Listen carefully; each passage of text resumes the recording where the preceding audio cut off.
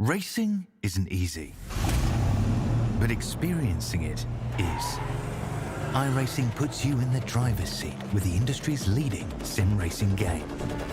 Drive on laser scan replicas of the greatest racing circuits from around the world. Go head-to-head against other drivers chosen by skill-based matchmaking to ensure competitive racing at every level. Compete across all your favorite series. In officially licensed cars, engineered to deliver the most accurate driving experience possible.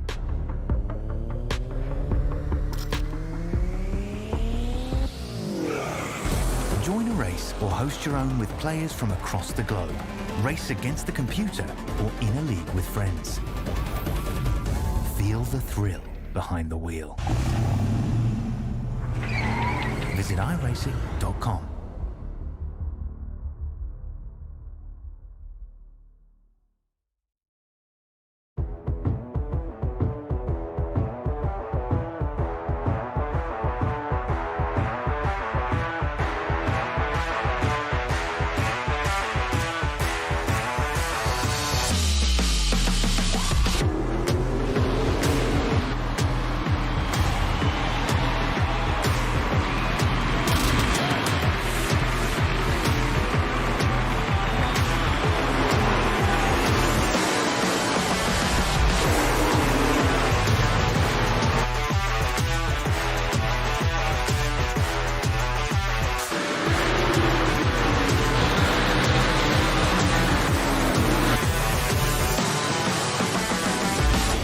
World of Outlaws Dirt Racing is available now.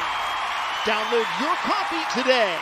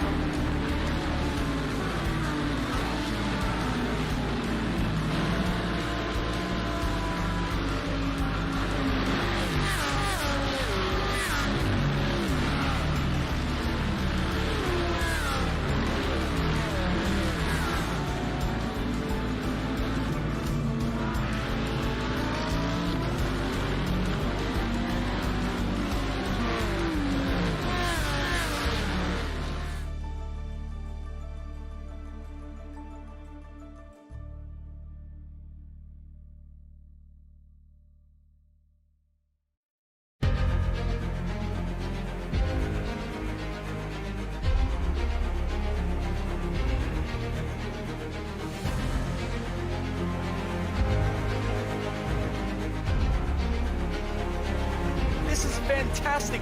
This is GT racing right now. He's got traction, he's got rid of the outside of both of them! Maloney! Oh, he's taken Anderson! Anderson's up to Oh my god! Oh, big crash! Oh my goodness, half the field's gonna get rolled! Second very close. These guys are want to make their way through the field very quickly. Oh, there we go! Oh no!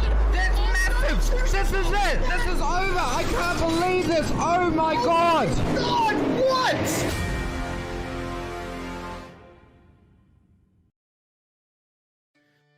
Welcome one, welcome all to SimSpeed TV. It's time for the second round of V8SCOPS, the premier community-run touring car series in the AusNZ SimSphere.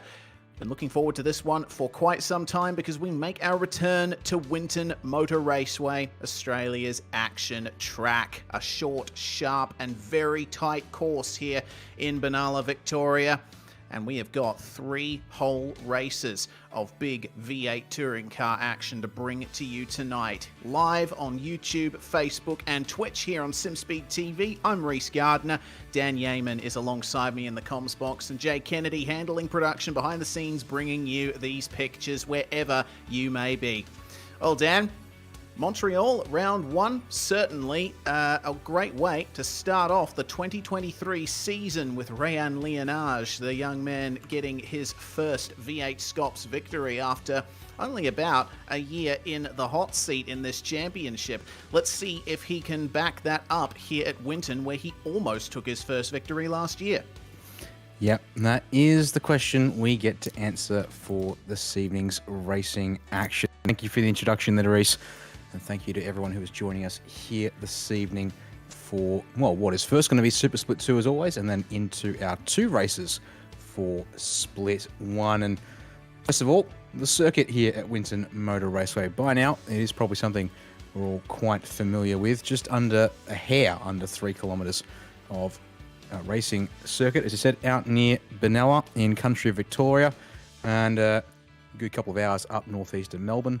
And, well, it hasn't always been like this, as we mentioned just back on Friday Night Race. Of course, this is a national configuration with the extension making what is now turn 10, that turn to the left to run up to now 11 and 12, and the new pit lane facilities and the new start-finish line, which then converted the old final final 2 corners of the S's there into the first 2 corners of this current layout here for the circuit.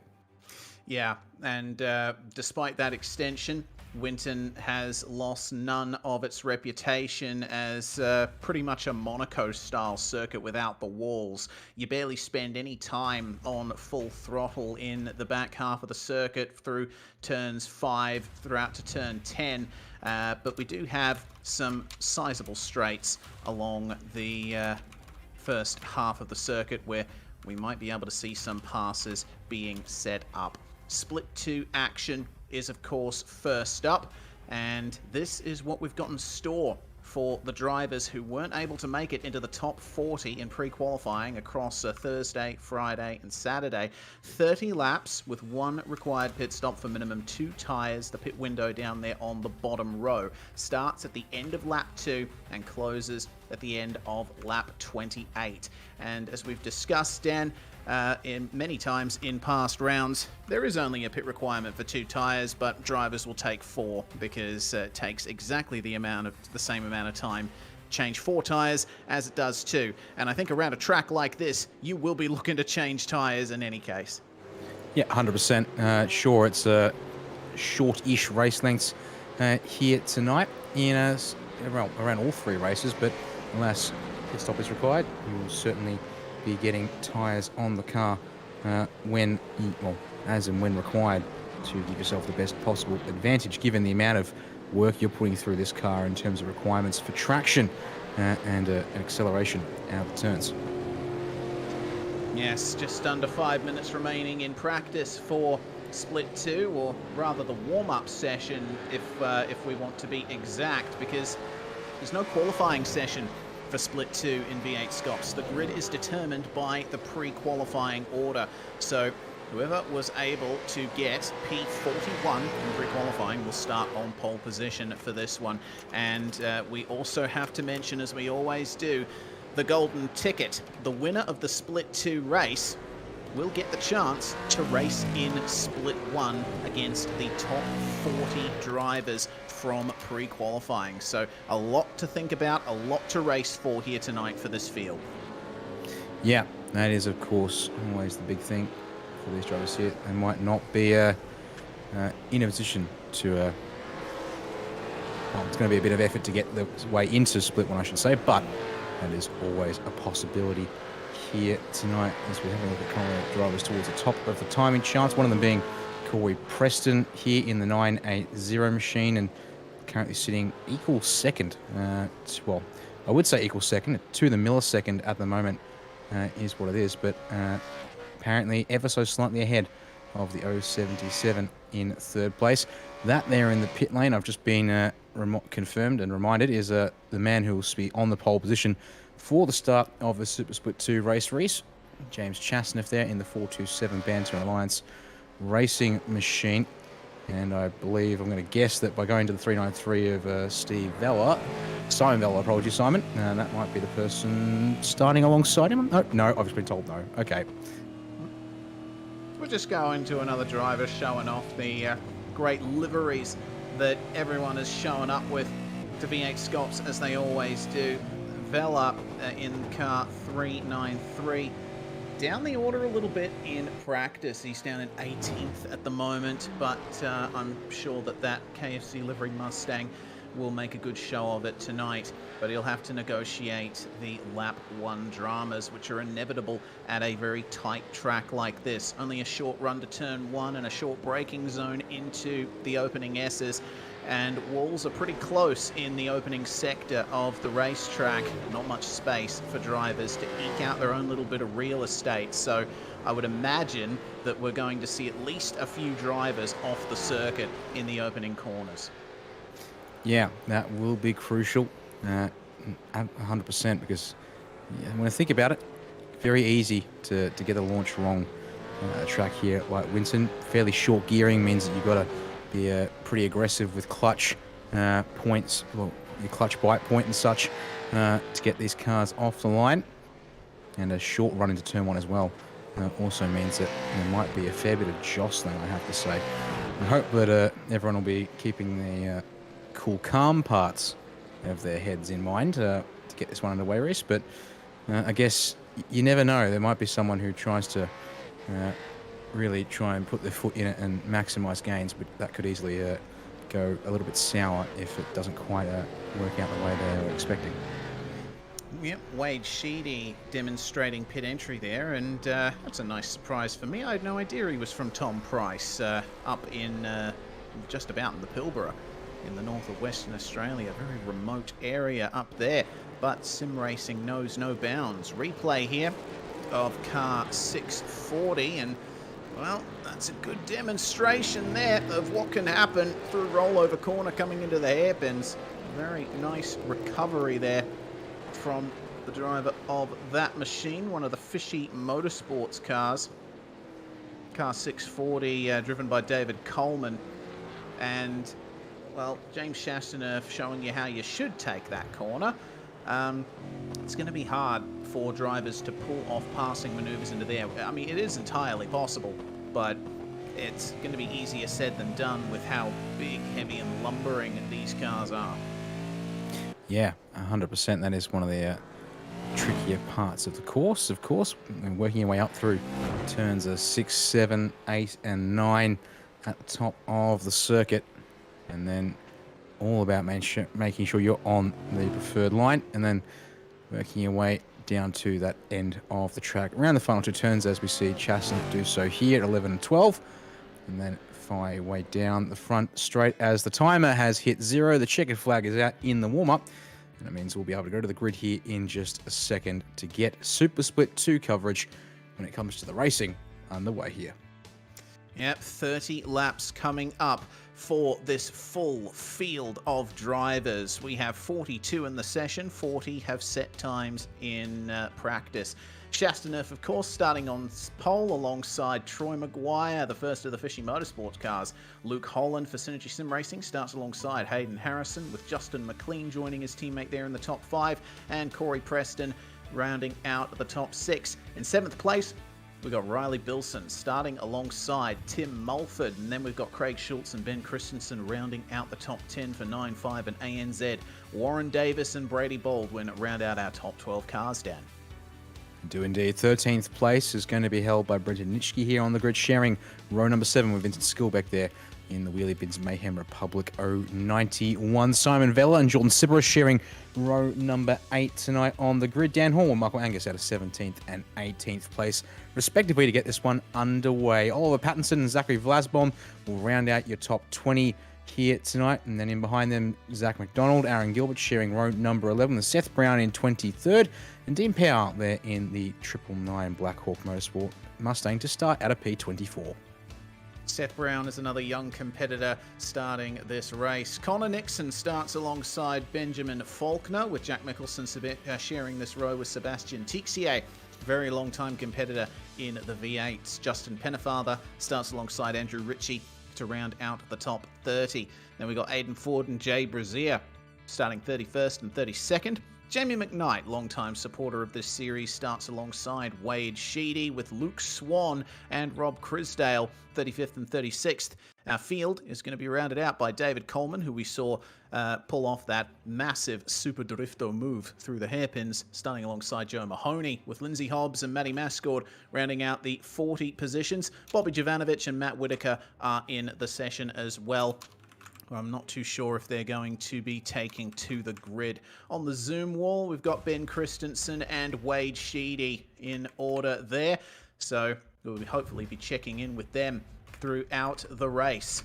Now comes the wait, another 40 seconds until the lights come up and we can get this race going. It's all about the run into turn 1 and how well you get off the line. We saw on Friday in the supports categories how important a good standing start is. And these cars, they require quite a bit of finesse to get off the line well. So it's going to be James Chastanerf versus Troy Maguire, who will get the best run into the first corner here at Winton Motor Raceway. A beautiful, resplendent field of Holden Commodores and Ford Mustangs ready to go racing for 30 laps with, of course, a compulsory pit stop somewhere in the race. Timer hits 0, and we're going to get ready to go here. Revs are rising, and split 2 action at Winton Motor Raceway. Round 2 of V8SCOPS is go. That's a fantastic start from James Chastanerf. Unfortunately, it looks like Maguire, Harrison and Holland did not get off the line well. They have been swamped. Maguire, though, manages to maintain 2nd place. Corey Preston has elevated himself up to 3rd as the field make their way through the first couple of turns. Problem for Ben Christensen. He does manage to get it slowed down just in time for turn 3 as the field makes their way through, and amazingly, it looks like just about everybody has gotten through the first couple of corners cleanly, but that's quickly gone wrong there, with a couple of drivers spinning off coming out of the 4th turn, Vincent Skilbeck being one of them. We also see that David Coleman, Justin Pennefather and Andrew Ritchie came a cropper in turn 1. That's one of the Jinx Shifters Commodores off, coming through rollover corner, but looks like everyone's now negotiating the hairpin section. They have to be careful in this area of the track. Yeah, it was, as you said, pretty good, but unfortunately 2 drivers coming unstuck through turns 1 and 2. And then with all of that, they're up at turn number 7. Turn 4, all escalated very quickly there. Several calls into race control as a result, but now getting into single file here as we're looking at the 203 of Aaron Gilbert, and Aaron currently sitting in 20th place, up a couple of spots as they negotiate 11 and 12 for the first time. A couple of drivers further on back trying to find a couple of advantages on the brakes. For the most part, I'll go single file through turn 12 to get this lap complete. Back up the front of the field here, Ripwick on board with the 96 of Hayden Harrison. He's currently P5. To get that 4th place back, I would suspect, given that Justin McLean got around him there on the start and run the turn 1. Yes, bit of work here for Hayden Harrison to do.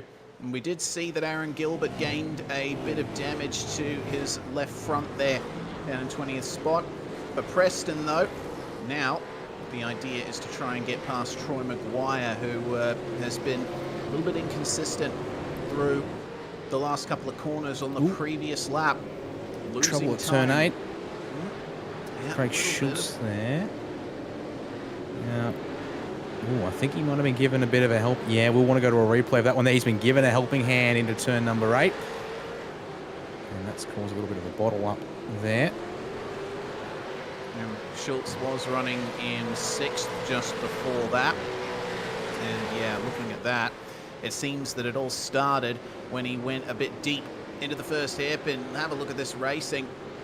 Coming into the last couple of corners, this is going to be tight, but they all managed to give each other just enough room and work their way through onto the start-finish stretch. It's side by side there behind the number 85, and the 077 manages to clear his fellow Mustang. That's Warren Davis there, who's managed to work his way up into 9th spot. Here we go then, it's time for what happened to Craig Schultz, and bit of an overzealous entry from car 333.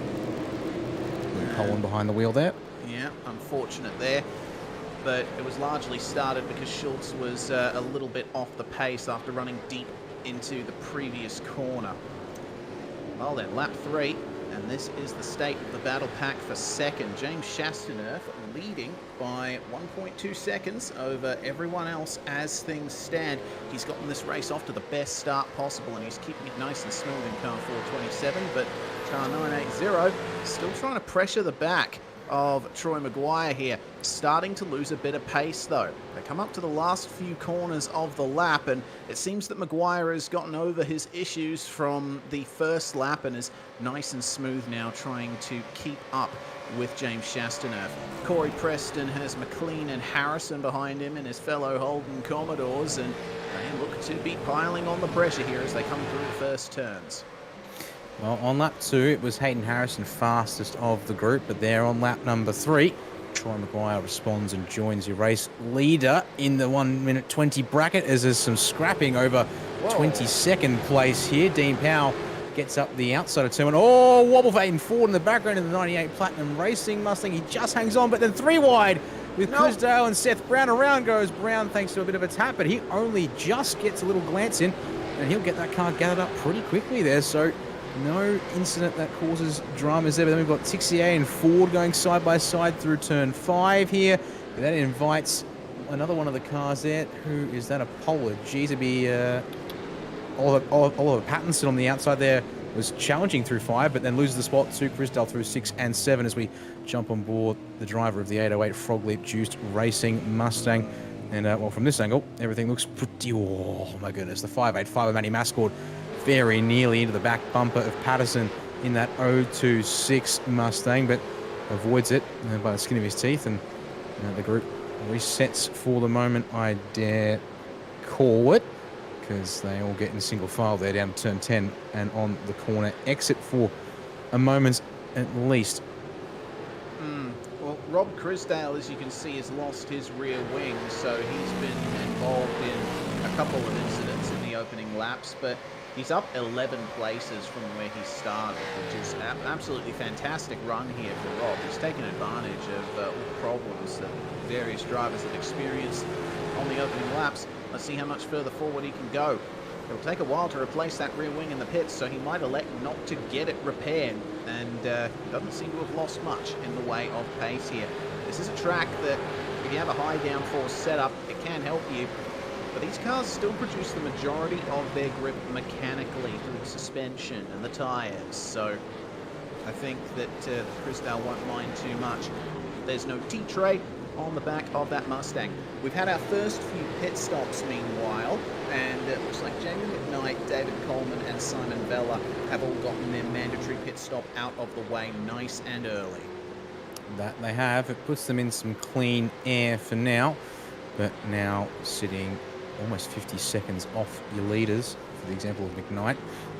Focusing there on Simon Vella in that 393 Century Motorsports Mustang at 55 seconds off your leaders.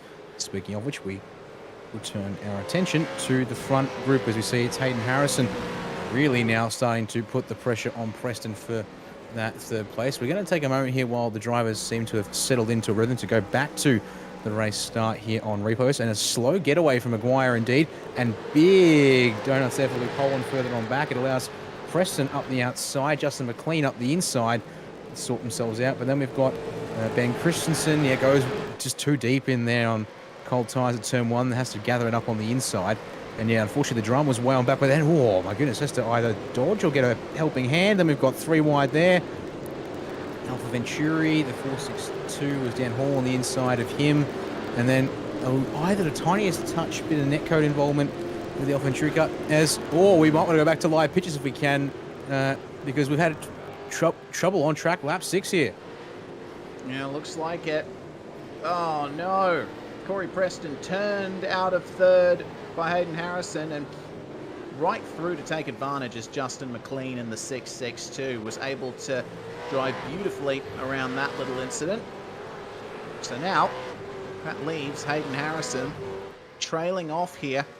And what has happened to Preston? He has fallen way down the order here.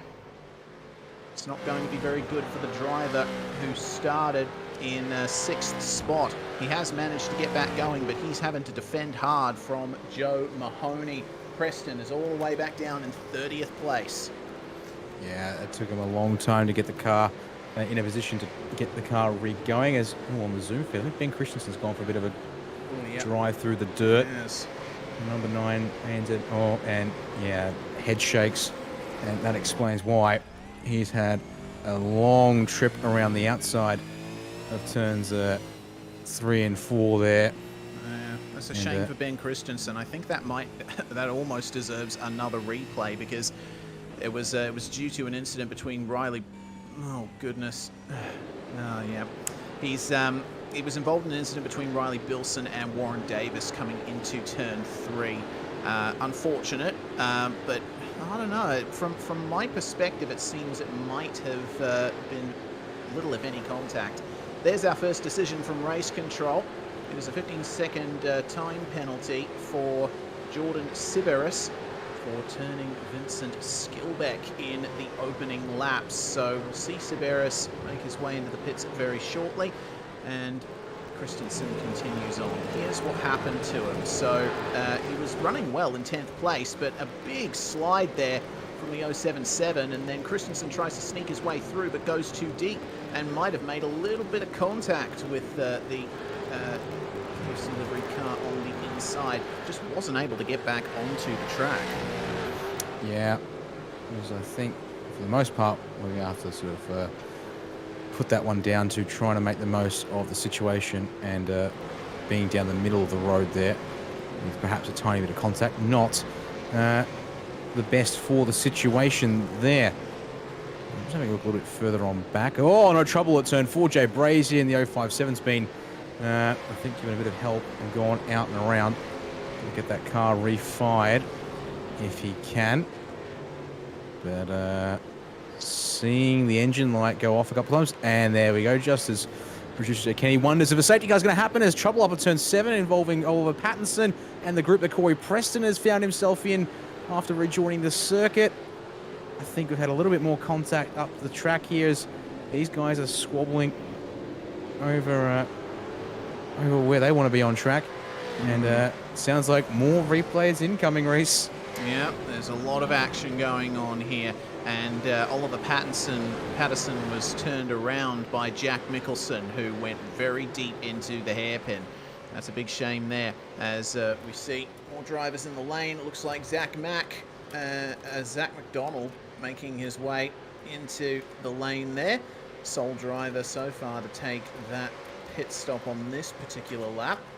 Actually is followed in by one of the Banter Alliance cars, so used to be Andrew Ritchie who's gone into the pits there. So quite a few drivers getting their pit stops out of the way early here. Nelson to come steaming through on the inside of the corner right here. Bam! Round he goes.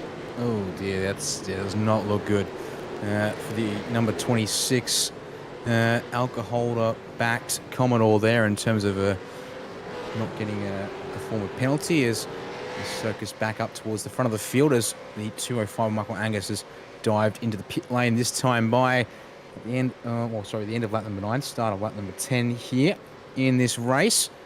He's come into the pit lane from, I think it was around 13th place, and is now already down in the mid-20s as the field has come through.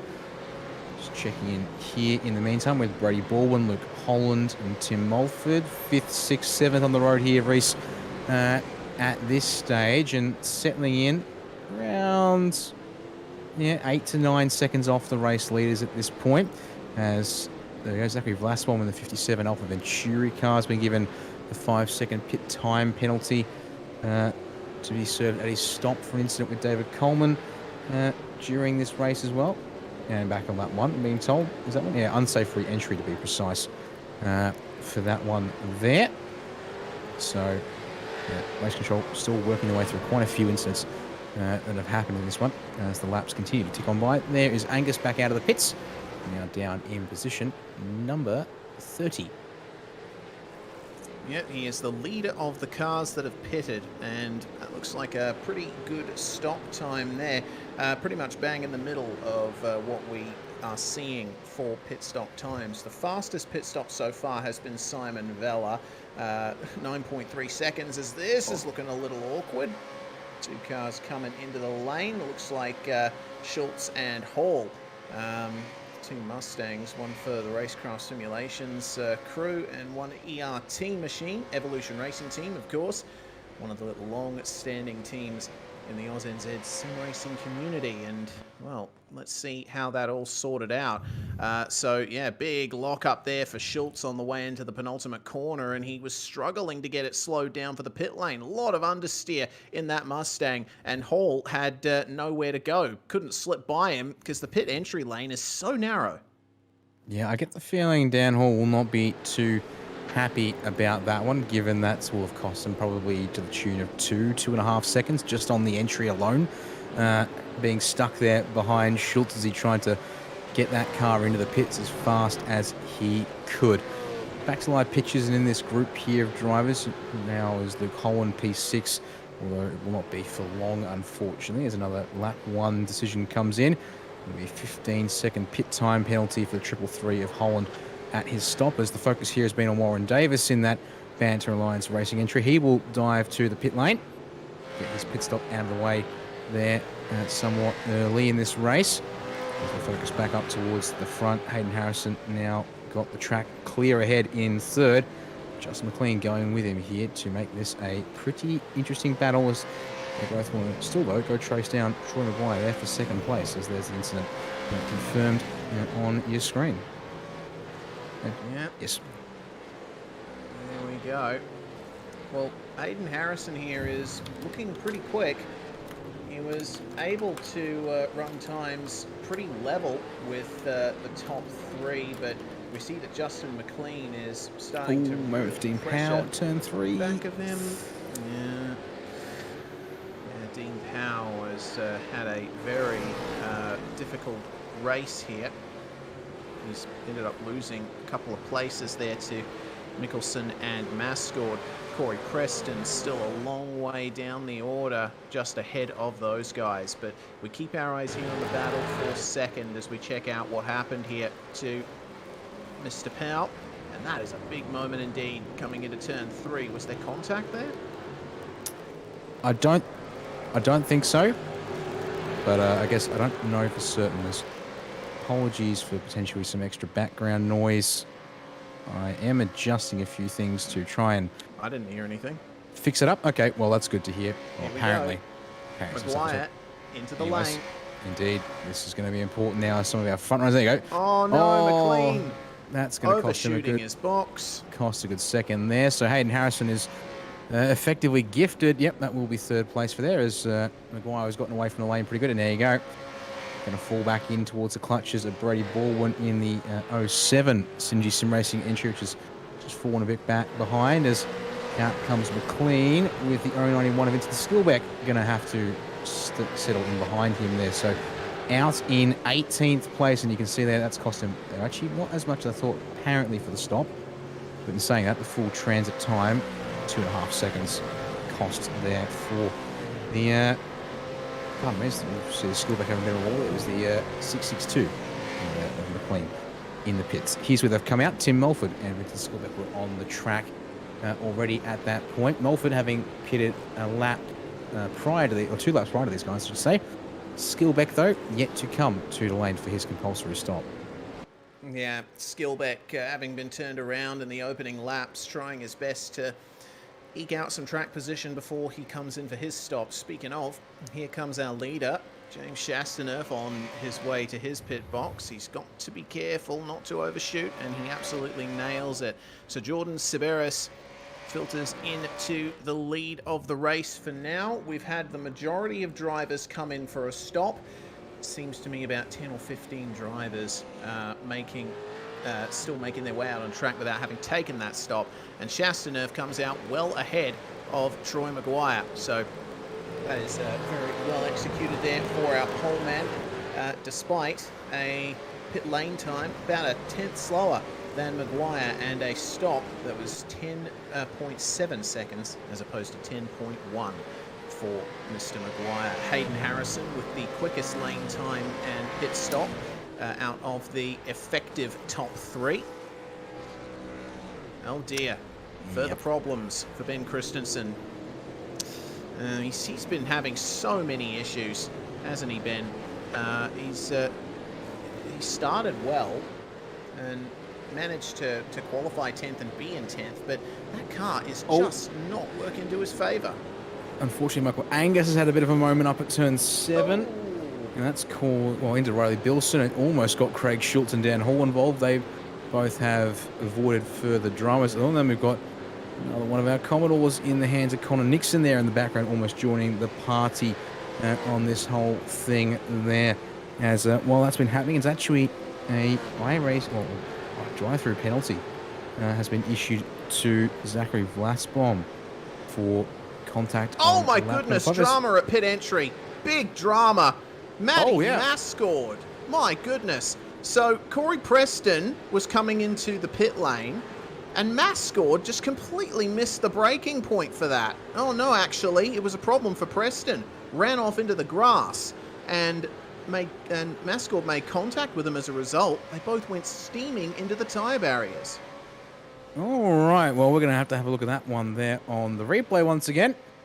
Pit entry at Winton continuing to spell. So there you go. Lock up for Preston in through turn 11. He's in the dirt a bit. Oh, no, but Mascord. Oh, that is, yeah. I mean, I understand you want to make sure you're getting as much time in on pit entry, but unlike what we saw from Dan Hall, who had to back out of it, Mascord tried to commit whilst Preston was still, for the most part, on the tarmac of pit entry with the left side tyres hanging over into the dirt. And he, unfortunately, I think, made that go from bad to worse. Although more so in his case, I think Preston would have still ended up in the tyres either way there. As we see a 10-second pit time penalty going to Robert Crisdale in the 8:08 for incident back on lap number 4 with Aidan Ford. Seth Brown, I think, in number 5. Yes, it should be. So apologies there. Incorrect. Well, incorrect text there. And I was just reading it off. For some reason, didn't trigger that one there. And yeah, just seeing, so Zachary Vassell made contact with Justin Pennyfather. That's what the iRacing drive-through penalty, or the drive-through was issued to him for incident lap 5. Seth Brown in the number 5. That's the correct number and name association.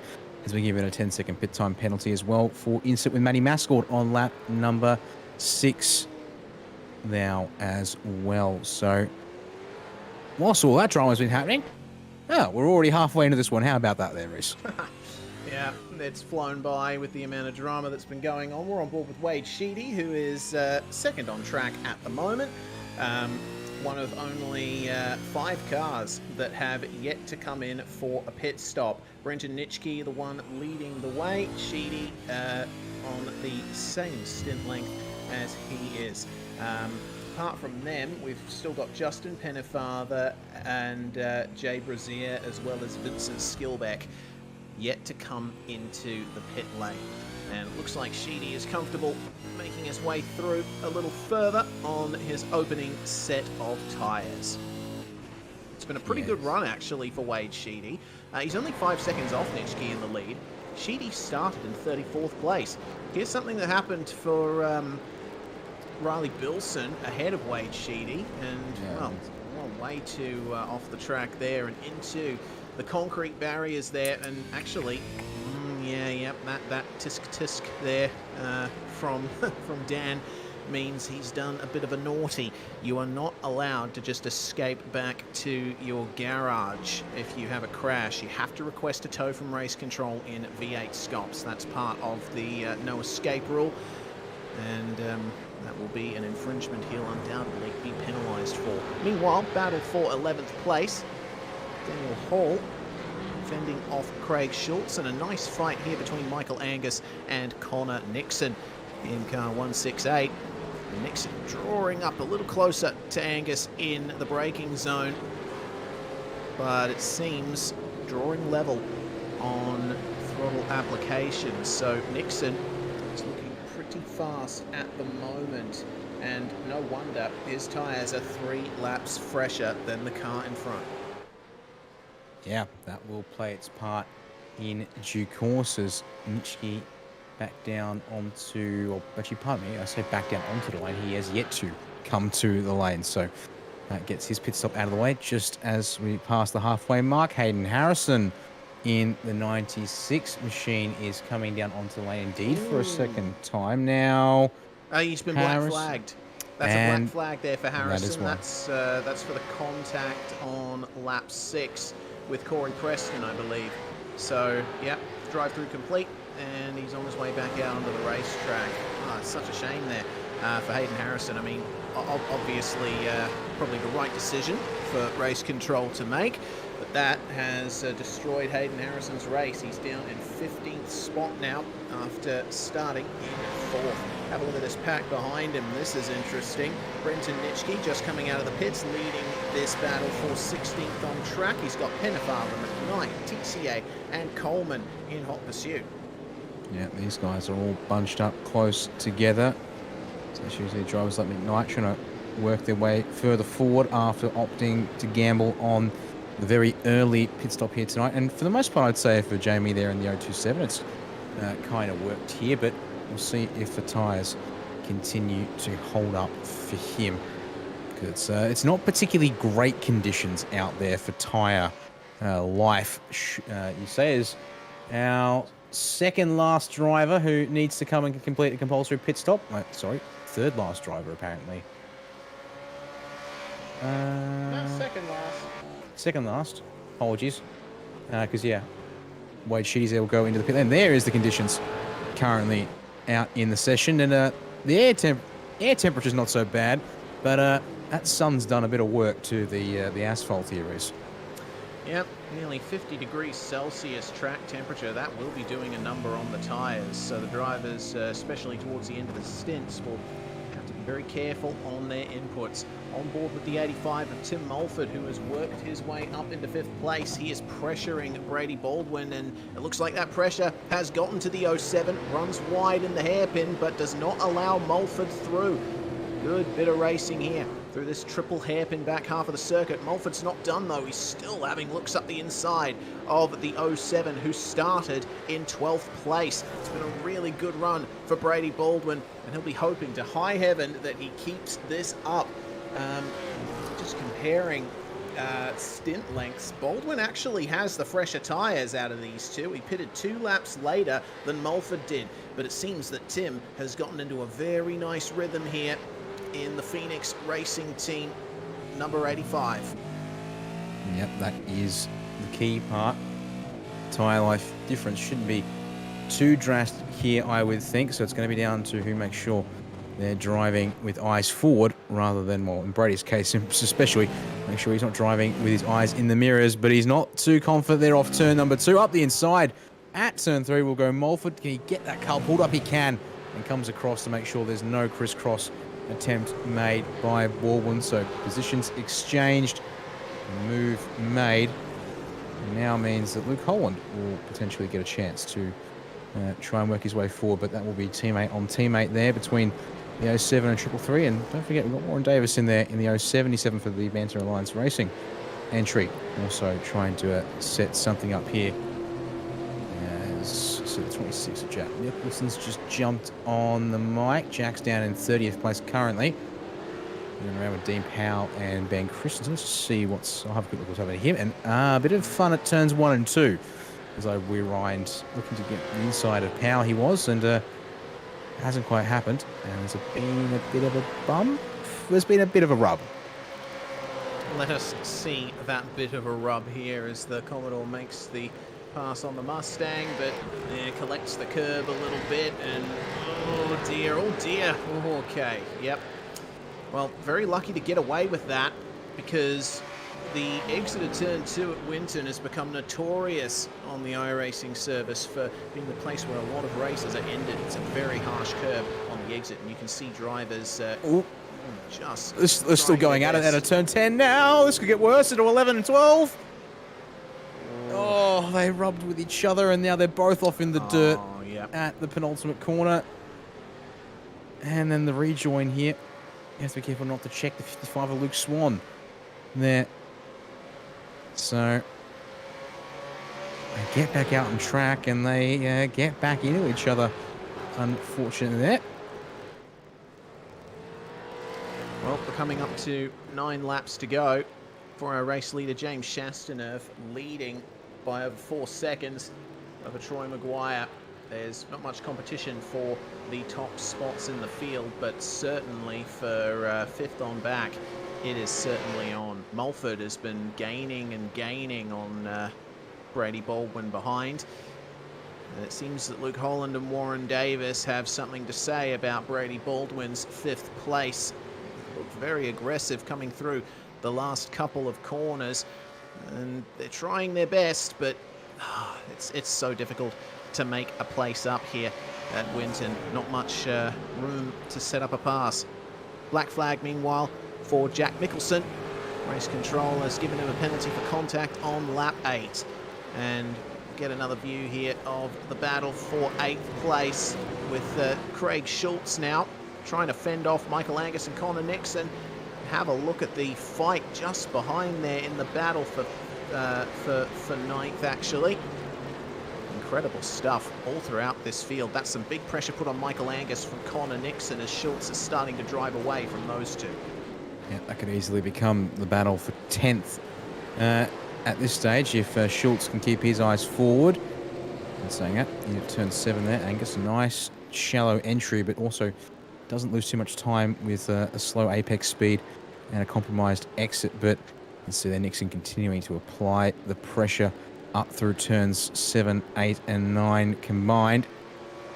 Yes, they're close, but I don't think close enough. No, won't be able to get close enough for a move into turn 10 at this stage. Oh, but enough to put the pressure on Angus at that corner.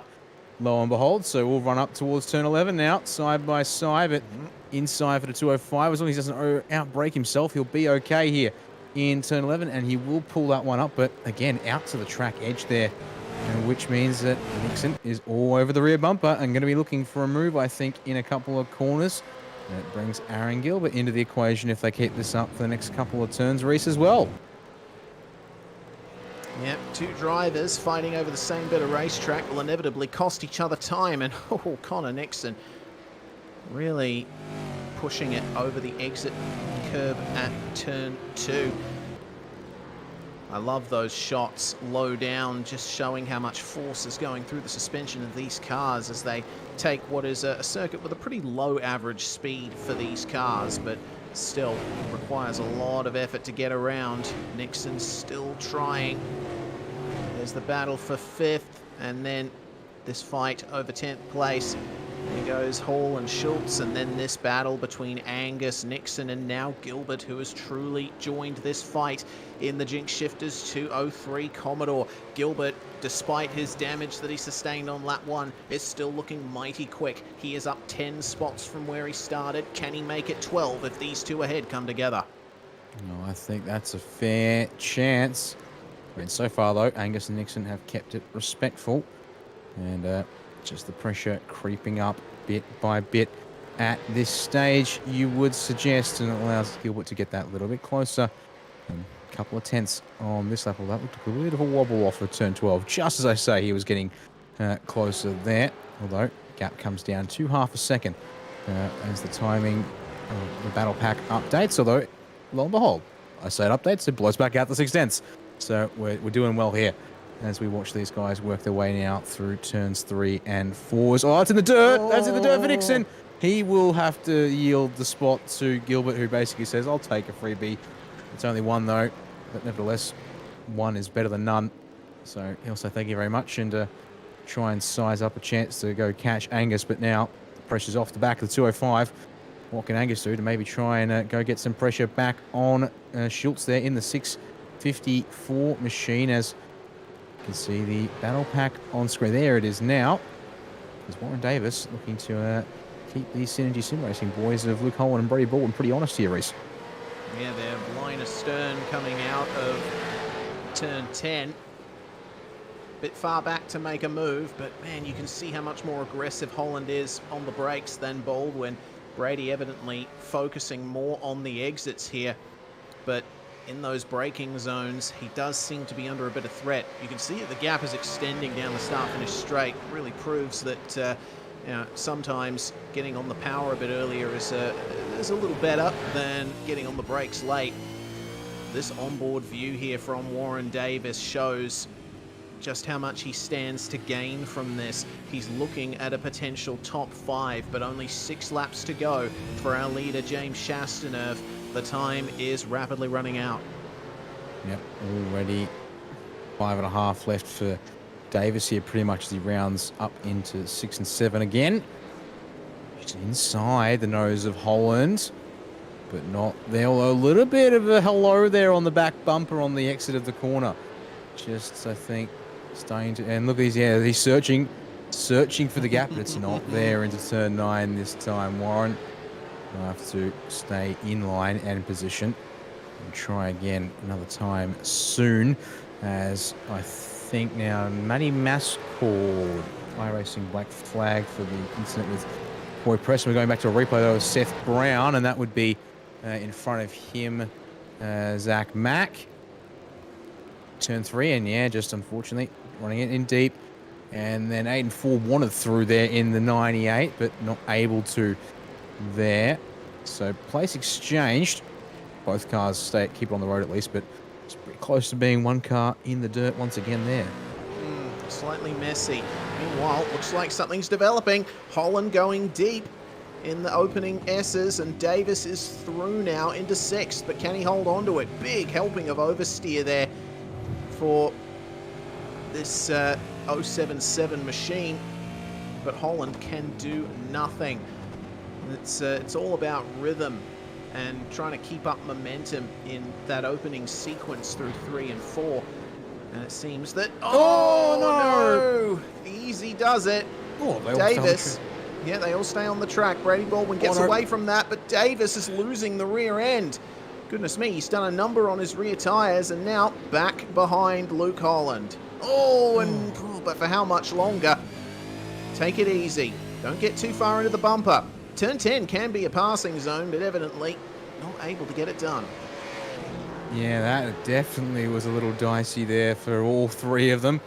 In hot at turn 7, then a little wobble through turn 8, then the bump through turn 9 as well. Yeah, as you said, if Warren's not too careful, those rears will be compromised for a little bit longer in this race, and definitely leave him vulnerable to falling back off of Holland and into the clutches of Dan Hall, who has been quietly minding his business, it seems, during this second half of the race. But P7 might just come calling. P6, even if something was to go wrong for the cars directly ahead of him.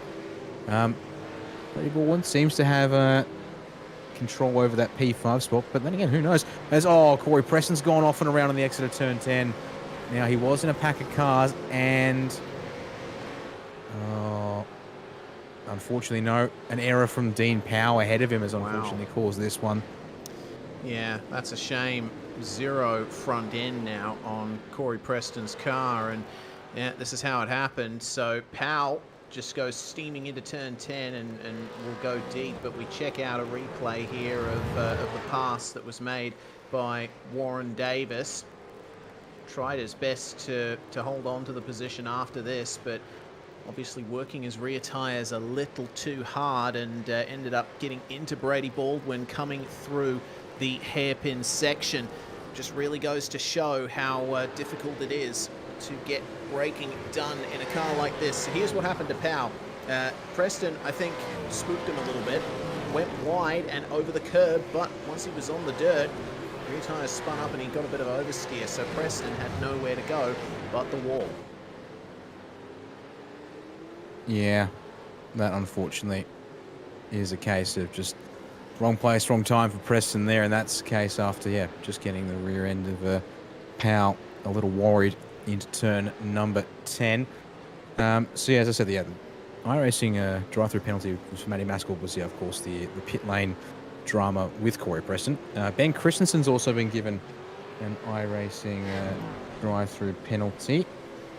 Incident on lap 17, or contact on lap 17. I just don't know certain yet exactly who that was with, as it's on for just outside the top 10 now all of a sudden here with 2.5 to go.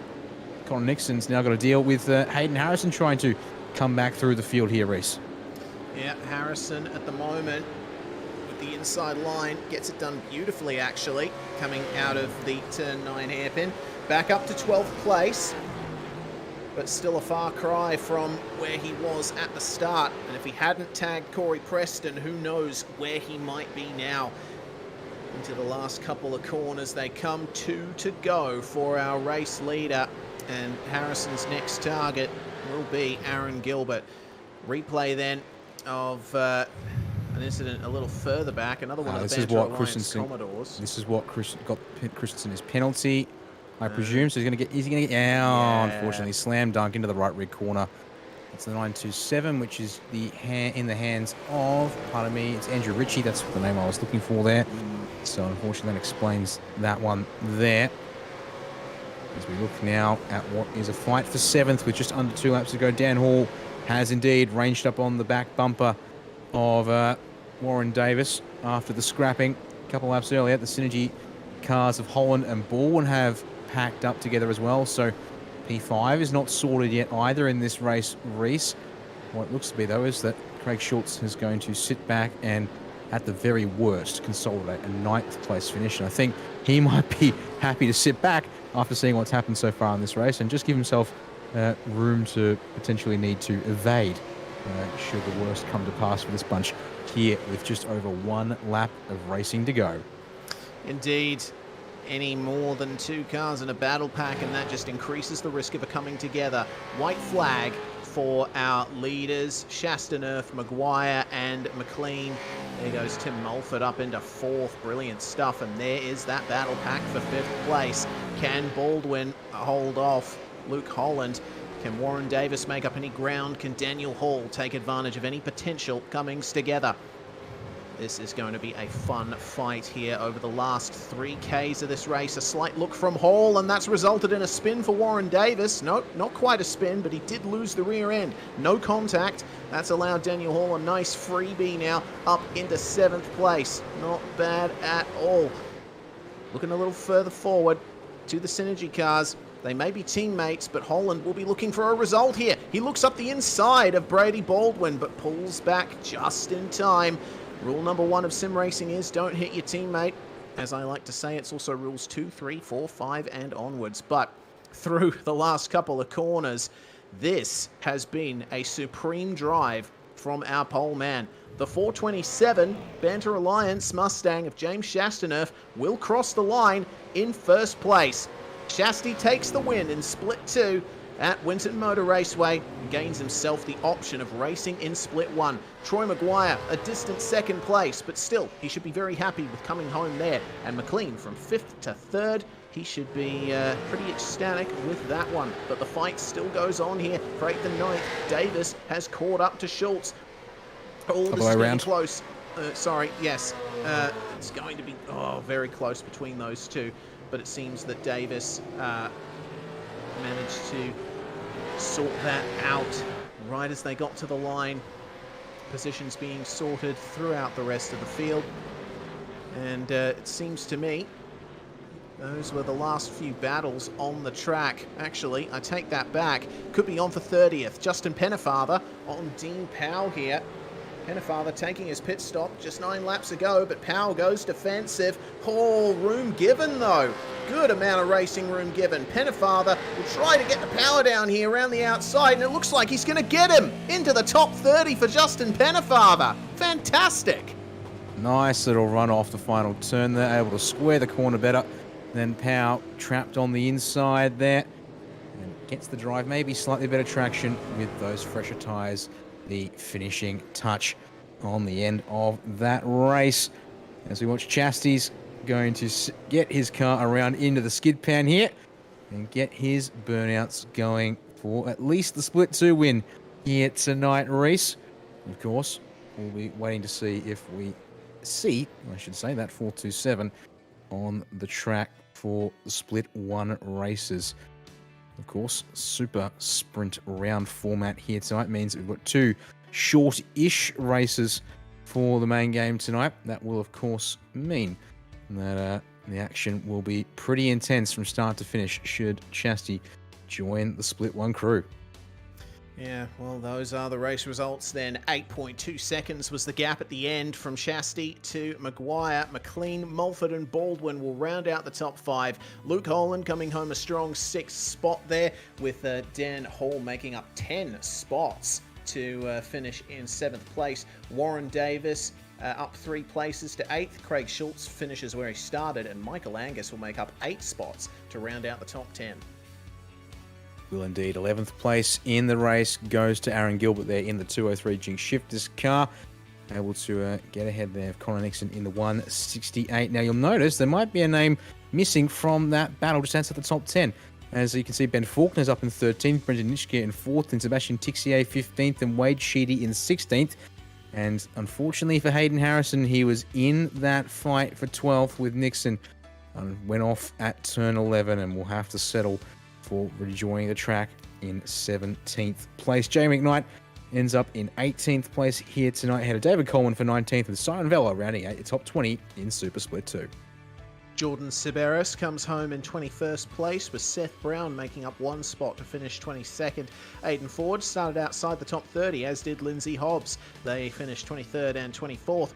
Oliver Patterson will be hoping for better after that one, with Luke Swan making up 9 places to 26th. Vincent Skilbeck, involved in incidents not of his own doing, has to settle for 27th, with Zach Mack, Ben Christensen and Justin Pennefather rounding out the top 30. A torrid race for that number 9. Yeah, it certainly was, unfortunately. 31st there, go to the 999 Dean Powell, as he said, edged out by Pennefather over the page, with Andrew Ritchie just in behind the two of them. Not quite able to capitalise on the drag race ahead of him.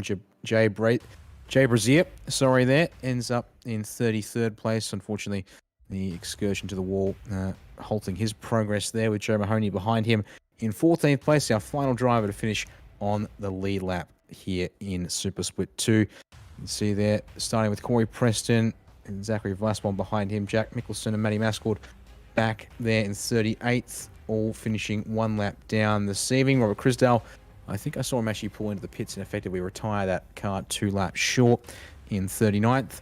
And our one retirement from the race when we saw him promptly disconnect in the dirt. 55 of Riley Bilson, therefore technically comes home 40th, but will not score any points for his participation this week, Reese, in Super Split 2 there as a result. Yes, and he started in the top 10 as well, so Bilson will be very disappointed with that. Well, that ends the Split 2 coverage of tonight. We're coming up to Split 1 now. We're going to have a split qualifying session and 2 more races here in the Super Sprint format. But while we step aside here at SimSpeed TV, how about we have a look at what happened in Round 1? Our good mate Brad Wingard has put together a little highlights package of what happened a few weeks ago at Montreal. Andrew Gilliam versus Rayan Leonage on the front row. The green flag flies and we're away. That's a perfect start from Andrew Gilliam. No one else can touch him except maybe Rainer Costello, who already gets past Tom Freer. Leonage sets his way into second place with Luke Rosella in very close tow. Oh, there is a slowdown though for Andrew Gilliam. Our race leader, Rayan Leonage, takes P1. All right, well, there you go. Yeah, the safety car's been called. There we go, field neutralised, because they're all coming past Ben Smith, who is still down there at the hairpin and more or less on the racing line there. But Leonage is the first to get away, so he's going to lead, but there's a change for second. Rainer Costello has managed to move ahead of Luke Rosella there. Fantastic stuff from Rainer. Andrew Gilliam holds on to fourth spot. we've got the number 6, that's Thomas Freeman on his left side. Scott Gamble ahead in the 543 Evolution Racing Team Machine. So, side by side, through we go. It looked like a bit of an air gap there, but at the same time, Freeman's not got much room left to go coming through there. So it looks like the worst affected, thankfully, only Sorono and Smith. Safety car pulls in, green flag flies, and we're back to racing. Leonage went quite early before the final chicane. And so, across the line, he'll lead. Rainer Costello P2, Luke Rosella P3. But Andrew Gilliam, our pole sitter, is up behind them, and he'll be looking to take some kind of advantage. Rosella on Costello. Rainer Costello's been spun at the hairpin. There he is on the outside. Oh no. Well, I think race control might be jumping onto that one. Rosella attempted a move at the hairpin, but he was just too late on the brakes and went into the side of Costello as he turned in. They came together side by side on the casino straight, nearly locking wheels and sending Barnett right into the wall. So enough room given there, but squeezed a little bit was Barnett, and then yeah, two cars just came together. That's a heavy hit. See, so behind Costello, gonna go to the inside and lock the brakes. Lock the brakes. Oh, that's the second time Rainer Costello's been run into at the hairpin. He probably won't be happy with how his race has gone. Just avoided contact as well on the way out. Yeah, would you believe a slowdown off the 8-9 chicane once again? Oh. So Gibbs is slow, but defending as well at the same time, trying to keep his spots. So Briggs and Hobbo will go through. Taliancic either might be able to argue at that point, still redressing the spot back, just to be certain that no further intervention required on that one there. There goes Rayan Leonage. He's responded. Our race leader into the lane at the end of the 37th lap. So we'll see here, Leonage still up on his jacks. Times are ticking. Coming up to about the same time as Shepherd. Yep, no shockers there. Oh, that's been very valuable, though. Here we go. This might be a little closer than we were expecting at pit exit. There goes Leonage, yes. But that means now the gap is down from 7 to 3.3 seconds. Warboy's got a slightly straighter exit. He's going to carry that momentum down the start-finish straight. Starting lap 49, he's not quite close enough to get a move on into turn 1. Looks like shuffling in that big trainer cars back further behind. We'll worry about that in due course, because indeed, very nice exit from Blake Warboy to the inside. He'll go, and there we go, Dylan Rudd not even going to contest that spot there. He could use Shepherd though. Very much going to be ready for that until he decides he'd rather not defend this time. Gilliam get it pulled up.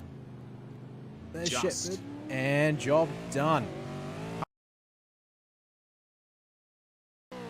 He got given a chance to take the race lead, Reese, from the get-go. And once he did that, He has not looked back one single step of the way. Ladies and gentlemen, please welcome your newest race winner in V8SCOPS to open his 2023 campaign. Rehan Lienage wins the Montreal 250 here tonight. Rehan Lienage by 6.5 seconds takes his first V8SCOPS victory there. Magnificent, and joins a big list of big names in AusNZ sim racing. Andy and Corey Shepherd join him as former V8SCOPS race winners on the podium, with Jordan Ross and Tom Freer rounding out the top 5.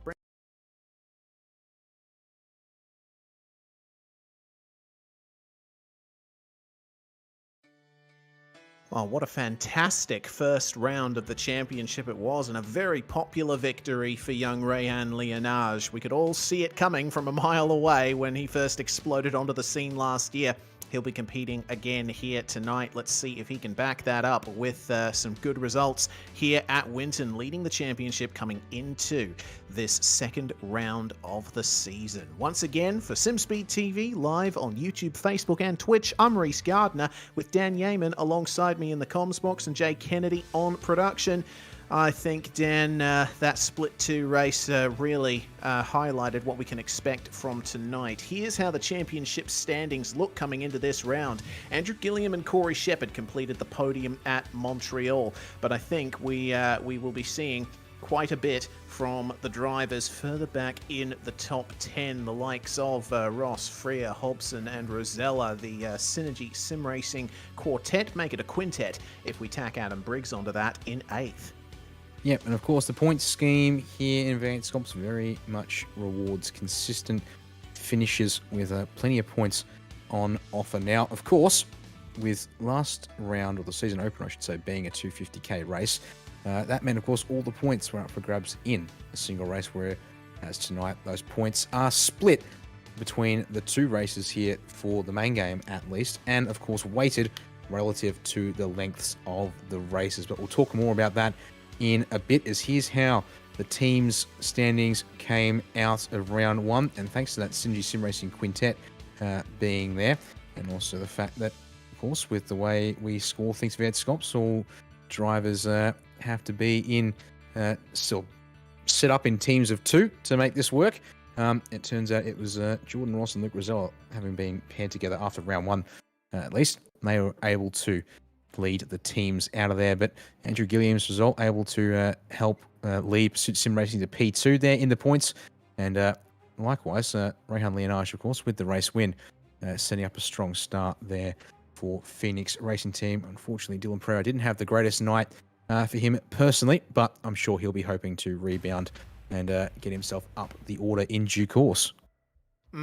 This is the all-time race winners list for V8SCOPS. As we can see, Jared Filsell, far and away the most successful driver in terms of race wins in this series. 3 championship titles to his name. Same can be said for Madison Down, but with just over half of the total win tally of Jared Filsell. Richard Hamstead, P3 in the all-time race winners list. He is also a champion of this series, though it was the test season he won back in 2014. A slightly shorter season to just suss out what V8SCOPS was going to be like going forward. And it's a shame, I think, that we don't see Josh Rogers competing anymore. 15 wins on the tally there. And same for Dane Warren as well in 6th. Both of those drivers now more active in the European racing scenes for global sim racing teams, and they've certainly been making a big impression on the world sim racing esports circuit. But we wish them all the best in their continued advances. There's plenty of drivers with 1 and 2 wins on the board, one of them being Andrew Gilliam, who got pole position for the first of our races this year at Montreal, and a very good driver indeed there at Pursuit Sim Racing, who is going to notch one more up here on this list by the end of tonight. Yeah, that will be curious to watch here, whether we see a driver who's already got their name up there to add another to their tally, or whether we'll continue adding new winners here this year in 2023. Certainly off to the right start, of course, after round number 1 in that consideration. So here's how round number 2, split number 1, will be set up. First of all, specifically speaking, qualifying. And it's the first time, to my knowledge, since joining the commentary team for V8SCOPS race, that we are using a heat format session for split 1 here tonight. So what that means is that also means for the new format for the splits or the super sprint here in 2023.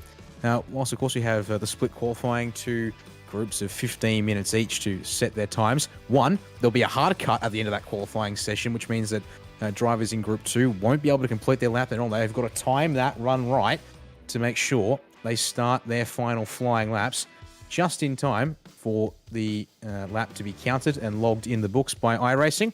And that second of all, Race 2 will not be determined by qualifying in any way, shape or form. We have ourselves a progressive race from the end of qualifying through to the end of race number 2. Yeah, exactly. Traditionally, when we've used this format in the past, we've had 2 separate servers for the 2 races, and the grid for race 2 has been determined by every driver's second fastest lap in the qualifying session. Well, that's been ditched for this season, evidently. So, Rehan Leonage will only have to set the 1 qualifying time to help secure his success. One thing I forgot to mention about young Rehan is he is the 35th V8SCOPS race winner in 177 races in this championship so far. This one here at Winton, we're going to be going for races 178 and 179. This series has been running for quite some time. The first full season was 2015, and it was largely dominated by Jared Filsell and Madison Down, but we aren't seeing either of them here in the series for 2023, so that leaves the winner's circle wide open. It sure does, and if we count that test season, it does mean, of course, once again, this is the 10th year that V8SCOPS has been running, and well, it means we're going to have a lot of milestones, of course. The 10th season, if you count, we're talking the years the championship's been running. Also the fact, therefore, we'll well and truly hit the 200 championship races mark here during the season. In fact, we could probably have figured it out at some point. In fact, you know what? I am going to go figure out exactly it lands, and I'm being told that no, actually, we might not hit that 200 marker until 2024. But I got to know, so I'm going to go find out. Yeah, Jay is saying he reckons it's going to be round 1 next year. That is the 200th championship round of V8SCOPS. So we'll have to wait and see about that. Apologies for the slight technical glitch there, everybody. 6 minutes left in the practice session. And topping the timesheets is Andrew Gilliam. 1 minute 19.395. Out on track, still working his way around, trying to get everything sorted in that 201 Pursuit Sim Racing Mustang. And these guys have got similar conditions to deal with that the drivers in Split 2 did.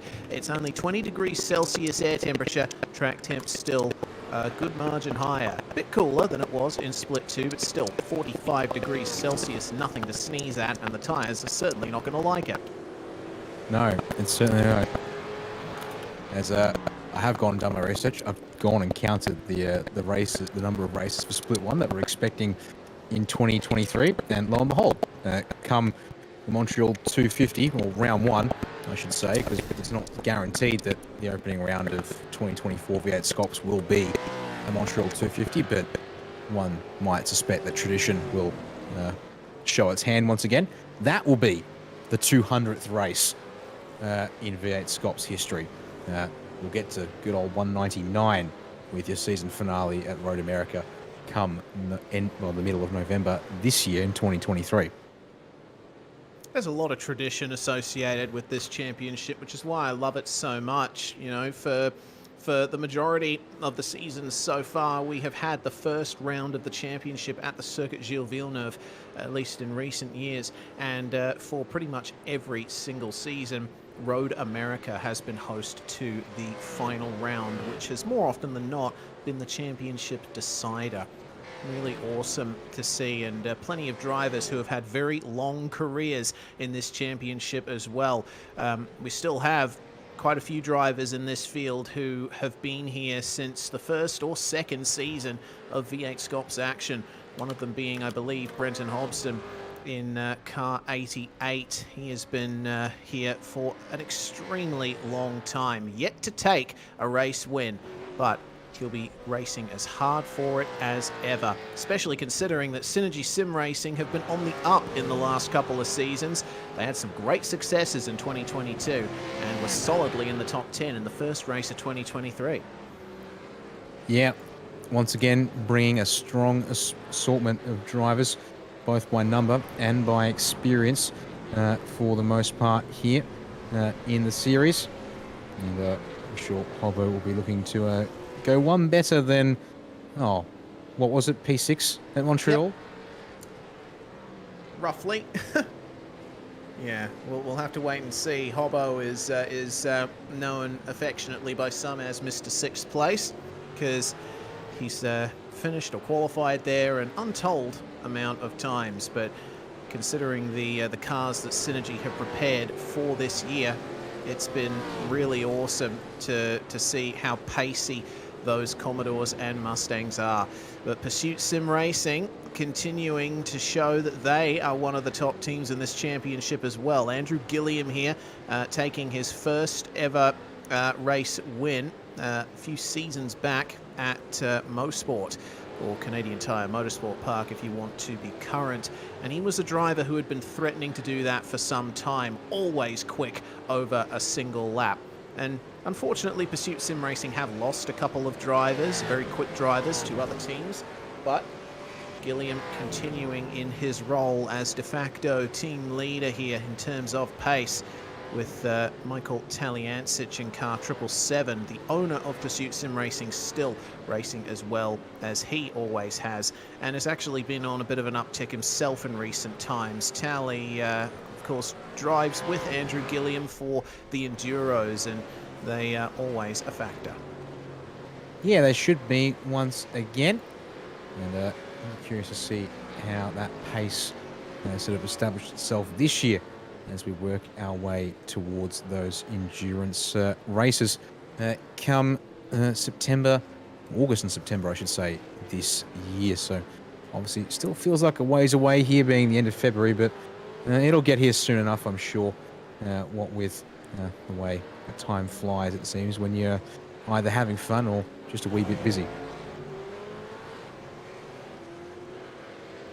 Looking a bit further back, we have internationals in the field as well. Philip Kraus from Wisconsin, so Road America effectively his home track, and Adam Blocker as well. Those two teamed up in the Enduros for the Americans Down Under team, so they'll be looking to work their way through this season. There's a nice contingent of Americans who enjoy racing our Aussie touring cars, and V8 Americas has traditionally been a pretty well attended format and official race slot in terms of official racing here on the iRacing service.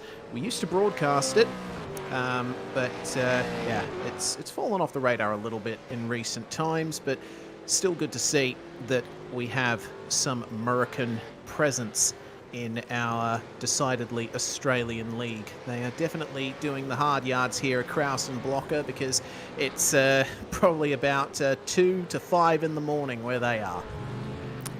It's a good point. Yeah, what is we what's 1700? Actually, no, sorry, 1926. If you convert current Australian Eastern Daylight Time to 24-hour clock, and yeah, those numbers certainly are probably not too pretty. So I guess it really does depend on exactly where Phil and pardon me, I've already forgot. Adam. Adam, that's the one. Sorry, Adam. Absolutely fluffed that one. Try to remember his first name there, because yeah, if they're on the they're over on the west coast, that is certainly going to be a very early morning indeed, as you're pointing out. If they may be over towards the east coast, it's maybe just a wee bit better. Probably something akin to. Actually, if they're lucky, it might even be close to. Actually, no, it will still be early morning. Who am I kidding? Yeah, it's I America.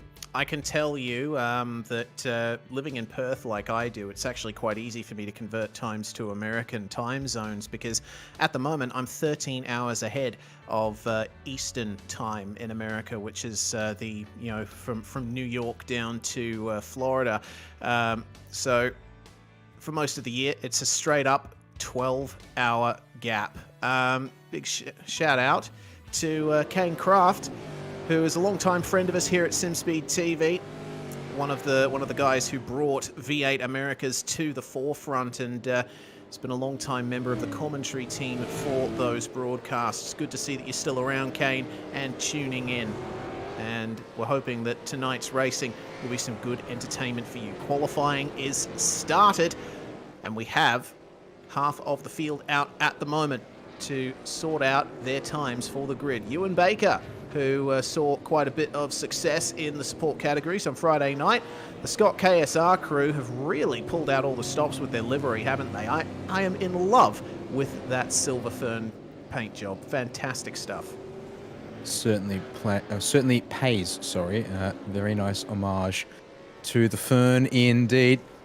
And then the little personal touch there for Ewan with the Scottish flags over the headlight covers there, because whilst Ewan resides over in New Zealand, if I'm getting all my facts right, born and bred Scottish is the driver behind the wheel of the 34.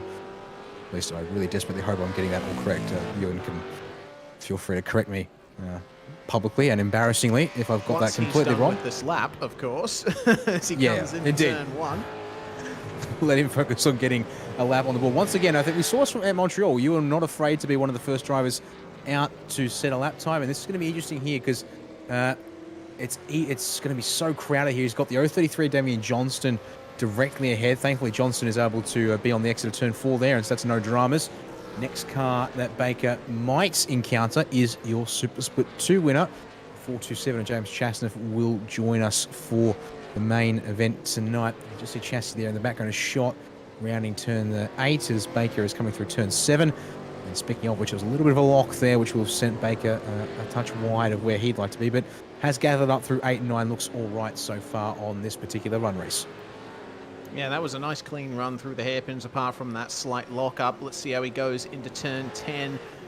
Difficult to get right, this one. A harsh curve on the inside, and you can't afford to run wide on the exit. Ding Powell found that out the hard way in the Split 2 race. And then this 2 corners to finish off the lap. This one slow, but the final turn a little bit faster than it looks. Very hard to get the line right, but out of the final corner comes Ewan Baker. Is this going to be the time that he needs to set himself onto the grid? It is. Fantastic time there from Baker. 119.9. Split 2 winner James Chastaneuf with a 1 minute 20.002. Meanwhile, Benjamin Smith goes fastest and Paul Young up to third. Cameron Jones takes the top spot now, takes 3/10 out of Smith. A little bit closer now for Hayden Sell and Kenneth Latta, who move up there. Ben Morris into third. He is pipped immediately by Hayden Veld. The times absolutely streaming in here. Justin Wallace for Race on Oz, rounding out the top 5 provisionally, but it becomes top 6 because Teo Sorono goes into 4th. Yeah, here they come, that flock of cars making their way onto the time sheets, and it's Cameron Jones who has got himself provisionally on top with 119.633 as we watch Damien Johnson here on his first flyer. Seeing here what his sectors are going to look like. The answer is good through sector 1, dropped about half a tenth in sector 2, and coming to the sector 3 marker, has made that time back up. He might be on to potentially challenge here for the provisional pole in the session. If he can pull this up right for 11 and 12, that looks good here. Reese, for the most part, I'd say, just up to the curb, using plenty of the exit. This might be one to watch here as he comes to the line. What can Damien Johnstone do? 033 across the line, 119.6. Magnificent time there. Takes 300ths out of Cameron Jones and onto provisional pole position. Awesome stuff there as we check out everyone coming in now on their warm-up, on their cool-down laps, sorry. That is the first run over for everyone in this first group of qualifying. We'll have the top drivers from pre-qualifying coming out in the second half of the session. Philip Kraus has done pretty well, as has Adam Blocker. Actually, Kraus, I think, has yet to set a time, so we will be focusing here on the 99. Americans down under already with some good times on the board. Adam Blocker running good enough for 8th fastest right now. So let's see what Philip Kraus can do here in the 99. Just a few more corners to go. Yep. Actually, He's I backed believe, off, has he? I believe, if I saw correct, Kraus actually came into the pits with a bunch of cars on that on his last lap. So I actually believe Chris is Kraus setting up for a flying attempt. Yeah. I do believe here in the number 99. There's yet no time to his name, and yeah, actually a .08 in his current stint. Indeed, this confirmation, this is an outlap and setup for one of our two international drivers. We'll see here how he goes. Unfortunately, not quite the setup I think he'd want off that final turn, but we'll watch him get this lap underway. That might cost him a couple of hundreds, but certainly plenty of opportunities to make or break the lap still here as he works his way through turns 1 and 2 to start off. Nice clean run through the opening S's, but turns 3 and 4 are going to help define this lap. Nice wide curbs here through turn 4, which will... oh, goodness, he is working that rear end, isn't he? That is probably going to cost him a little bit. You do need a car with some good turn-in for a track like Winton, but maybe not quite that much. Kraus, about a car width wide of the apex in the first hairpin. He's had some traffic on this lap. They are letting him go cleanly, though. So here's hoping that Kraus will be able to get a good banker on here.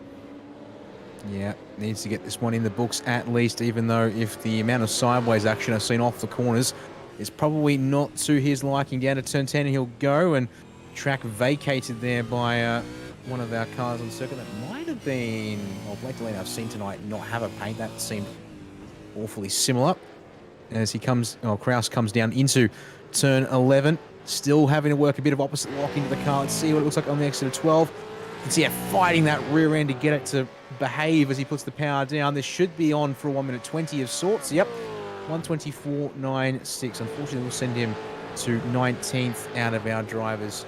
Well, actually 19th. It's the last time on the board currently, but still inside a second of the provisional pole sit. As we see here, James Chastaneuf come across the line. The 427 has just completed a lap. Unfortunately, not quite got the time on the board as we're told to check out the 053 Hayden Veld, currently P4 and looking to improve apparently. Nice clean run into turn 10. How's the exit? Nice and clean as well. So this is quite a tidy one from Veld, currently 4th fastest. So let's see if he can improve on that 1:19.668. He only needs 0.05 of a second to get himself up into provisional second, but he's not going to do it there with a run into the pit lane. Evidently not happy with how that lap went.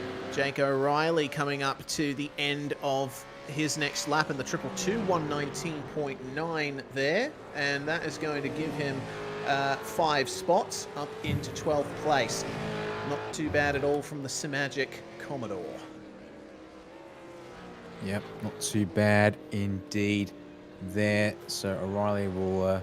actually, interesting, that was the end of a second lap for O'Reilly that he's just done there. So that's actually a rare thing. We don't see it very often in terms of trying to go a second lap with the way the tyres operate on these cars and when they are generally in their best. As we focus on Ken Latta, currently P3, is on an attempt to improve here, but I'm not seeing any green or purple sectors to his name. So, and that there looks like it will affect, looks like potentially a sign of this lap going to be aborted in a moment. And then wide of the apex there, yeah, I think unfortunately that's a sign that Latta will try again.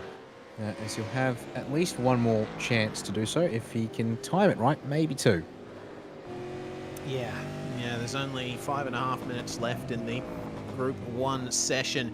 They have until the start of the session to 20 minutes to go to start their fast laps. Goodness me, that was a bit of a kick out of the rear end from Justin Wallace, part of the Race on Oz crew. And smooth exit out of the hairpins, but evidently a bit of distraction on this lap with the traffic, so we'll see if he commits to the end of this one in car 13. He's got Blocker up ahead of him, gearing up for a lap himself, so Blocker's going to let him go. Now, will he peel into the pit entry lane here? He will. Yep, unfortunate there for Justin Wallace. He's not going to be able to get a run in that time. Let's see what it looked like from the outside. Oh, yeah. Yep. Rear end probably just locking up a little bit. The rear end goes light into those corners, but it was recovered well. I think in the race would be worth continuing, obviously, but in a qualifying session, no. That would cost you a few tenths. Here's Blocker, meanwhile. He has started that lap what we saw him preparing for. Let's see if he can improve on 8th. Indeed. Let's have a look here what we've got. 17.7 down, almost a tenth on his best so far in the session. So chasing that 119.8 is probably going to be a bit of an uphill climb from here for the 74 as he, again, just about half a tenth off this time though through sector 2. So all in all, it's not adding up exactly how I think he'd want, but also been told that track temperature is shifting around. In fact, it shifted up and actually now coming down quite rapidly once again. It's cloudy out there. Indeed, the cloud cover has kicked up a notch here, and that has actually, I've seen the track temperature drop 6 degrees Celsius or 3 degrees Celsius in probably a tune of about no more than 3 minutes. So it is very sensitive out there to track cloud cover versus air temperature. And it's on track. Oh dear, one of the Race on Oz cars buries it in the pit wall. Smith. On the way into the pit lane, and towards Ben Smith there. As these guys come into the lane, this will be their final chance to reset and go, I would presume, before race control will call the checkered flag on this group in 3 minutes' time, Reese. So if you're not on a good one, get yourself in, get reset, and get ready to go, as Philip Kraus will improve. Yes, he will. Takes 2 tenths off his time. And actually gets ahead of Tyler Blackburn, so provisionally P19 for the 99 driver there, Reese. All cars in this group have set at least one consistent lap time now. So it's all about improvement here in the last 2.5 minutes of Group 1. Brett Loxton coming through rollover corner. And definitely half a chance that you'll roll over if you go side by side through that turn. 7th at the moment for Loxton. Oh, that was a big improvement just then from Michael Taliancic. He's gone up to 9th place. That was a big gain, but we'll stay with Loxton here. See what he can do to now make his way up from 8th, because Scott Gamble's just improved to 5th fastest. Now, he's only going to have to find a couple of hundredths of a second as Loxton to get up to 7th.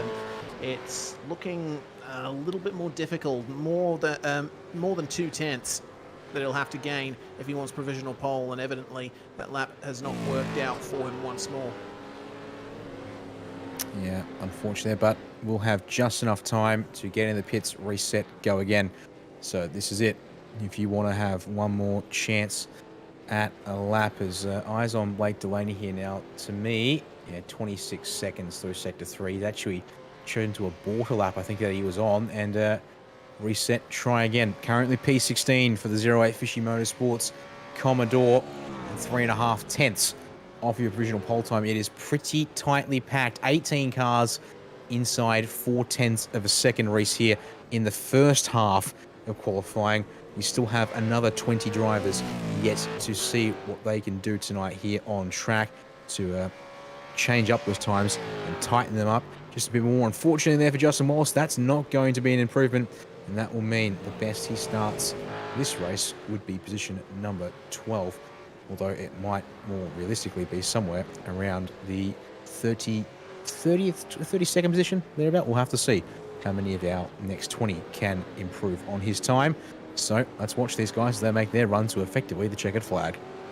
Yep, Kenneth Latta looking to improve, and I've noticed something curious. Jacob O'Reilly's just set his fastest time. No position improvement, but it's a 1:19.812. That is the exact time down to the thousandth that Adam Blocker did. So those two roughly equal on lap time. We've got a car spun around, meanwhile, at the first of our hairpins. Looks like Justin Wallace, his qualifying session is continuing to have a bit of a tough time here.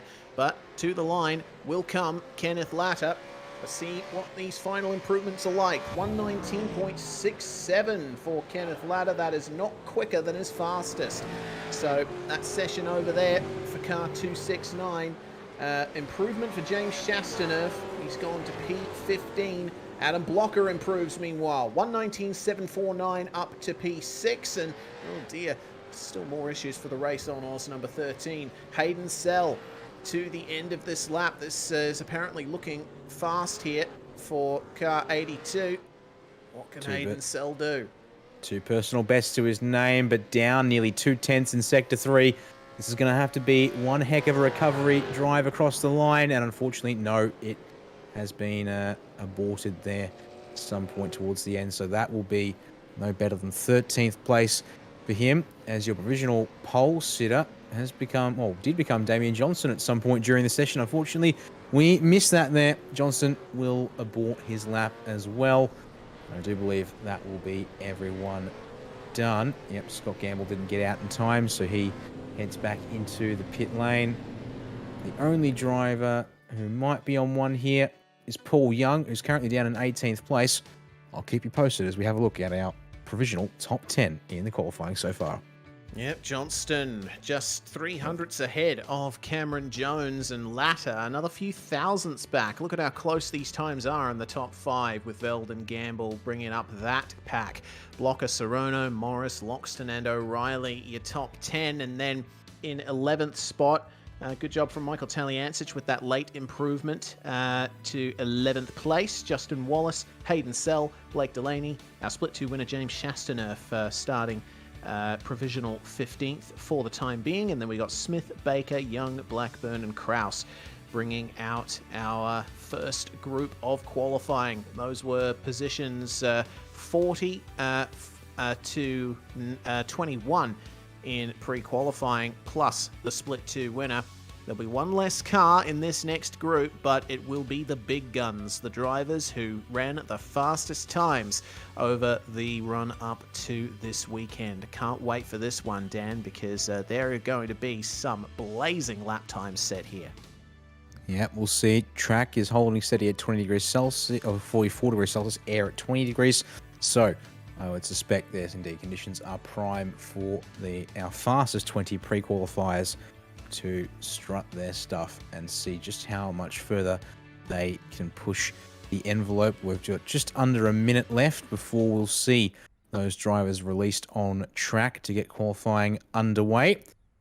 Because, of course, due to the hard cut here, thanks to the use of a heat server, that will mean that these drivers will need given a little bit extra time as well to make sure they get their effective 15 minutes plus one lap, the same as Group 1 did here. So just over 15 seconds till we go green once again. Yep, the track falls quiet for the time being. Off to the bottom left of the image, you can see the shortcut for the club circuit, which used to be the third last corner on the track proper before that whole stretch you see in the background was added in the late 1990s. Historic track, this one at Winton, been around since the 60s, and now in 2023 it is once again host to some fantastic sim action as the top group makes their way out of the pits. The pack is led by Andrew Gilliam. He's got Brian Borg with him and Corey Shepherd, and everyone wasting no time getting out onto the circuit and trying to eke out their little bit of real estate. But this is where the difficulty lies, Dan. Even though we have 2 groups of qualifying, it's less cars on track at a time, everyone's still trying to jostle for a bit of clear air here. Yeah, everyone's gone out on exactly the same bit of tarmac, and so now they all have to sort of space themselves out, and we now get the games of who wants to lead a group, who's happy to sit somewhat where they are. As here's the front 5 cars making their way around on the circuit, and then you've got Another sort of 3 there, then another sort of 5 as they round turn out. We've got the 208 of, that would be, pardon me, Chris Coxhead, currently alongside Rick Kuznetsov, and Kuznetsov trying to stick with his teammate Sean McNamara there, I think, as well. As we watch the field space out a little bit more here towards the back of the train, so things are a little bit more orderly there. But then down to turns 10, 11, they'll all start checking up a little bit once again.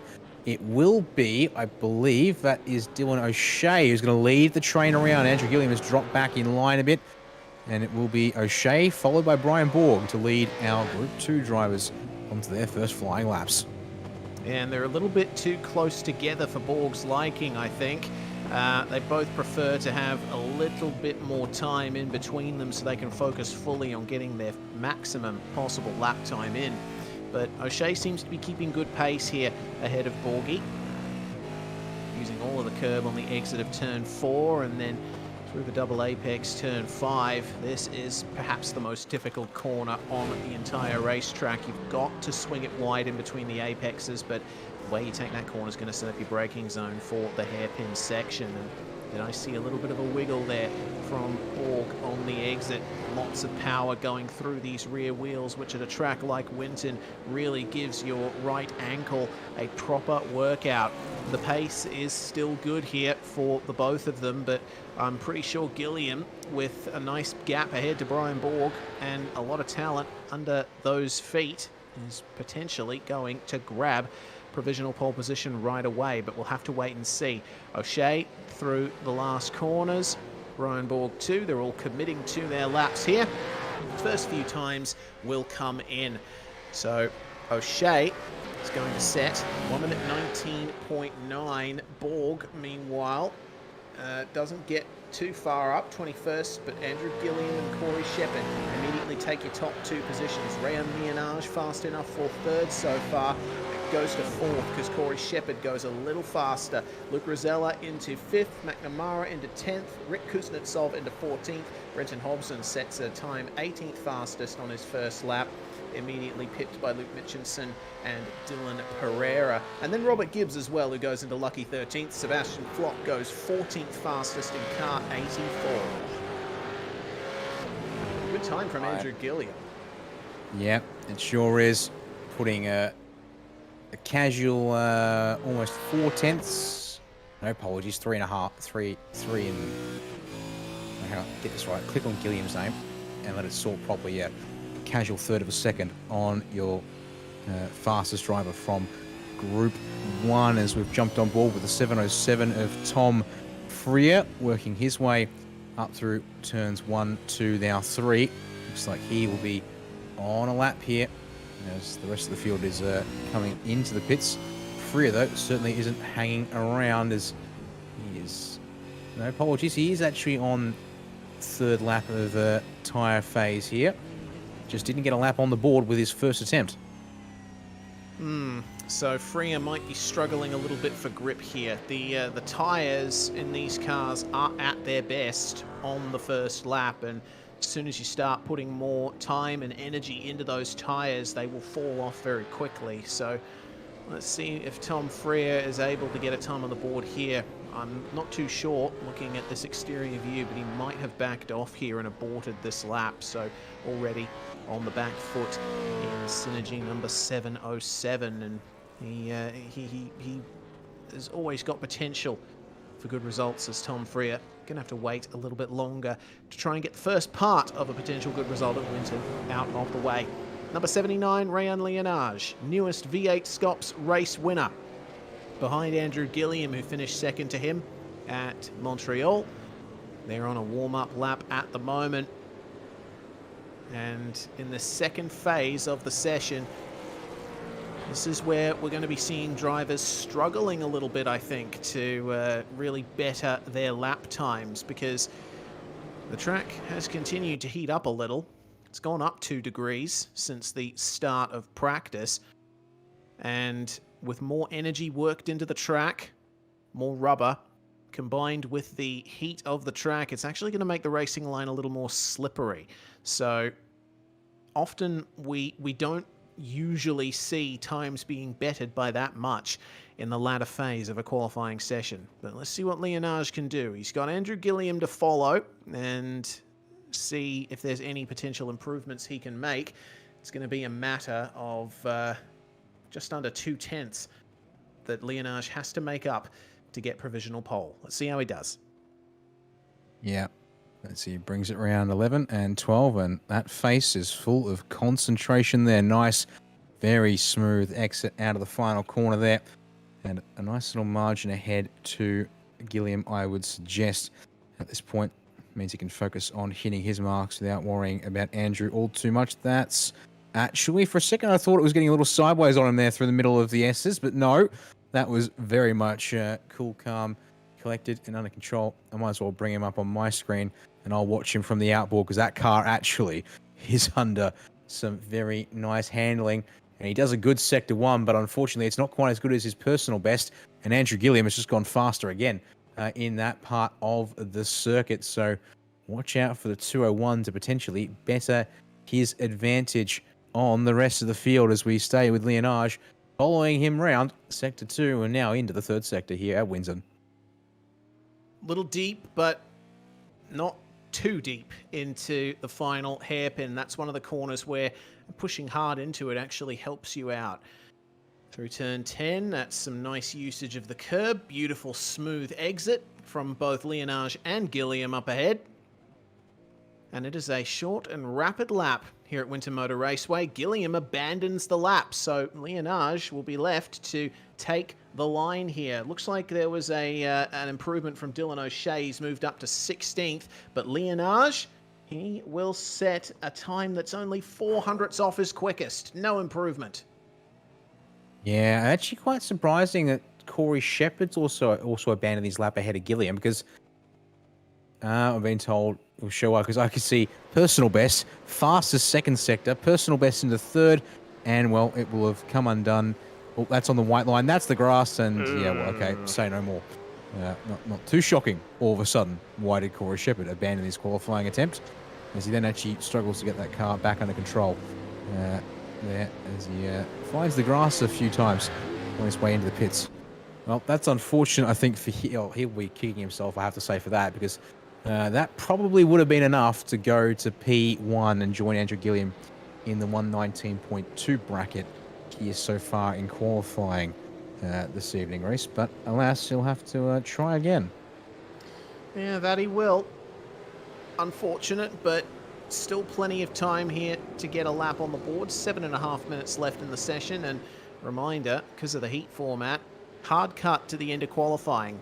If you start your final lap with less than 1 minute and 20 seconds remaining on the clock, you will not complete it. Yeah, that is the critical thing. So I would say expect to see a flurry of drivers in and around 1 minute 30 remaining, setting up for those final runs. So there's still a reasonable amount of time given the short time it takes to get your car around here. You're looking at just under probably 5 minutes to do a full out-lap, flying lap, in-lap cycle. So for these drivers here, they will actually probably be on their final attempts as we watch. It's Chris Coxhead here in the 208. Henry James Racing / Team Jinx Shifters.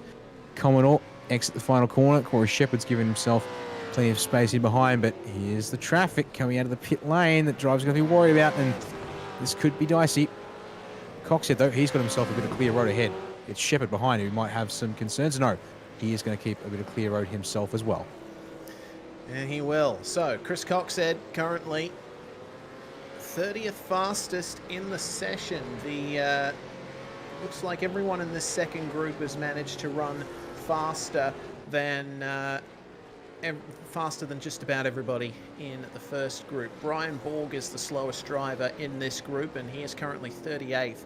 Let's see what Coxhead can do, because he only has to make up 100th of a second and a little more to pip Thomas Freeman to 29th. This lap is looking clean so far. The ANZ Motorsports Jinx Shifters Commodore has been a very consistent appearer at V8SCOPS in the past. Coxhead, of course, one of the original crew of drivers, I believe, to get into these cars and start the V8SCOPS story. But into the pits he will come. A lot of drivers not satisfied with their laps here. This is going to be an interesting end to the session, Dan. Hopefully we see some blazing times set shortly. Jordan Ross commits to the end of this one there, but a wobble through turn 11, looking to go better than a 1:19.705. Might just have scuppered that chance, and yep, I reckon that little bit there might have just done it as Rick Kuznetsov. He's closer, but still not quite enough.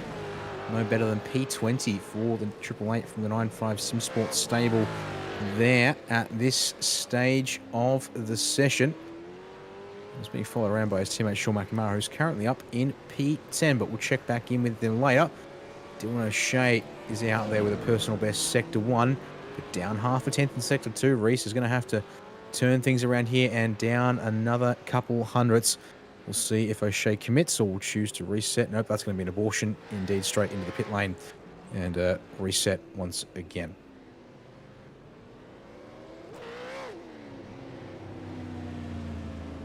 Apologies there. Reese not with us here for the moment, so we'll have him back on the microphone just in a moment's time. So, drivers currently out there. James Scott's currently should be on a lap here, but looking to try and find some more time in this one. Down a couple hundredths in sectors 1 and 2 now. He might be considering abandoning this one when he gets to the pit lane, as seeing a personal best Sector 3 from Rehan Leonage on this one, but eyes on Dylan Pereira first in the 61 Phoenix Racing Team car, looking to go better than 19th, 2 personal bests, and only slightly down in sector number 3. I think he should improve it on a 1:19.751. No, actually, unfortunately, it's come unstuck in sector 3 because it was 3 personal bests for the rest of the lap there, Reese. That's a shame, and Rehan Leonage unable to improve once again. Only 200ths off his fastest. New quickest lap from Corey Shepherd, meanwhile. Looks like he set a 1:19.422, but man, James Scott with that 1:19.3. That's going to be hard to pull off. Unfortunately, it looks like my timing screen was updating late, so we'll see what Shepherd can do here on this lap. He's finished a warm-up lap. My apologies. Oh, that is too much curb there in turn 2, I think. Ruined his run down this very short straight to turns 3 and 4. Let's see if he commits to this. He's going to have to, I think, because there isn't going to be any time left to come back into the pits, come out again, do a warm-up lap and another hot lap. We've only got 2.5 minutes remaining. Oh dear. Ooh, he thought he was in danger of going off there, but well, he just holds on. 4 tenths down on this lap for Corey Shepherd. That's not going to be an improvement. Will he commit to another one or just call it a day in terms of qualifying? Adam Briggs for Synergy Sim Racing, he's definitely looking for a big improvement. 32nd at the moment. His luck just hasn't been with him here at Winton, but he's on the headlight flash for the traffic up ahead. He evidently believes he is on a reasonable lap here. See what the 72 can do through the last couple of corners then. Still on the headlight flash. Get out of the way. Be careful. I am fast. I am steaming into these corners. I don't want anyone getting into my way. Clean run through the last couple of corners. Maybe a bit deep into the final turn. But across the line, the number 72 will come. And it's going to be a 1:19.7. That's a big improvement there for Briggs. Up to 22nd now.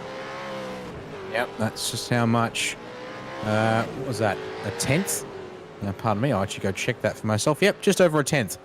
And he jumps from what was in the 30s to mid-20s there. All right, these are the final laps for everyone in this session now, as the timer is under 1 minute 30. Dylan O'Shea currently still 17th place, 3 personal bests to his name. He will find a tenth of a second to go to a 1:19.6, and he leaps up inside the top 10 as a result there in the number 69. He joins basically the majority of what he puts himself in amongst the top 5 from Group 1 in qualifying earlier this evening. Fastest second sector of the session for Andrew Gilliam. A little bit off in sectors 1 and 3, though. Can he convert the final sector to consolidate his provisional pole time? Here, Reese looks all right, using all of the exit curb on turn number 12. To the line, he will come, looking to improve on a 1:19.277. He will improve. 1:19.252 will eke out that advantage by another 200s there, Reese. Beautiful lap from Andrew Gilliam once more. We see that, I think that's Hobson bringing the 88 in. Rick Kuznetsov in He's just 5th jumped up. place. Wow, that's incredible stuff there from Rick Kuznetsov, a driver that we haven't seen much of in the top 10, but that is the end of the qualifying session. He got that lap in right in the dying moments, and that's going to define our grid for the first race of the night here in Split 1, the Super Sprint format for round 2 at Winton. And Andrew Gilliam takes pole position. James Scott lines up alongside him. Corey Shepard and Ryan Leonage on the second row, with Kuznetsov and Johnstone rounding out the top 6. Luke Rosella, very good time from number 29, starts 7th alongside Cameron Jones, who was second fastest in the first group. Kenneth Latta starts alongside Dylan O'Shea to round out the top 10. And we got Hayden Veld and Sean McNamara 11th and 12th. Good performances from the both of them. It is indeed, and starting out of 13th place will be Scott Gamble. He's just pipped out Dylan Rudd there for what will be 14th place. As a result, tied to the millisecond, but Jordan Ross will get the nod over Robbie Gibbs there on the 8th row of the grid tonight. There was Sebastian Flock, Robbie's teammate there, starting just behind in 17th. He'll be sharing row number 9 with Luke Mitchell there in the Gutter Night Race on Oz entry. Adam Blocker and Dylan Pereira will round out your top 20 for this first race tonight. And you can see 20 cars inside half a second at the end of quali. It is still pretty tight up front here in V8SCOPS. Teo Sorono and Adam Briggs sharing row number 11 with Ben Morris in 23rd. Going to have Brett Loxton alongside him to round out our top 24 here, Reese. Uncharacteristic qualifying from Brenton Hobson. He's going to start out at 25th. Wasn't able to get a lap he was happy with. O'Reilly, Taliancic, Wallace, Sell and Coxhead round out the top 30. And then we've got Thomas Freeman starting alongside Tom Freer, with Delaney and our Split 2 winner James Chastanerf lining up 33rd and 34th, with Smith and Baker on the row behind. Then we've got Paul Young, Brian Borg, Tyler Blackburn and Philip Kraus rounding out our 40-car field for the second round of V8SCOPS at Winton Motor Raceway. So we've got a minute or so left before the green flag drops, and drivers just filtering their way onto the grid here. Still got some pretty warm track temperatures out there, as you can see it going up in real time. 46 degrees Celsius. Not too much in the way of wind though, so not going to be much of an effect on car handling from that perspective. But I get the feeling that as the time creeps on, that track temp is going to continue rising. And when the drivers come in for their compulsory pit stop, there is one in both races, the tyres will be absolutely shot. Yeah, they will. And we saw a couple of drivers really having to work the wheel over in Split 2. You'll definitely be seeing more of the same here in race 1 for split number 1. Don't forget, we'll be seeing it all over again, slightly longer in fashion for race number 2. Yeah, in a couple of moments. The timer has reached 0.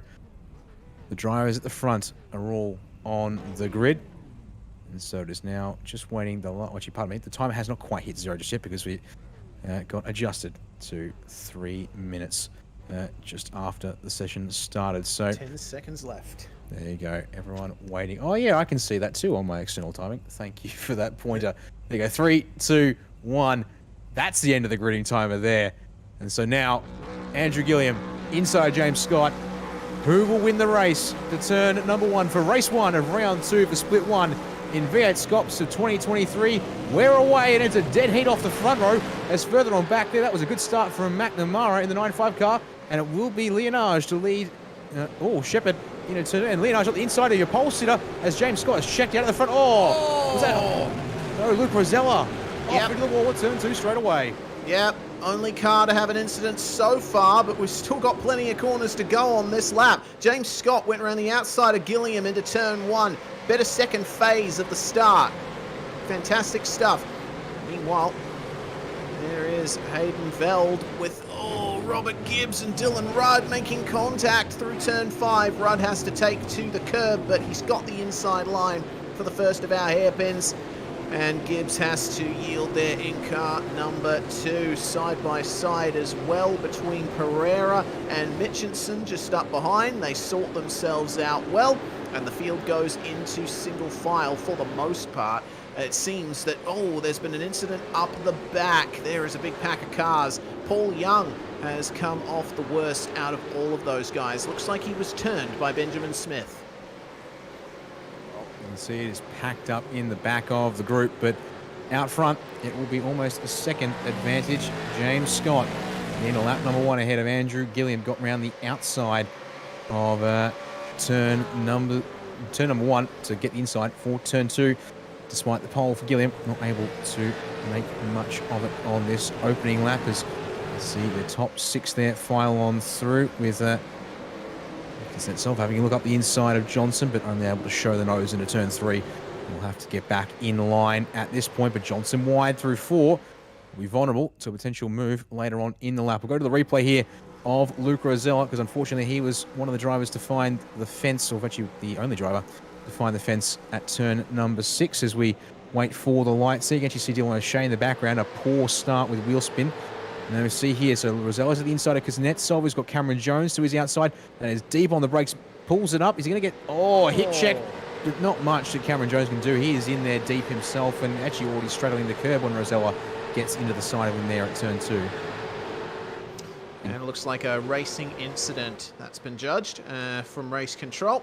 Back to your top cars here with James Scott now 0.8 of a second back to Andrew Gilliam there. Ryan Leonage and Corey Shepherd starting to race closely here. The top 4 have broken away from the rest of the field. Damian Johnstone gaining 1 spot into 5th place, with Rick Kuznetsov already flashing the headlights behind him and signifying his intention to move forward. Into turn 1 they come, and the pit window is now open. Drivers will be allowed to come in from this point on, and it looks like Tom Freer has already decided for it, and Ewan Baker and Luke Rosella follow him in. Those are our first mandatory pit stops of race 1 right there. Here we go. Not too surprising, unfortunately, in Rosella's case, of course, that he jumps in to try and fix that car up before any more time loss happens here. But we'll see what Baker and Freer can do in clean air from their spots towards the back of the group. On board with Adam Briggs here, who is currently back in position number 19 so far. It got Dylan Pereira directly in front. You can see trying to work some kind of gap there through turn 7 and 8, but there isn't a car's width for him to find and move up the inside. We'll have to settle for being in line around turn number 9. Maybe try something down here at turn 10, but Pereira mid-track for a while there, and Briggs not quite close enough to commit to something just yet. So a little wiggle there on the exit for him, though, as Pereira, I think, looking to put some pressure there on the back bumper of Luke Mitchinson. But no, not going to be anything much of it. First decision from race control. Cars 91 and 3 of Benjamin Smith and Paul Young sees a 10-second pit time penalty for the 91 of Smith when he comes into the lane for that compulsory service. We'll serve that penalty at some point then. We'll get a replay of it very shortly. Yep. The incident that I caught as Morris. That's one of the Mustangs off there. Ben Morris. It is, yes. Quite the slide. And careful on the re-entry. Has to stay narrow to avoid everyone coming through. That's a very awkward spot for a crash or an incident to happen, rather. And that was due to catching the curb on the exit of turn 2. Here's what happened to Paul Young, meanwhile. So in comes Smith and just taps him around, and that creates a massive traffic jam for everyone behind him. Everyone just trying their best there to eke out a space on the track. But Morris's incident was here at the exit of turn 2. He runs between the 2 harsh curbs on the exit, but a little bit of unsettling there, spins up the rears and sends him spearing off into the club circuit pit lane, or near enough. So he has fallen back now to 34th place. But the field still very close throughout. The lead gap, though, has come down. Yep. Andrew Gilliam starting to put the hammer down. He set a 1 minute 20.043, 2/10 faster consistently than James Scott now. Yeah, that's at least two laps in a row there for your driver of the 201. Certainly looking to make the most of it here as these two start to walk away from Leonage, who in turn has about half a second still to Shepherd. So 1, 2, 3, 4, and almost then 5, 6 of Damien Johnston, because that's almost clear of Cameron Jones, but still a bit of work to do there, as Kuznetsov's still looking, trying to get the inside on Johnston, but it's not quite there. He will tag the rear bumper, though, in that right rear corner, but doesn't get the move done. And they'll allow Jones, and it's Kenneth Ladder behind him, and then further on the back, you've got McNamara and O'Shea around at the top 10, and then some as part of the train of cars that sort of extends there. You can see all the way back to Justin Wallace in 22nd place, Reece. Yeah, very tightly packed still, and we are a 7th of the way now into this race. Up at the front of the train, Damien Johnstone still holding station, but lap times very consistent with Rick Kuznetsov there. Of course, they did make contact on that previous lap, but they were only within 100th or so of each other. And Jones, Ladder, etc., about 2/10 faster than these two. So very tight gap that they'll be looking to extend here. And Kuznetsov might want to back off ever so slightly for that one. Fastest driver on that lap was James Scott, but not by much over Andrew Gilliam. That battle for the lead will continue, and Kuznetsov is looking so strong in this slow section through the triple hairpin. He is right on the back of Damien Johnstone. He is, and he just can't quite find what he needs to make this work, because, again, better drive off turn 9 initially, I'd say, but the drive is good enough for Johnston in the second phase of the acceleration out of the corner that he's able to fend him off, and it looks actually quite nice through turn 10 there to consolidate his place as they work turns 11 and 12 here on the 6th lap of race number 1 for split number 1 tonight. What it has done is most definitely bring Cameron Jones to the rear, or towards the back bumper of Kuznetsov. Ken Ladder and Sean McNamara would like a piece of the pie. As there goes your top 4, 5, 6, 7, 8, 9. I could keep counting, but then you can see just the train continues on there. All fairly evenly spread as well as they work their way through turns 1 and 2. With still only, the number of drivers who has chosen to pit has increased to now 7, as Brett Loxton, the latest of the cars to come down the lane. So 34th on back, having now completed their compulsory pit stops for race number 1. And question on my mind is, when are the majority of our pit stops going to be taken? Because, you know, we have to take into account that it is a pretty warm track out there, so the tyres aren't going to last too long at max pace. There's a few ways you can go about it from there as this battle continues to enthrall us here. Kuznetsov right on the back of Johnstone. A couple of options you can take. You can obviously just split the race in 2, pit at the halfway point, or you can try and conserve your tyres now and pit late and have a few laps on very fresh tyres at the end where you can draw the maximum out of your car. Alternatively, you can pit early and get some clear air, which might benefit you later on, especially if there's a safety car. Yeah, that will be valuable indeed. Touch wood in terms of saying, looks like everyone's playing it pretty smart so far. As the next taker for the lane will be Adam Briggs out of that pack that he was in, just outside of the 20 or so, inside the top 20, I should say. So we then focus in here on these group of drivers. They're currently in and around the top 10. Robbie Gibbs, 12th on back to be precise. Gibbs, Rudd, Gamble, Ross, Flock, Mitchinson, and Pereira. You can consider that the train here in particular. Oh, as Gibbs has gone wide in the way to turn 6 and 7 and sends himself around in the weeds. Number 2 will now have to take the painful way and slow trip back to the track as he tumbles down the order to 26th before he's able to get that car facing the right way and back on the black stuff. Yeah, unfortunately, It is a well-known fact that once you get on the brakes, it's very hard to change your trajectory. And I think Gibbs may be a little unsettled by the usage of the curb in the corner before. So a little deep into the hairpin and off he went. But Scott and Gilliam are far and away from any of that. They are focused on each other right now, with the gap only 0.3 of a second heading out of turn 2, and that was very wide out of the second corner for James Scott. Gilliam now right on the rear bumper of the Synergy Commodore. We might see a pass soon here if Scott can't get it together and keep it consistent, because Gilliam is on the attack right now. Next overtaking opportunity potentially here, but Gilliam is going to hold back. Or is he? Oh, that's a very late move. Oh, they make contact. Bit of a hip check there for James Scott. Kind of saw Gilliam coming. Tried to leave him room, but Gilliam still went a bit too deep. That is the lead changed. Yeah, the question is now how long till Scott decides he's happy to return serve. He's looking at that right rear corner on the exit of turn 9, but not able to get alongside there as they run down the short stretch here to turn number 10. That was a little bit of sideways opposite lock there for Gilliam. And Scott looks. Gilliam's not looking too phased by that just yet. No big surprise, really. Both experienced operators in these cars, and at the pointy end of the game. It has done, though, is give half a second back to Rehan Leonage and Corey Shepherd both, as they try and keep in touch with your top two.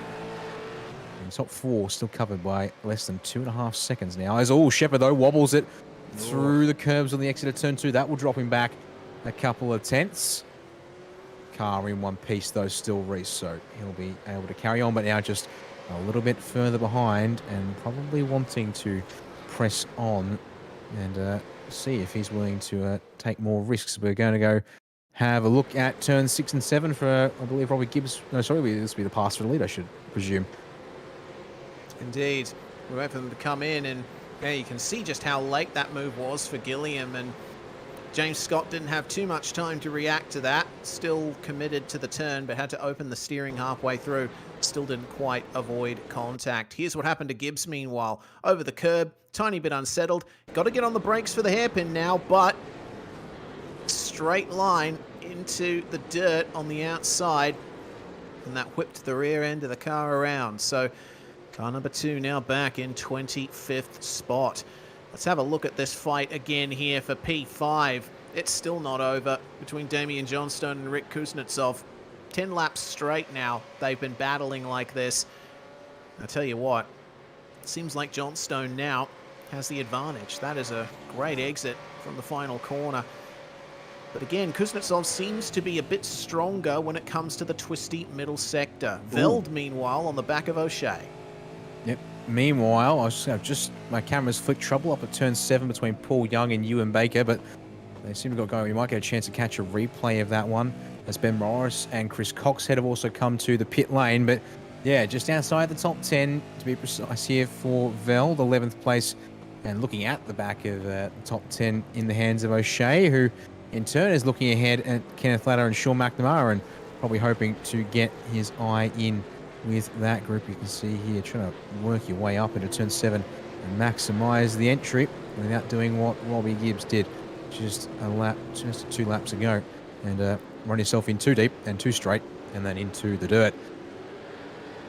As Veld not close enough to challenge O'Shea just yet, but still keeping him honest at 2 car lengths as they work down into turn 10. And one of our first race control decisions of the race here is, and looks like unfortunately for Blake Delaney, has found himself a foul of contact with James Chasnoff. That's going to hurt for Blake Delaney, because he's just spent 4.5 minutes in the pits. I believe some damage potentially. Here's another view of Ewan Baker getting tapped around by one of the Banter Alliance Commodores. And Paul Young behind the wheel of that one. Yeah, so Paul Young was a victim of an incident earlier, and now he's the instigator of another one. So good on him to stop and let Baker continue on. But that might not lessen the inevitable penalty that may or may not come in from race control for that. A couple more takers onto the pits while we were talking meanwhile. Chris Coxhead came in, so did Ben Morris, and now Jacob O'Reilly has just completed his mandatory pit stop, and he'll re-emerge onto the circuit in 31st place. Make that 32nd, and now 33rd. Tom Freer and Thomas Freeman making their way through. Kuznetsov again on the rear bumper of Damian Johnstone for 5th place. It's just a car length or two in between them here. And Johnstone must be feeling the pressure massively at this stage. He's spent that entire race with that 9.5 car in his mirrors. Yeah, the question is, though, Kuznetsov not quite on the bumper. As we're going to get a replay here of Blake Delaney and James Shadow. This is what the drive-through penalty has been issued for. And coming up into turn 9, that's ambitious. Door was open, but in the right rear tyre of Chasnov. And it gets Philip Kraus in the process as well. And also trips up the 947 of Tyler Blackburn in the process. I think, indeed, that was probably the right call to be made by race controllers. Justin Wallace will join the group of drivers to come into the pits, who are now 27th through to 40th place. As, well, one of those drivers is Tom Freer. He's just got past Jacob O'Reilly there for 32nd spot and is trying to get round Thomas Freeman to make it 31st next to the number 707 on your timing towers here. Yeah.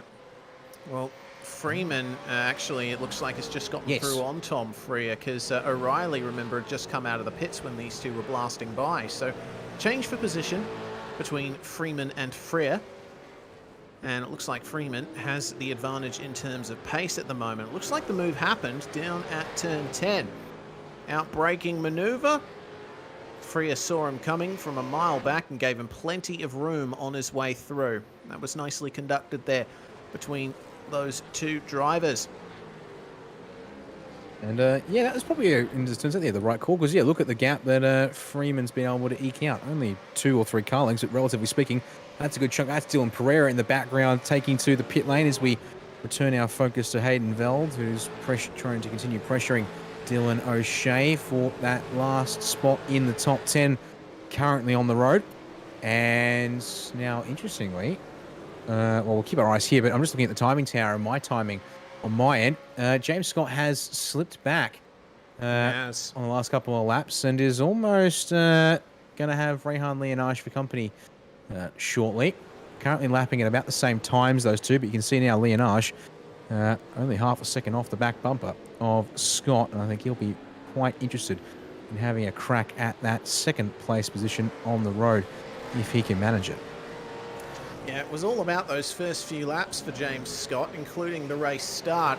He, when the second phase of the start came in, Scott just was able to carry so much more momentum than Gilliam into turn 1. But now that we are well into the meat of this first stint, there goes Leonage into the lane.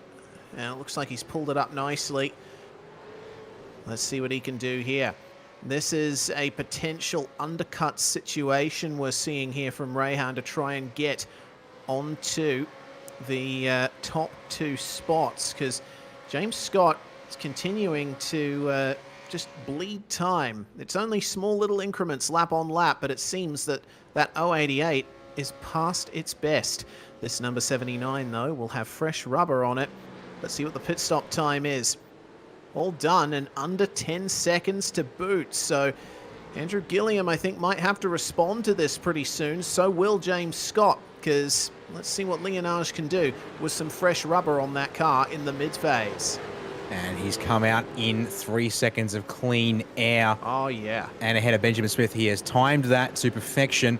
This is indeed going to be a critical response from James Scott here, because well, yep, indeed has picked that one perfectly.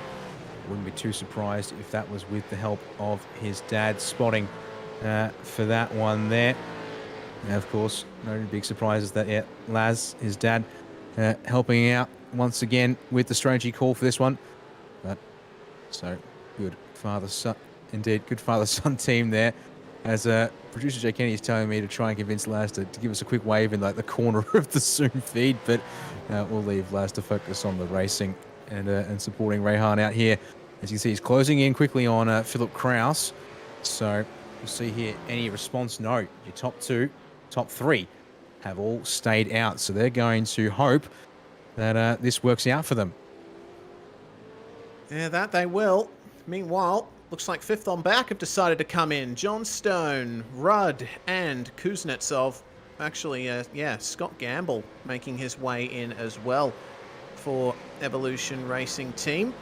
Interesting to see that Rick Kuznetsov, the driver who was pressuring John Stone, has decided to stay out. Currently there ahead of Cameron Jones, Kenneth Latta, McNamara, O'Shea and Veld. All of those drivers looking to make it a little bit longer here in the first phase of race 1. Meanwhile, looks like pretty good fight going on for positions outside the top 30. Dylan Pereira is right on the back of Ben Morris and Brian Borg as Gilliam comes into the lane. Have a look at this fight. These are drivers that have already taken their pit stops, so they're fighting for what will be their final positions towards the end. We'll keep an eye on Gilliam though, because he's decided to make his way into the lane. James Scott stays out, so does Corey Shepard. And have a look at the amount of cars that have made their way into the pit lane this time. The entire train from Kuznetsov back to Veld have also decided to come into the lane.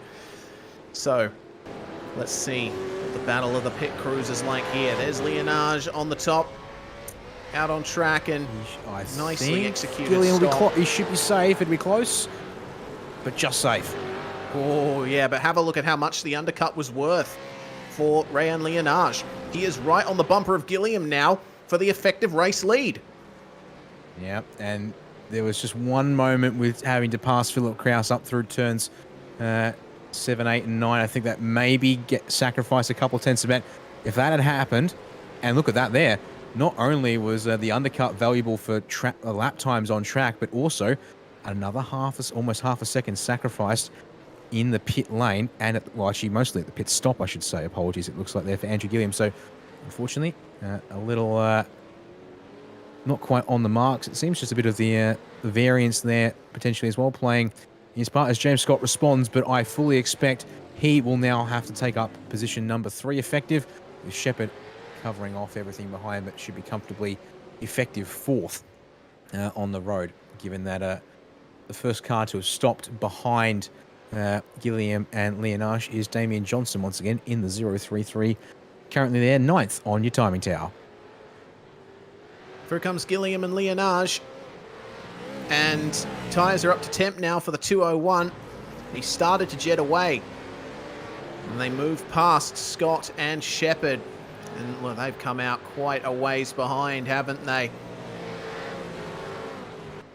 And there'll be a little bit of traffic. Nope, thankfully. I presume that being the 08 of Blake Delaney once again. Is a bit hard because I'm sort of working off the fact that it's a white car versus his normal Fishy Motorsports paint.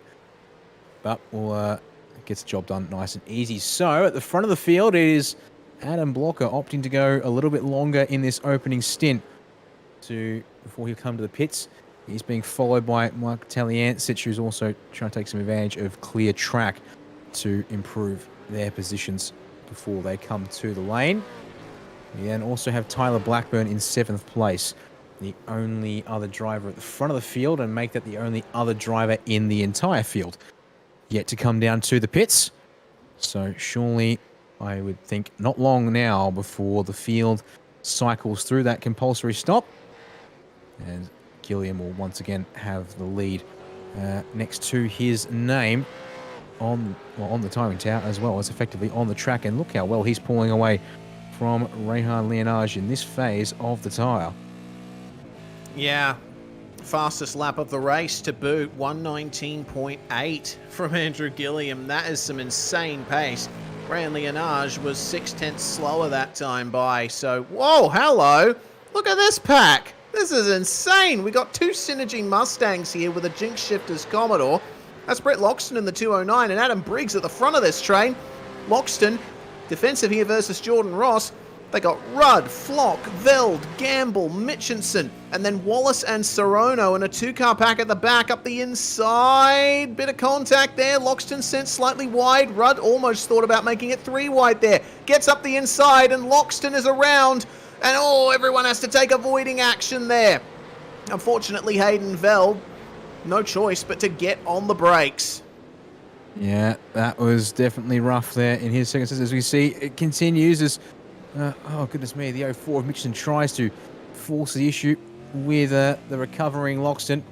It doesn't work for him, and in turn it hampers his teammate Justin Wallace, with Teo Sorono trying to make spots in all of this, as well as we look out the back of Loxton's Commodore there as blockers come to the pit lane from the lead, which means, along with Teliansis, so the field is going to cycle through now.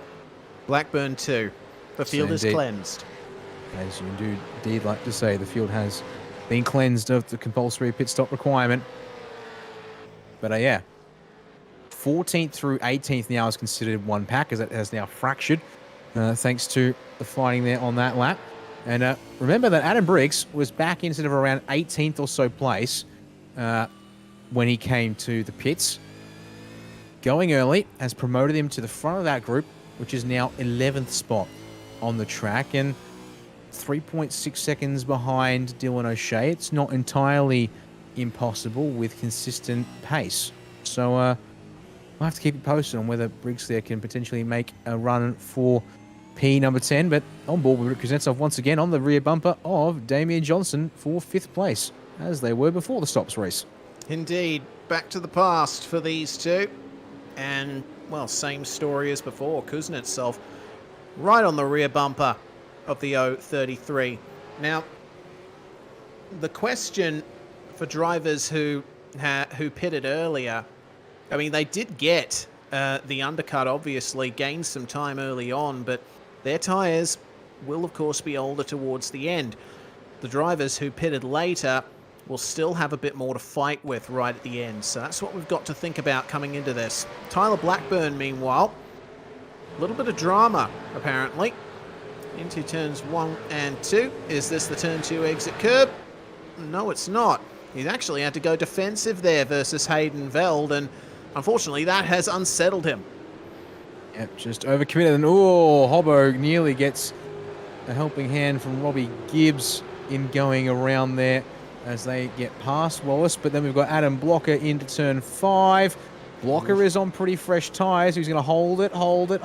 Wallace. But Wallace actually tries to force the issue. As a result, they both nearly lose it through turn 6, and it continues through 7. Blocker finally ahead as they exit the first of the hairpins there. Well, Winton isn't called Australia's action track for nothing. Speaking of action, Kuznetsov might be getting frustrated at this point.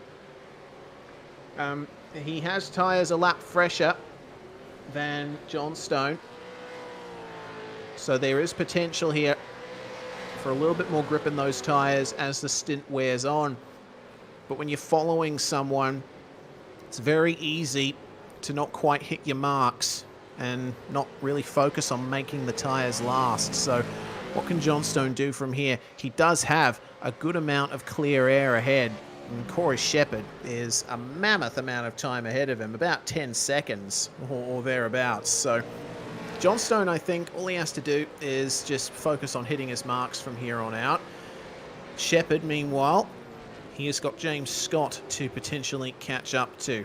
But the battle is by no means over for these two. It might become these three soon if Cameron Jones's pace is anything to go by. He took a 10th out of John Stone and Kuznetsov on the last lap. Watching and waiting. But if you can keep delivering a 10th here, a 10th there, he will join the battle. But he's also bringing Ken Latta and Sean McNamara along for the ride, who in turn were nearly 2/10 faster than Jones. So this could easily become 5 cars, and with Dylan O'Shea in the background keeping an eye on things. So not quite on the pace to catch everyone ahead of him here, but certainly close enough to keep things honest, I would wager. As you can see there, 5th through 10th in shot, and then your 2 SSR cars just outside the 10. looking to track this group down.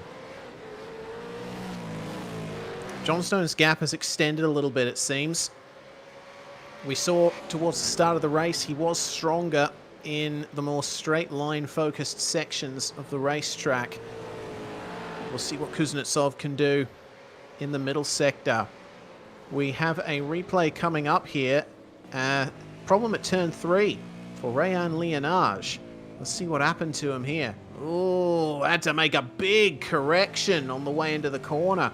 Brake bias obviously not to his liking there. Rear end locked slightly and almost around he went. Ooh. Still maintains second place, but James Scott is much closer now. 143 Jordan Ross, apparently. We've gone to him because He's there's been taken a some trip kind to of the dirt. issue. He has indeed. Off the back of teammate Adam Briggs and now at the rear of this little group, which means not ideal. And we'll see here on the next of our replays.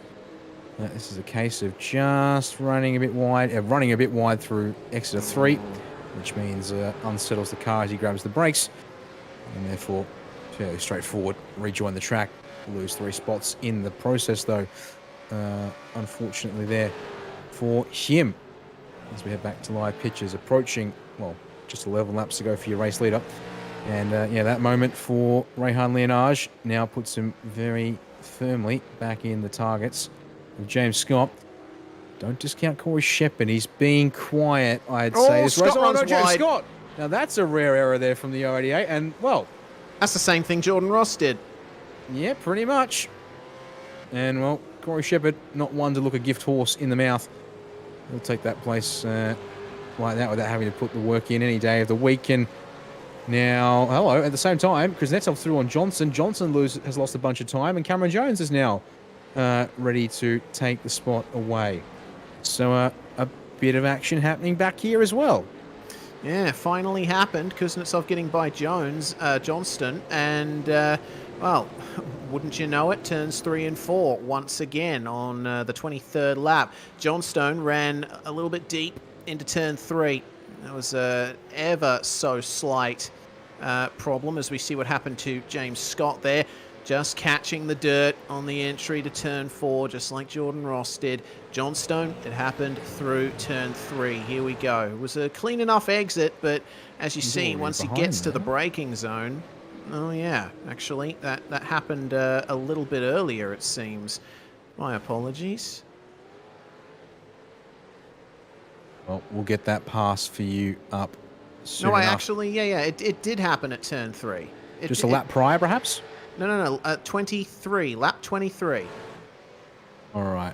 Well, we'll see if we can figure that one out for you here, as that looks to be another angle of the replay again. No, apologies. This is live pitches as they continue to work their way through turns 3 and 4 on lap 25 of race number 1. Inside 10 to go. And here comes the move on the replay itself. So, yeah, unforced error race indeed in deep at 3, and Kuznetsov needs no further introduction to the spot. Johnson has to yield around the outside of the corner, and then Kuznetsov has been able to pull away quite comfortably since that move happened.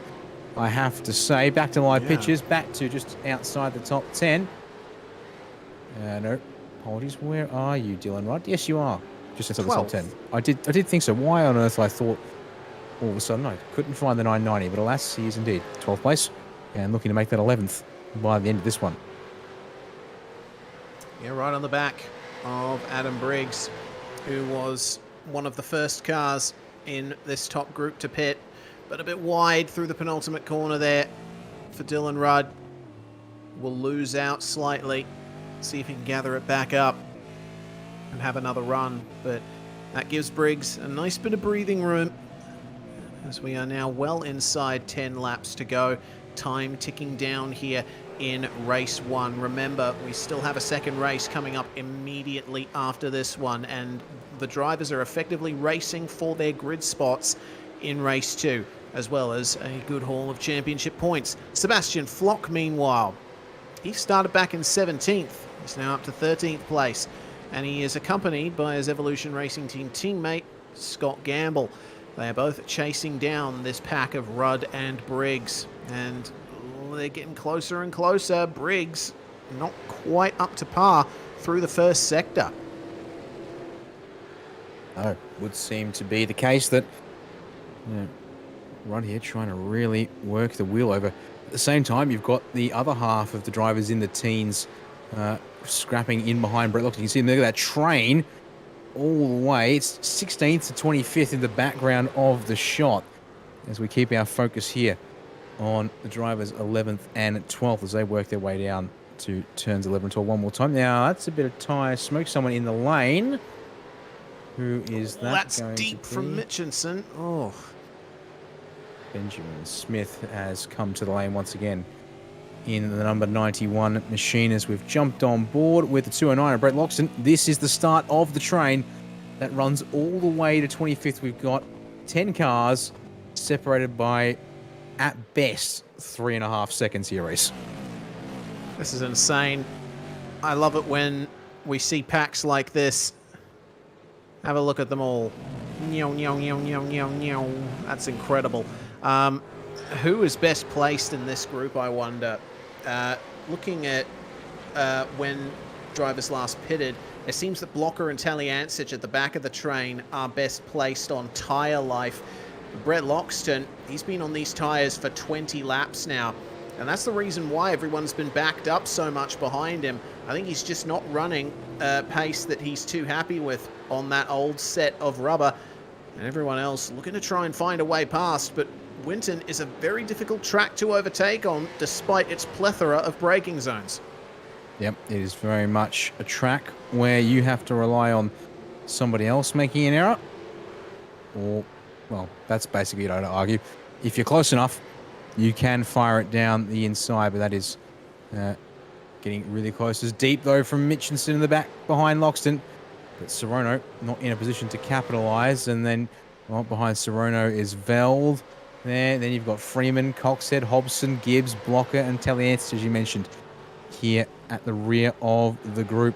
But no one close enough to make anything stick. On board with the 777. Taliancic will go here for a moment in 25th place. I've seen Veld try and show the nose to turn 3, but Sorono ahead, not falling for that one there. And then back to the front of the group we'll go and look from the rear wing of Loxton as he rounds turn 5.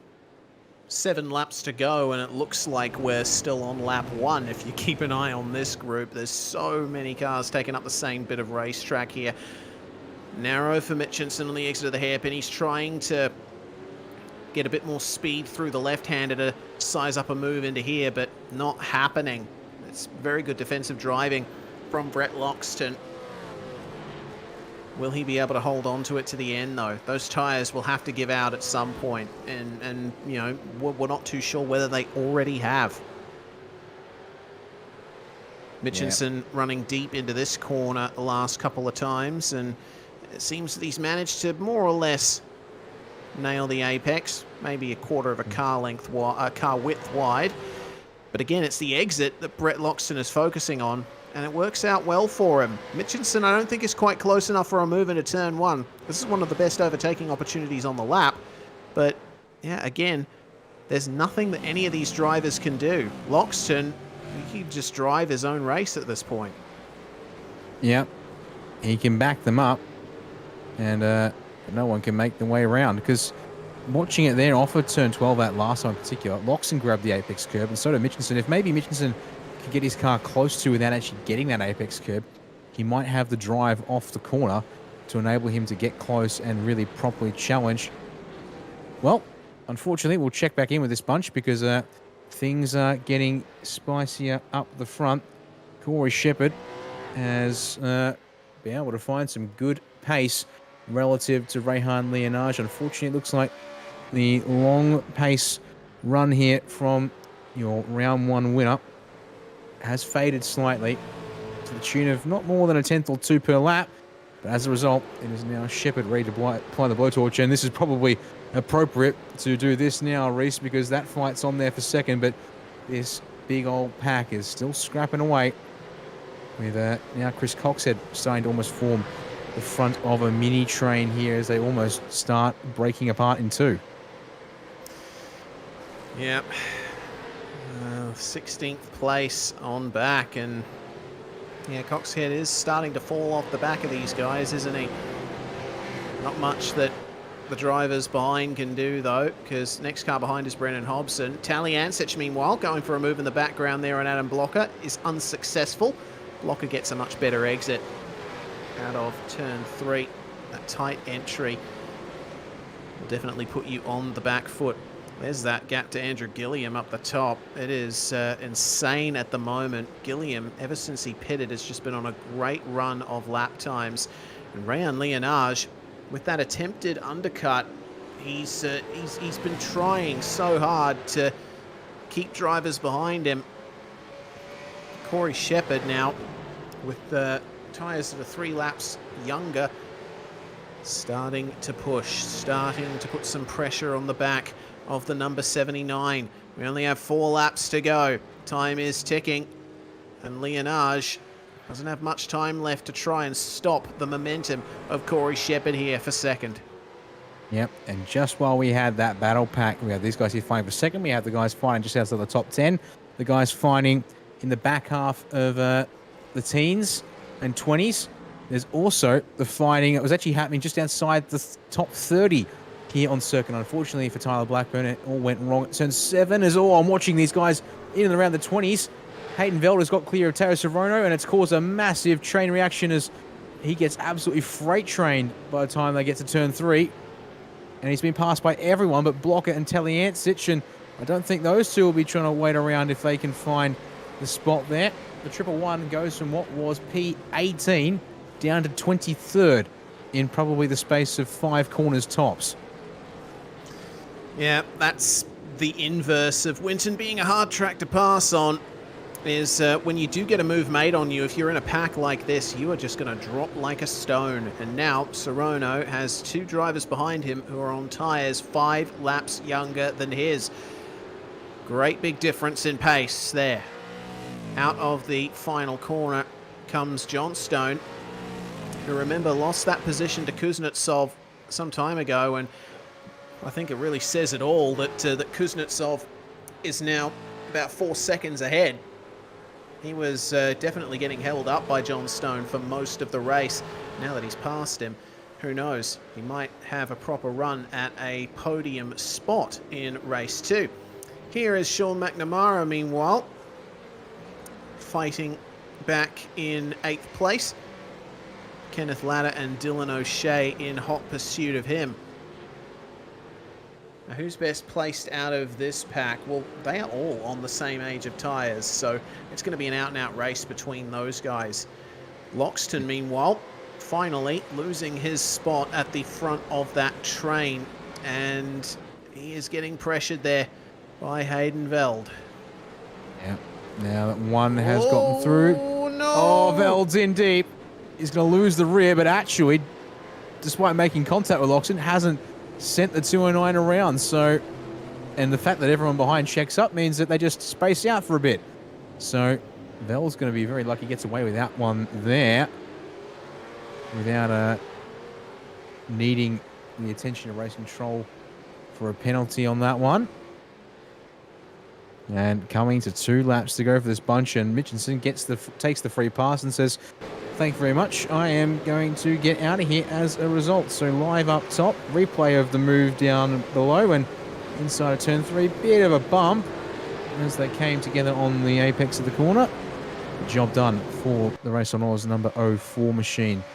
There, as now less than 2 to go. A few drivers up front. Rehan Leonage now desperately defending from Corey Shepherd here. Risu, look at that, going to work out high to try and turn back down with a straighter exit off turn 9.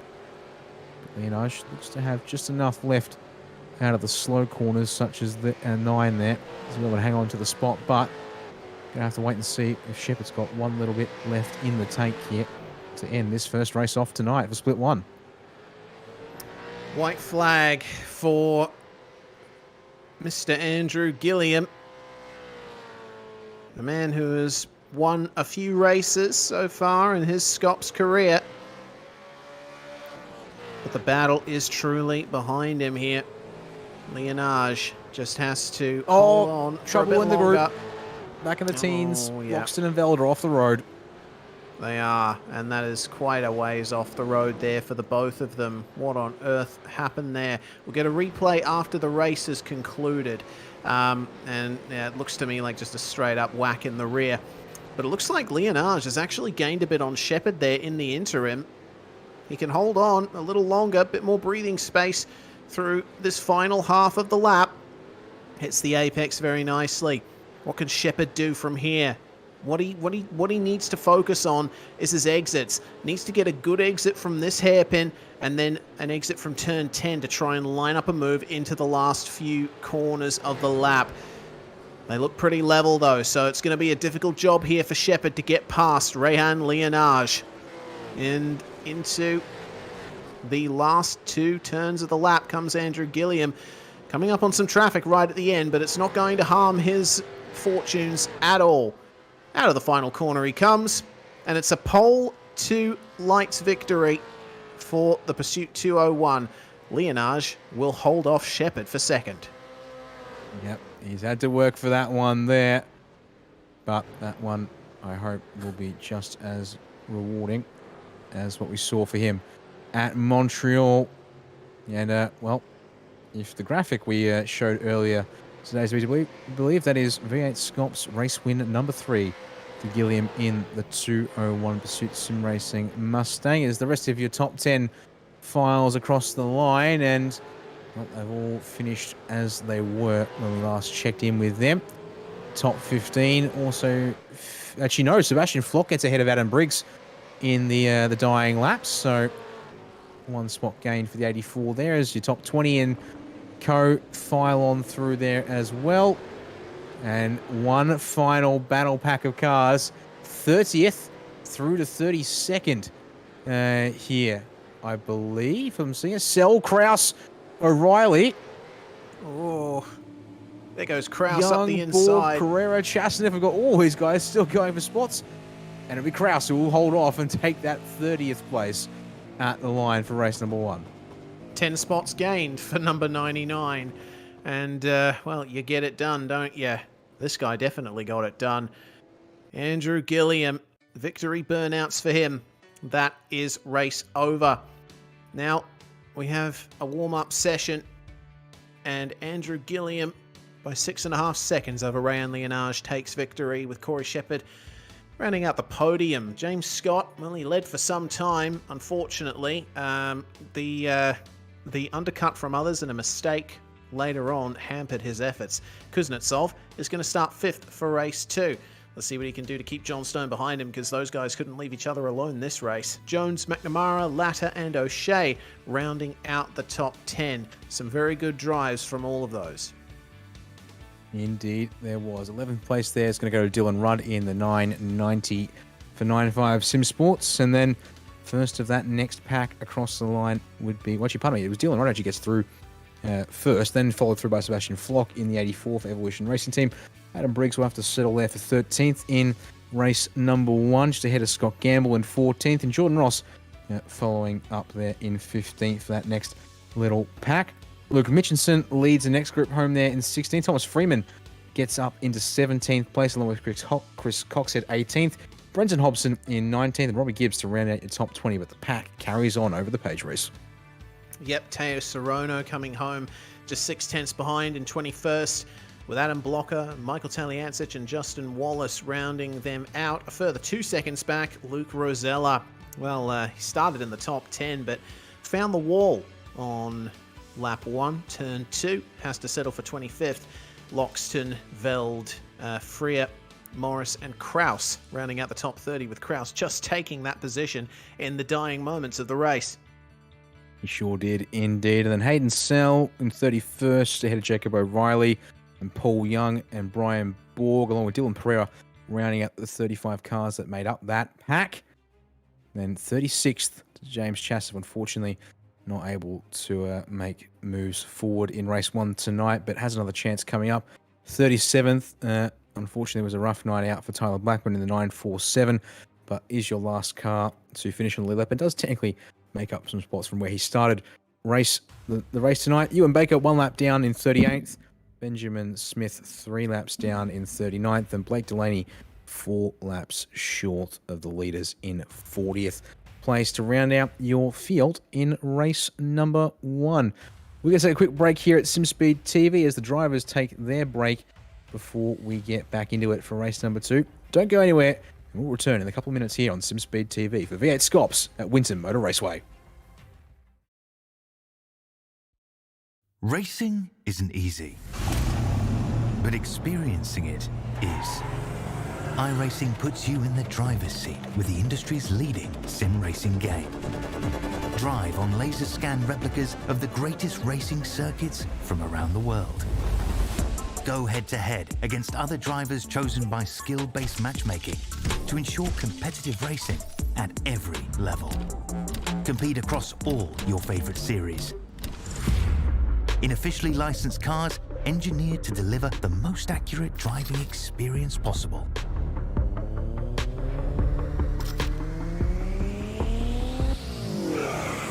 Join a race or host your own with players from across the globe. Race against the computer or in a league with friends. Feel the thrill behind the wheel. Visit iRacing.com.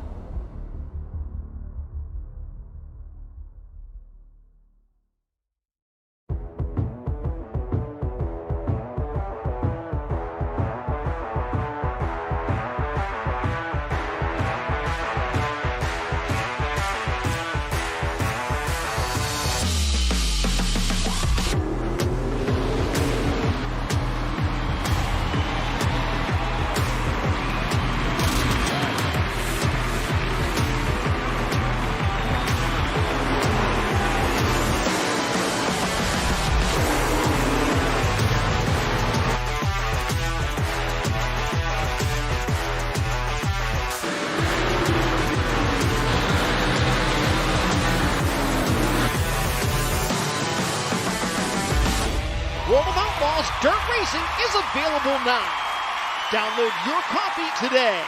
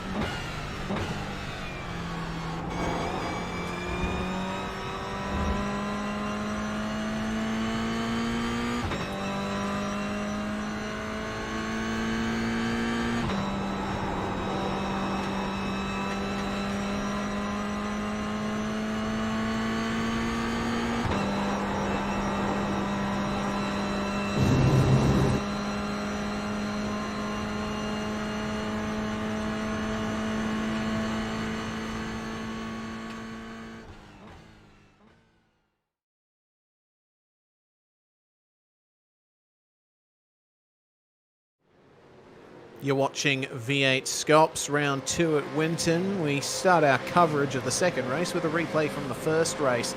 Brett Loxton and Hayden Veld involved in this huge train for positions in the teens, and here's how it all went down at turns 8 and 9. So Veld gets a slightly better run through 7, and then there's a slight, maybe tiny bit of contact in the first or second of the hairpins, but then on the exit is where it really comes into it.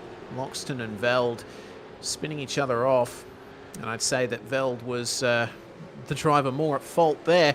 Unfortunately, they were the top 2 in that train, and now they have to settle for positions way down. I'm Reese Gardner, Dan Yeaman with me in the box, and Jay Kennedy on production. Well, Dan, that was a pretty crazy race 1 here at Winton. We get to reset and do it all over again for race 2, but now we have got more laps on the board. We're looking at 47 laps for race 2 here tonight. That we are indeed, as we'll bring it up for you here on this one. And indeed, so 47 laps just checks out to 140 odd kilometers. And once again, 1 required pit stop, minimum 2 tyres. But again, as always, 4 tyres will be done. And there's the updated information as per the rules and regulations regarding compulsory stops. Can come in any time from the end of lap 2 and must get it done before the end of lap 45. And that is a nice healthy pit window. Now, you would say, Reese, to ensure that you've got plenty of flexibility with how you get that pit stop done. And it seems that the cars who more or less split the difference with maybe a couple laps early benefited the most. So we'll see who's got the car underneath them for the longer runs that we will presumably see here in race number 2, with, of course, the increase from 34 to 47 laps here. Yep, much wider pit window as well, with the typical V8SCOPS mandatory pit window rule being the end of lap 2 to the beginning of the penultimate lap of the race. So quite a long window for drivers to make their mandatory stop in this race, but it also means that drivers are going to have to manage their tyres even more over some longer stints. In terms of the conditions, well, some good news for everyone out there. The track temperature has actually dropped. It's back down to 44 Celsius in the warm-up, and if we're just going straight on here into the second race in terms of in-sim time, then the track temp might just start cooling towards the very end. This will be a fun one, and we'll have to prepare for it very quickly because it is time. Checkered flag has flown in the warm-up, and now it's time to go through the grid.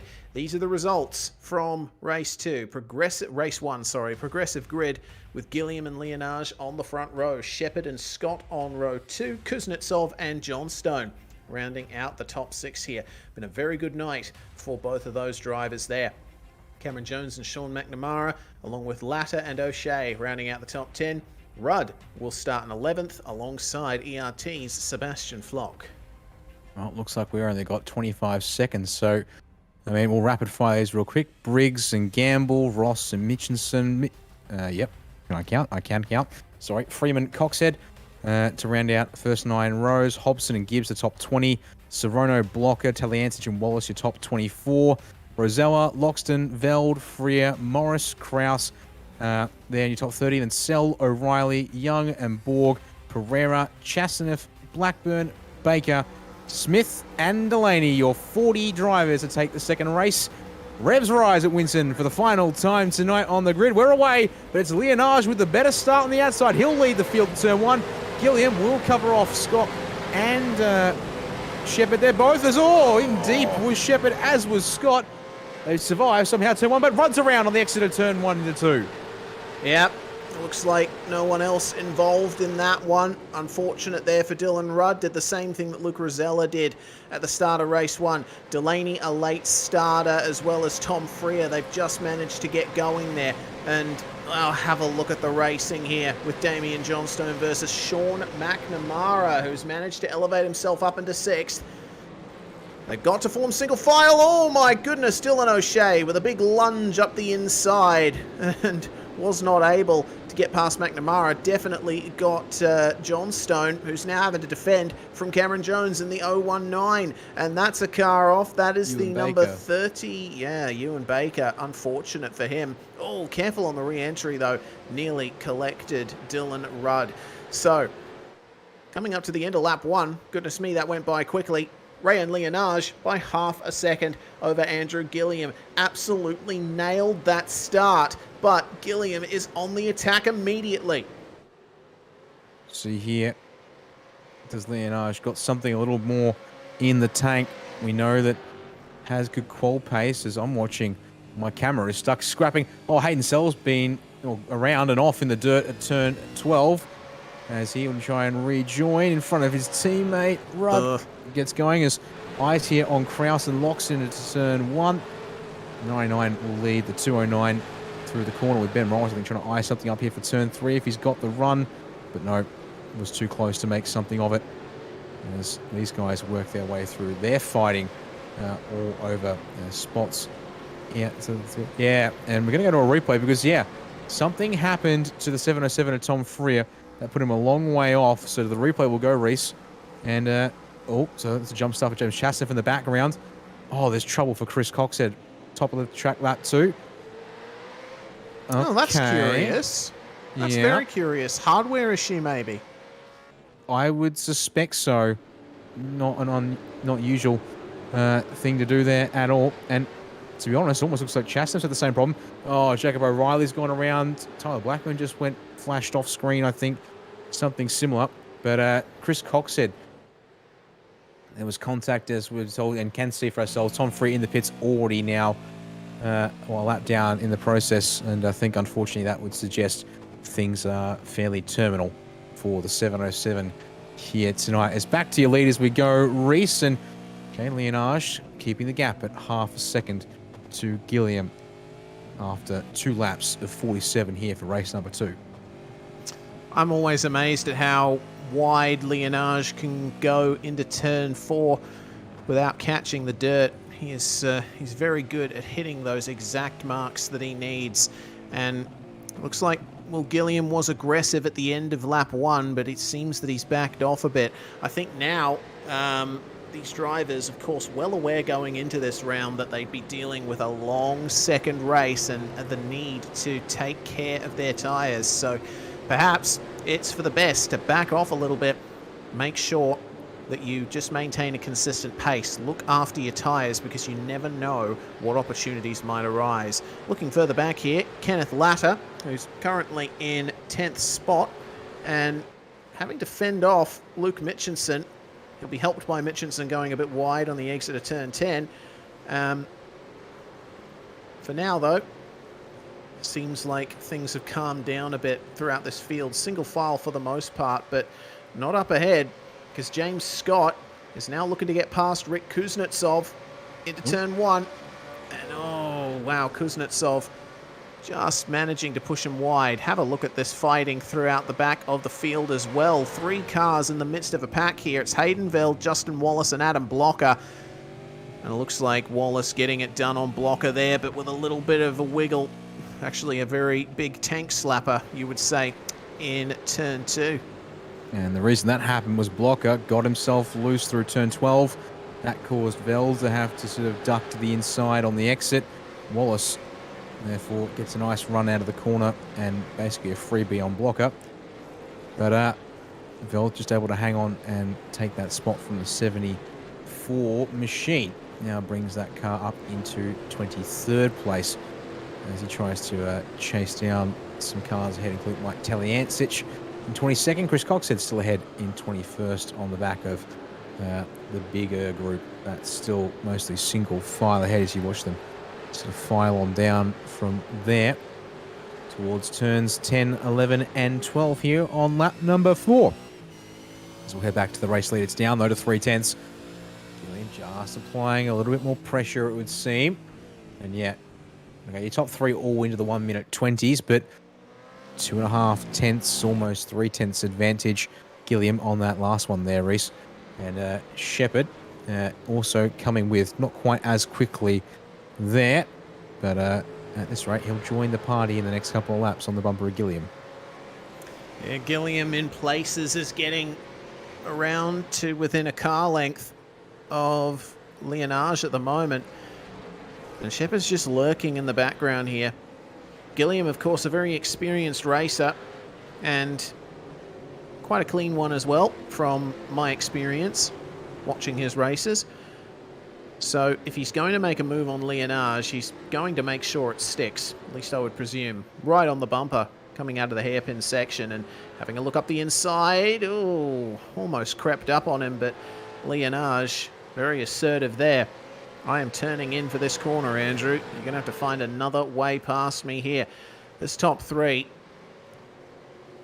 they are a class above the rest of the field at the moment, it seems, with a gap of a few seconds now back to Kuznetsov in fourth. We have Tyler Blackburn in the lane meanwhile. It looks like he's the first driver to take a mandatory pit stop, along with Chastaneuf as well. And oh no, that's the 08 of Blake Delaney in the tyre barriers, and that is at turn 7, it seems. Can confirm on the exit of 6 up into 7, so actually he's come unstuck before you get into the complex there, and he's got to be careful because that's your race leaders in the background, a shot approaching.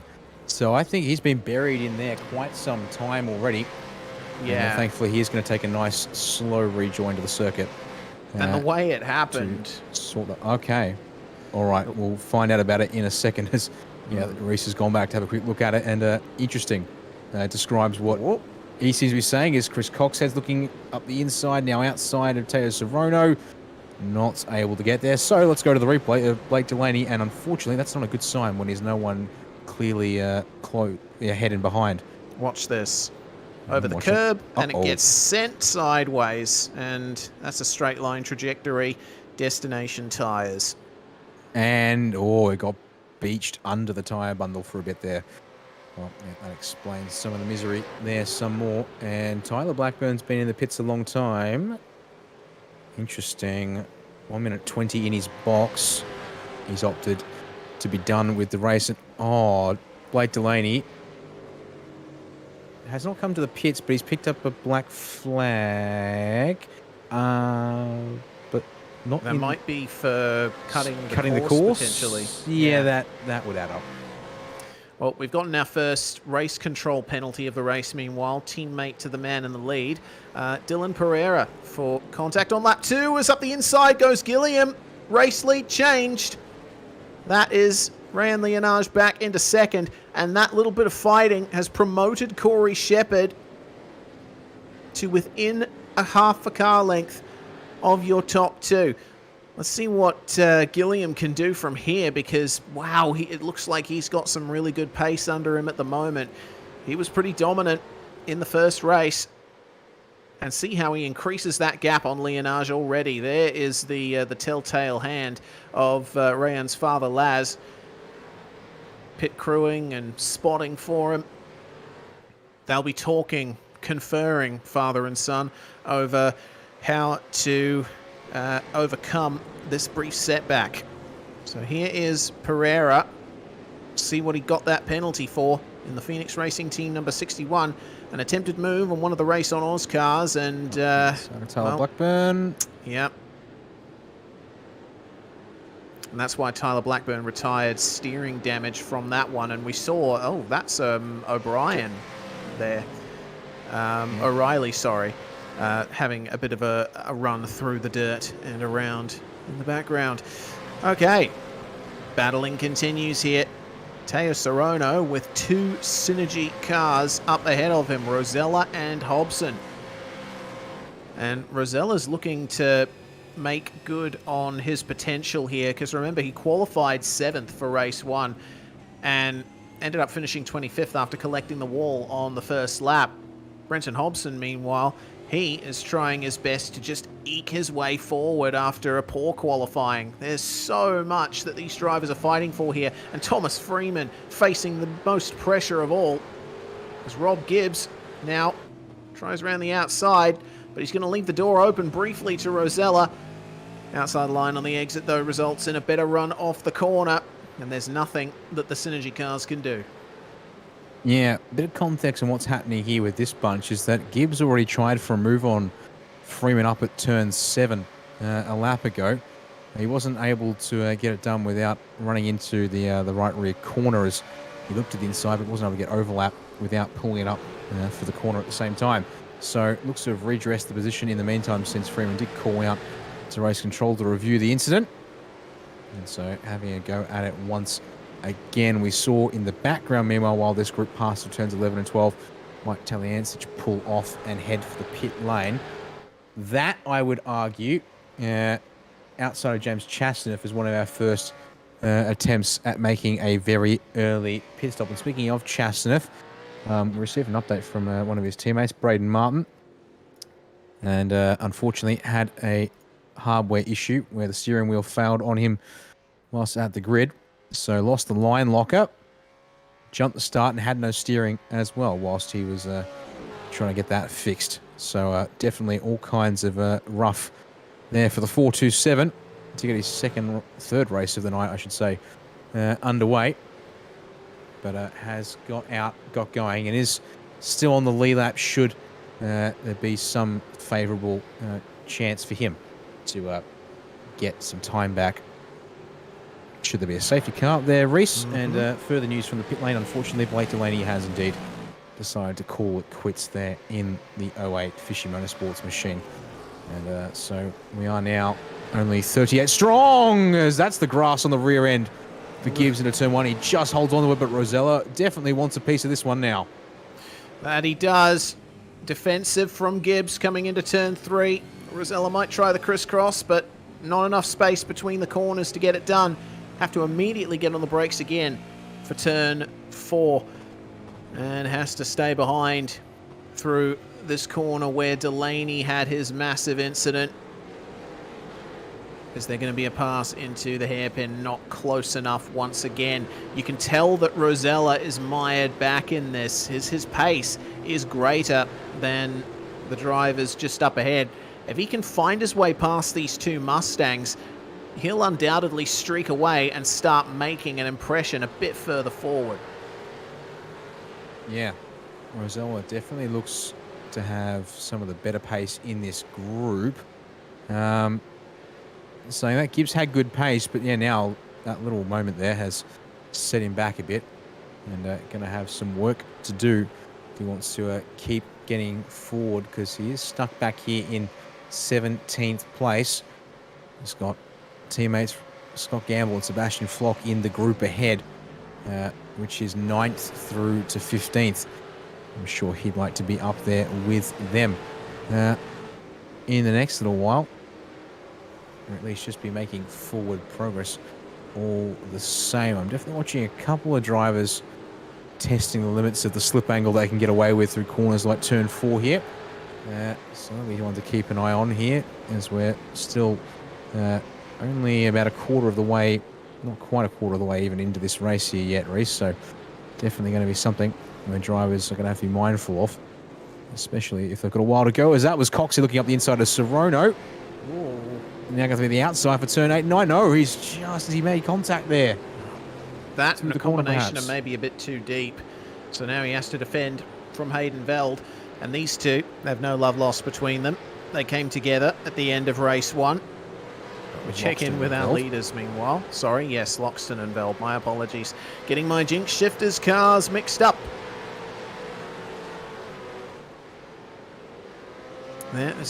It's the Gardner Gaff. That's my one allowance for the night. If it happens again, I will get fired.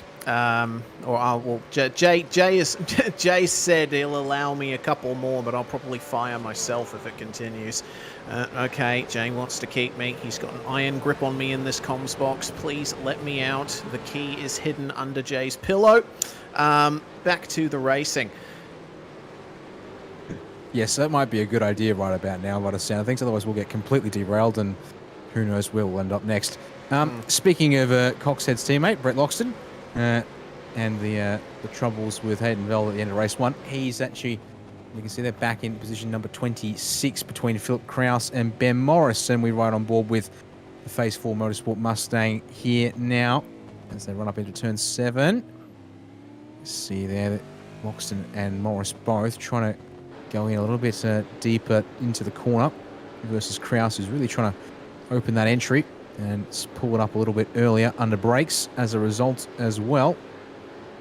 All in all, it's about neutral by the time they get to the exit of turn 9. There you can see also Paul Young in behind Morris. You've then got Brian Bull, who unfortunately really has been, I think, languishing here. Made up 5 spots tonight, but all the same, that's fairly slow going, I'd suggest, for someone who's been around as long as Borgie.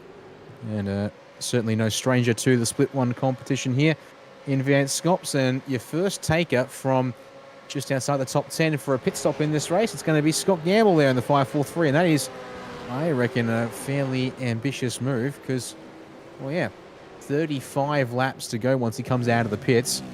That is going to be a long haul to make it home here tonight. Yeah, a lot to think about there as Ewan Baker and Benjamin Smith, they have got Hayden Sell right with them here, and the door opens there with Baker forced a little bit wide. No, sorry, not Baker. That was Smith forced wide, and Sell just saw the opportunity, and away he went. Oh dear, Kenneth Latter is right in the thick of it, isn't he? With Damien Johnstone having to filter in behind, and goodness me, Briggs almost getting into the back of Mitchinson just behind them. They'll sort themselves out, though. Such a long train of cars once again. They've still got that synergy duo of Rosella and Hobson up behind them and trying to find their way past Robert Gibbs and Thomas Freeman. But on to the 14th lap of this race, Kenneth Latter now back into the position he started the race in, 9th. And here's a stat for you, Dan. Kenneth Latter qualified for race 1 in 9th. He finished race 1 in 9th and thus started race 2 in 9th. He is currently 9th. Well, he's not going backwards. I'm sure he'd like to go forwards. But if you can at the very least maintain your position, I think you can walk away and say, job done. At the least. The only other driver to currently be running in the same position they qualified and finished race 1 in is Andrew Gilliam, who is our leader. Yes, that is a bit of a different story, one might suggest, perhaps, but alas, they still apply. Now, interestingly, just thinking about guys up the front of the field for a second, James Scott has not made any progress back past Rick Kuznetsov since everything that happened on the opening lap. You can see there, 5.2 seconds off the lead of the race. He's got about a second he needs to find to catch Rick Kuznetsov. Now we know he's quick. Second fastest driver in qualifying tonight. But alas, isn't making inroads here in the races. Second race. Gibbs going for the pits. And so is Flock. Yeah. My apologies for that interruption. It looks like a bit of coordination here from the Evolution crew. Well, Scott Gamble's come in first. And Gamble is currently in a bit of clear air. He's about 3 seconds behind Dylan Pereira. Flock and Taliancic. It's going to be interesting because, of course, Taliancic at the back of the group that Gibbs was in. Flock was right behind Gamble. So we'll see how they filter out. As we're going to see a pit stop comparison, and not a great stop for Robbie Gibbs at all. No, that's unfortunate, though. He was a little better. Well, at least he made up some of that time on the trips in and out of the lane. But, yeah, that's not good there for Robbie Gibbs. A little bit extra time that he's going to have to make up out on track. Back to this battle, meanwhile. Brett Loxton, car 209.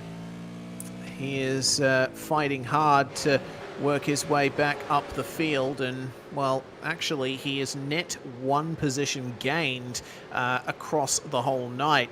He qualified 24th for race 1, finished 26th after his run-in with Hayden Veld, and then now up to 23rd here in race 2. And Philip Kraus as well. I just want to give a shout out to him briefly. He has actually driven really well in the first part of this second race. He's avoided the carnage around him, and he's continuing to make his way up. Remember, he's the driver who qualified dead last for race 1. Indeed. While he didn't have the qualifying pace by the side of things, or just didn't quite get the execution right in qualifying, potentially is more to the point. He's converting with keeping a clean nose and making progress forward when the opportunities come his way, I should say. So, indeed, doing everything he needs to do. And on the back bumper there of Brett Loxton, in short order, he will be. Trouble between Sell and Scott Gamble. It's going to get Seb Flock in the exit turn 4 as well. Oh, dear. Oh, yeah. Sell, having not pitted, now tangles with 2 cars that have pitted. And as we watch here with Flock, still trying to find a moment to safely rejoin the circuit, will tumble well behind his that teammates was and spectacular. such. And to the replay we'll go. And so wide for Sell through turn 3 here, Reese. Then contact with Scott Gamble up the inside, and then bonk. Yeah, Flock tried to find a gap. Unfortunately, Sell gathering it up, car straightened out a bit and started moving forward relative once again. More pit stops meanwhile. We've got a quartet in the lane of Freeman, Hobson, Sorono and Veld. And looks like Veld might be the first to complete that stop. No, actually, Veld is in the pits for a bit longer. Wow, that's not good for Hayden Veld. 5 more seconds stopped as McNamara is having to deal with quite a difficult run here. He's got, I believe that is, car 69. But we have another replay here. Hayden Sell and Michael Taliancic. Well, that's going to explain part of it. Just a little bit of an internet glitch there for Hayden Sell. And, Taliancic running deep himself into the hairpin. Must have gotten a bit of a startle from the car disappearing and reappearing ahead of him. Yeah, unfortunate in the sense that that kind of contact happens. But when you lose your reference because the car ahead's vanished, it's very, very off-putting, as I'm sure plenty of us know. We see there Luke Rosella into the pits. He's followed in by Ben Morris and Paul Young to the lane as well. So that'll mean just about everyone from what will be 22nd on back will take in a pit stop, barring a handful of exceptions there. So almost split the field in 2 as we're still yet to arrive at the halfway mark here in race number 2. It looks like the long game is going to be favoured at this point in time. There's James Scott once again, and he's actually lost a couple more tenths to Kuznetsov since we last checked in on him. Now, I mean, if he's pacing himself so that the tyres can be effective with fresher tyres later on in the race, I mean, good on him, I guess. But at the same time, he's lost nearly 2 seconds to Andrew Gilliam since we last checked on him. Yeah, I don't know what the deal is there. Because James Scott, obviously, very quick over a single lap. The track temperature has continued to drop by small increments, so we know that that's not an issue. I don't know. Maybe Scott just feels he's mired back in the weeds a little bit. Who knows?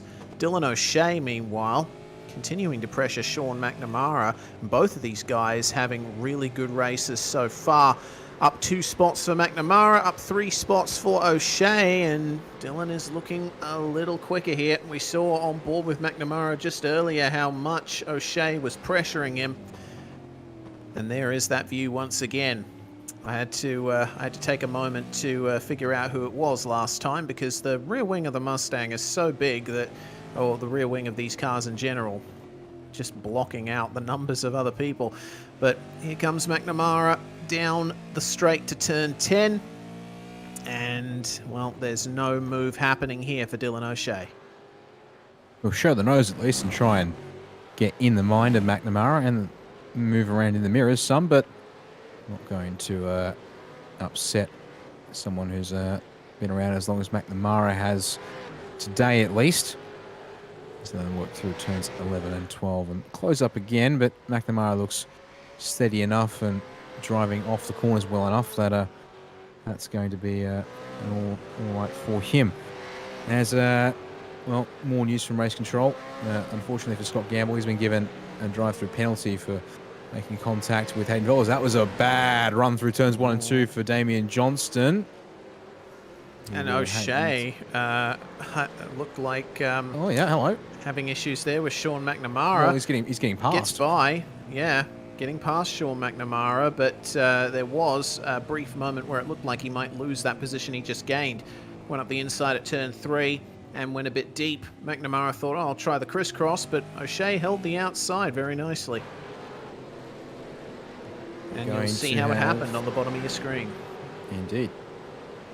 Keeping it live on top. And yeah, just going to go up towards turn 3. Yeah, McNamara out wide in late under brakes and does just get it pulled up even as McNamara goes up underneath at turn 4. And he's there, but gives almost too much space to O'Shea on the outside there. More than he needed to, I guess, if you were going to talk in strictly speaking terms. But at the same time, allows McNamara to know that he's kept his car clean and he's still in the fight for another time. 6th and 7th, the two of them, with Cameron Jones not too far back there in 8th place. Next driver to the pit lane there will be Jordan Ross in the 143 for Synergy Sim Racing, because his teammate Adam Briggs staying out on track and looking to get by Luke Mitchinson, who goes a little wide over the curbs at turn 2. Briggs not close enough though, Reese, to make a move into 3. Unless indeed. Little deep from Mitchinson, but he still hangs on for now. Yeah. No chance of a move through this corner, but Briggsy will try and harass the back of Mitchinson through these hairpins. Let's see how well the Synergy Mustang handles. Well, to the inside early, definitely showing the nose at every opportunity, trying to unsettle Mitchinson, but he's ended up unsettling himself in the process there, wide through the left-hand hairpin of turn 8. So he'll have to do a little bit more work here to try and get Mitchinson out of the way. We haven't checked in with the drivers at the front in quite some time, just because there's been so much battling going on here in the midfield, and battles like this really showing that anywhere you are in the field, there is someone to race with. Meanwhile, Cameron Jones into the pits. Kenneth Latter, it looks like, is following him in, as well as Mitchinson. Okay, so Mitchinson obviously feeling the pressure from Briggs there. Either that, or he's just continuing to drive his own race. So, comparison of the best and worst pit stops. Well, Jordan Ross, 9.6 seconds. That is a really good time in the box. 29.7 lane time too. But Hayden Veld with that bizarre pit stop, taking 5 seconds longer than anyone else. Evidently there were some further issues for Synergy 053 that we are not privy to, because a pit stop will usually take around 10 to 11 seconds if you're just changing tyres. Yeah, so curious to see, a chance to find out afterwards what the situation was. So there's an example of a good stop, stationary-wise, at 9.6 for Ken Latter, but the lane time at 30.1, maybe a couple of tenths off being picture perfect, alas. A couple extra tenths less time down the pit lane. He may have been able to leapfrog Robbie Gibbs, but leaders in. Not so sure, as indeed just about on the halfway marker. 23 laps complete. Andrew Gilliam, Rehan Leonage and Sean McNamara will all head for the pit lane as we'll watch their times stay on the screen. Just presume here, we'll confirm that both drivers get away. Standard. And a little on the long side for both of them, Reese, but for the most part, Status quo resumes, though. Advantage 1 second to Gilliam to help pad things out there. And Corey Shepherd, who stayed out of the pits, will be licking his lips at that, because that offers him an opportunity to get past Leonage, if he can nail his stop, that is. Leonage has just come out ahead of Ewan Baker in the Kiwi Sim Racing number 34. How long will it take Corey Shepherd to respond to this? He stayed out. Rick Kuznetsov has stayed out. So has everyone all the way down to Brett Loxton in 9th. Gilliam has come out in 10th. And it looks like it's going to be at least a lap longer here for Shepherd, but not for Kuznetsov. There he is in the background going into the pit lane. It's been a great night for Rick Kuznetsov. Let's see if he can continue. We've got a replay coming up, and we're being told this is not the same incident, but the same cars. And that's Michael Taliancic getting into the back of Hayden Sell once more. At the same corner, no less. Yeah, unfortunately, Hayden Sell's car starting to look a little bit like the fact it's being turned into a bit of a punching bag. And seems to fit the description now. It's a couple of incidents he's been entangled with, and not too many, I can say, in race 2 at least, that have been his fault. And definitely not that one there with Taliancic last time. Anyways, as out of the pits comes Dylan O'Shea, right in front of Sean McNamara.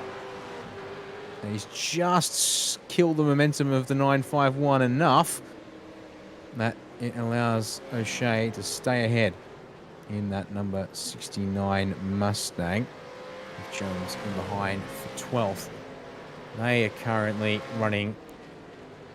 what is that? 4th on back for those who have pitted so far in this race. We await Shepherd, Scott, Blocker, and Loxton, along with Krause and Baker from the front of the field to complete their pit stops.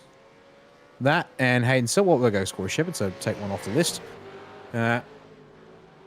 Those drivers named so far, named there, along with Hayden Sell. Once they're done, and the field is, as you say, cleansed, Reese, of the pit stop requirements. Oh, problem for Blocker, maybe? Is he coming in? Yes, he is. Just coming in. Yeah. The nature of the pit entry at Winton always makes me second guess myself, because you see a driver dropping down the order, you think, oh no, have they had an incident? Turns out they're just taking that extended route into the pit lane. But we look back at Ryan Leonage. He's up behind Brett Loxton, who's one of those final drivers to come in. And have a look at the pace difference between these two. It's not going to be easy for him to get by in this sector of the track, though Rayan is using as much of the track as he possibly can. Will he be brave up the inside? Loxton turns in. This is for position. And they barely have enough room to work with here. And Loxton will continue to defend the place. This is not working out well for Rayan Leonage. It's not really, but it also might be indicative of what we're going to see when Corey Shepherd gets on the back bumper of the 209. And, well, unfortunately for Rayhan, I don't think... Oh, James Scott, no! Oh, no! We've seen a couple of little errors from him tonight, uncharacteristic, I would argue. And now he adds another one to his tally for race number 2. Just straight up got on the brakes too late. Oh, dear me. Well, there goes Andrew Gilliam by. And, okay, no, Brett Loxton will come to the pits this time to erase that possibility of seeing how he will affect the fight between Shepherd and Leonage. And as you said, on the brakes, that is deep. And, oh, dear, James. Not even a lockup. That's, oh, man. And then a little stuck in the tyres as well for good measure to add insult to injury. And then half on the road. So it really burns out. And he's come back out amongst his SSR teammates 14th, 15th, 16th. With only one spot yet to be sorted due to pits. Oh my God, SSR all win amongst this bunch with almost the fact that Thomas Freeman in the Fishy Motorsports car and Teo Sorono Pursuit Sim Racing almost interlopers amongst this bunch here at this point. Yeah, well, Synergy have the best representation out of all the teams in Split 1. They have plenty of cars running their banners and their sponsors. So you see a pack here of Synergy cars. Any other team will look like they're a bit out of place. Meanwhile, looks like Michael Taliancic's infraction there with Hayden Selt has not gone down well with race control. 15 seconds will be added to Michael Taliancic's time at the end of the race. Now, how does that stack up for him as things stand? Tally is back in 34th place. And, well, at this stage, it looks like he won't lose any spots. But, yeah, we've still got plenty of this race to go, as in comes Ewan Baker from position just outside the top 10, and that is everyone having completed their mandatory pit stops. So we are racing to the very end here at Winton Motor Raceway. When we cross the line, it is going to be 20 laps to go in race 2. Yeah, the laps continue to tick away without sight or sound of a safety car yet tonight. I'm being told I've ruined it by daring to utter the magic sentence. But, Or have you enhanced it? well, look, yeah, we'll see. As that's the SSR duo of Briggs and Ross going side by side up ahead of these two here. And we've got Michael Angus on the radio. Oh, we've also lost Cameron Jones potentially from the server, or at least going to lose him maybe if he doesn't. And no, already down to half. His Hardware failure potentially. Connection is half dropped, but being told to wait for a replay incoming here for the 019 race. So into the turn 9 hairpin. What happens on the exit? Oh, the steering wheel just doesn't unwind, and well, then something else goes haywire for Cameron Jones. That's the worst place for a hardware failure to happen. Maybe the second worst if you know, you have a pedal failure at the end of the longest straight.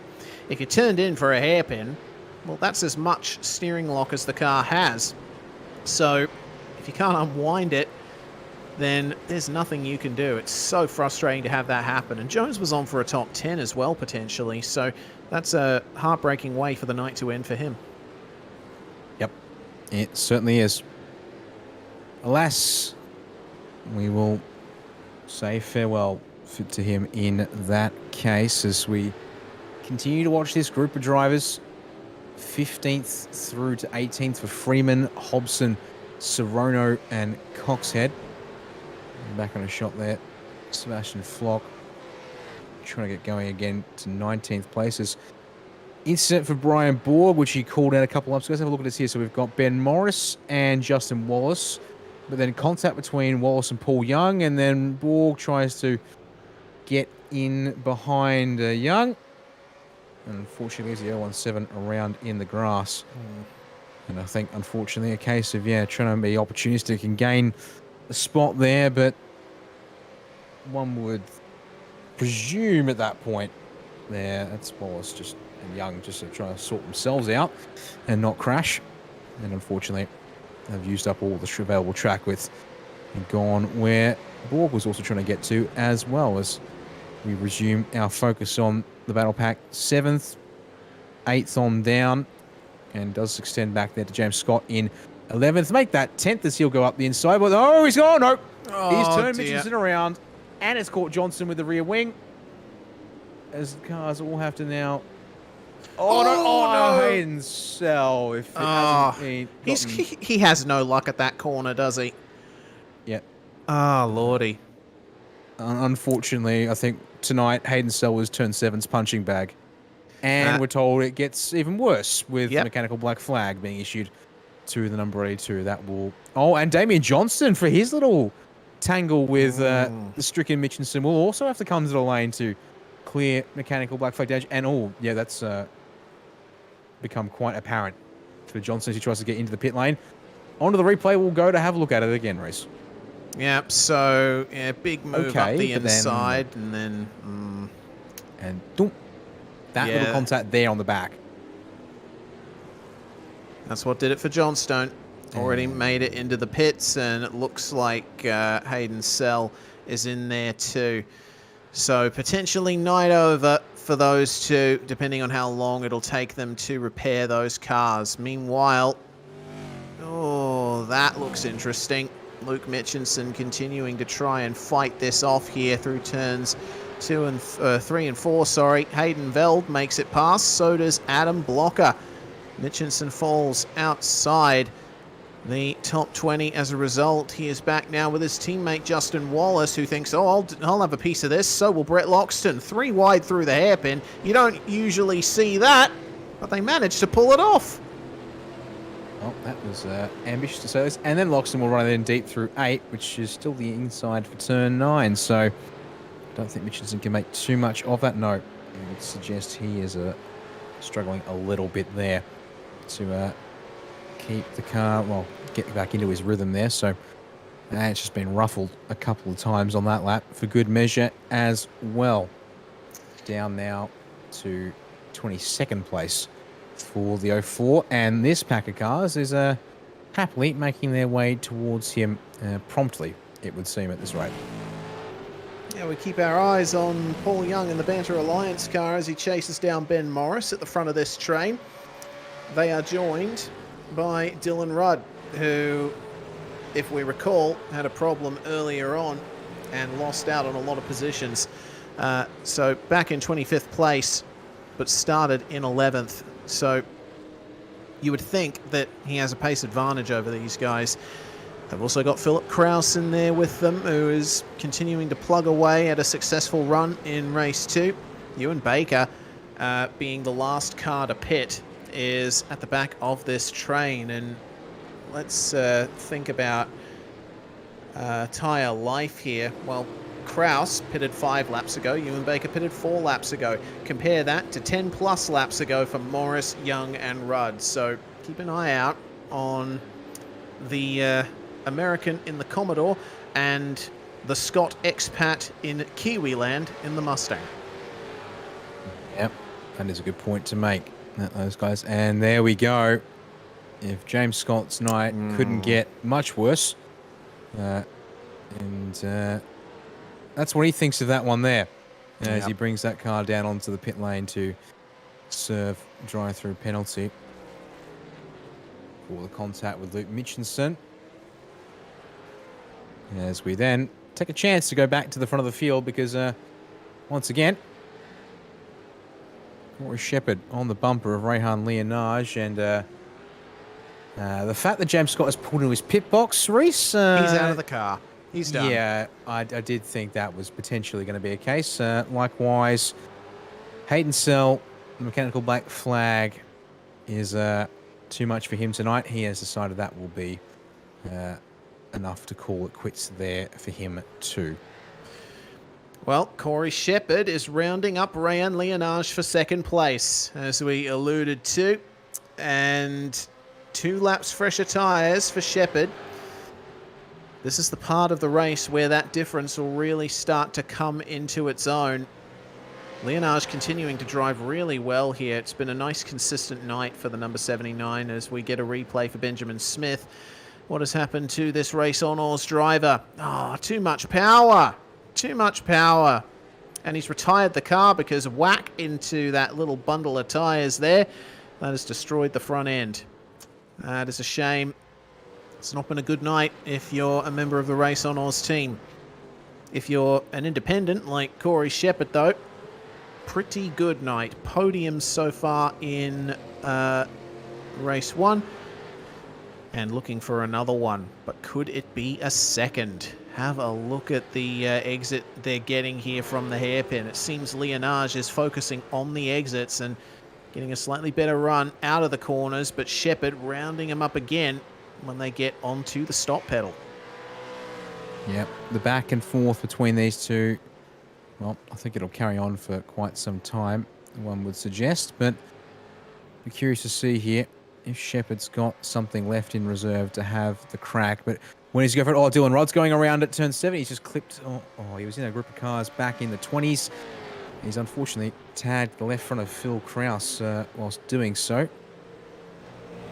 Hasn't actually spun fully, but that certainly won't be doing his car or Krause's car any favours as we continue to watch this fight for second place. It's this or the fight for 7th with Robbie Gibbs leading Ken Latta or Luca Rosella in the top 10 before we then have to step out towards Freeman and Hobson for 12th.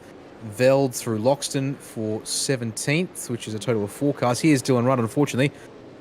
And unusually, in all too hot by himself there. And unfortunately, Krause takes the hit to straighten him back out. Seems like that's that Dylan corner is a Rudd back in curse the for pit lane. 9.5 cars. With Yeah. a black flag.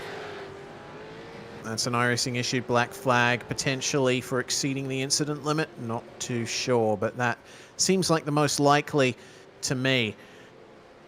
Leonage versus Shepherd. Shows no signs of stopping, and well, you see just there in the braking zone how much better Shepherd is on the brakes, but when it comes time to putting the power down out of the corners, Leonage is a lot more controlled. And Leonage, of course, with some real-life motorsport experience under his belt. I can't say for sure whether Shepherd has any real-life experience, but we do know that Leonage is a kart racer in the real world, so that definitely plays into the talent that he has and is continuing to build. Shepherd, of course, with plenty of talent of his own, and this has been a fight I've been looking forward to since the checkered flag came out for round 1, because these two incredibly close. Gilliam currently on another level here at Winton, but tell you what, if these three see the full season out, it's going to be one heck of a championship fight. Looking further back though, Kenneth Latta, he has been just plugging away, hasn't he? It's been a slow but steady rise, with 9th turning into 8th, and looking to me as though he's going to be looking at actually losing that spot. So Luca Rosella, his Synergy Sim Racing teammate, up the inside at turn 3, and those two chasing Robert Gibbs, who has had a bit of a reversal of fortune, hasn't he? Started in 20th, qualified 16th for race 1, but now up to 7th place and looking reasonably good. Yep, the move there for Rosella does put Ken Latta back in 9th, so he carries on as one of the 2 drivers so far tonight to still be where he started out once qualifying set the grid for race number 1. But yeah, Rosella and Gibbs both making bulk positions here in race 2. 13, as you said, for Gibbs, and 17 spots up for Rosella. So just how a little bit of keeping your nose cleaner, I'd say, in the case of Gibbs, because it's starting to look a little bit dirty down there. Not so stark white. The fluoro yellow of Rosella's car seems to hide it a tiny bit better. Yellow, lime, it's more of a lime green, I'd say, for that shade. As, a little bit of trouble for Phil Krause by himself at turn 4 in the 99. Has slid off but rejoined the circuit. That will drop him, though, into a little pocket of his own. That was a car in the pits. Brian Borg, I think, has jumped out of that car as well there, Reese. So the retirement list is starting to grow here in race number 2. Looks like we might have 31 finishers at this rate who will bring it home to the end. Yeah, that's unfortunate. I can't see any damage outwardly on Brian Borg's car. It does look like the car seemed a little unstable, but yeah, I don't know. Maybe Borgie just calling it a night from there. Some traffic, meanwhile, for our second place battle, and half a chance at Shepherd getting past Leonage in the turn 7 hairpin. Tyler Blackburn got out of the way very smartly, but the pressure's starting to build. It's going to be 10 laps to go for Andrew Gilliam in a few moments' time. He's just coming into the braking zone for the last 2 corners as these guys exit turn 10. And again, Leonage just carrying more momentum out of the corner. Slow in, fast out. It's one of the first things that you're taught as a racer. One of the first things that you often find out on your own too, if you don't have anyone coaching you. And it's working out really well for Rayan Leonage at the moment.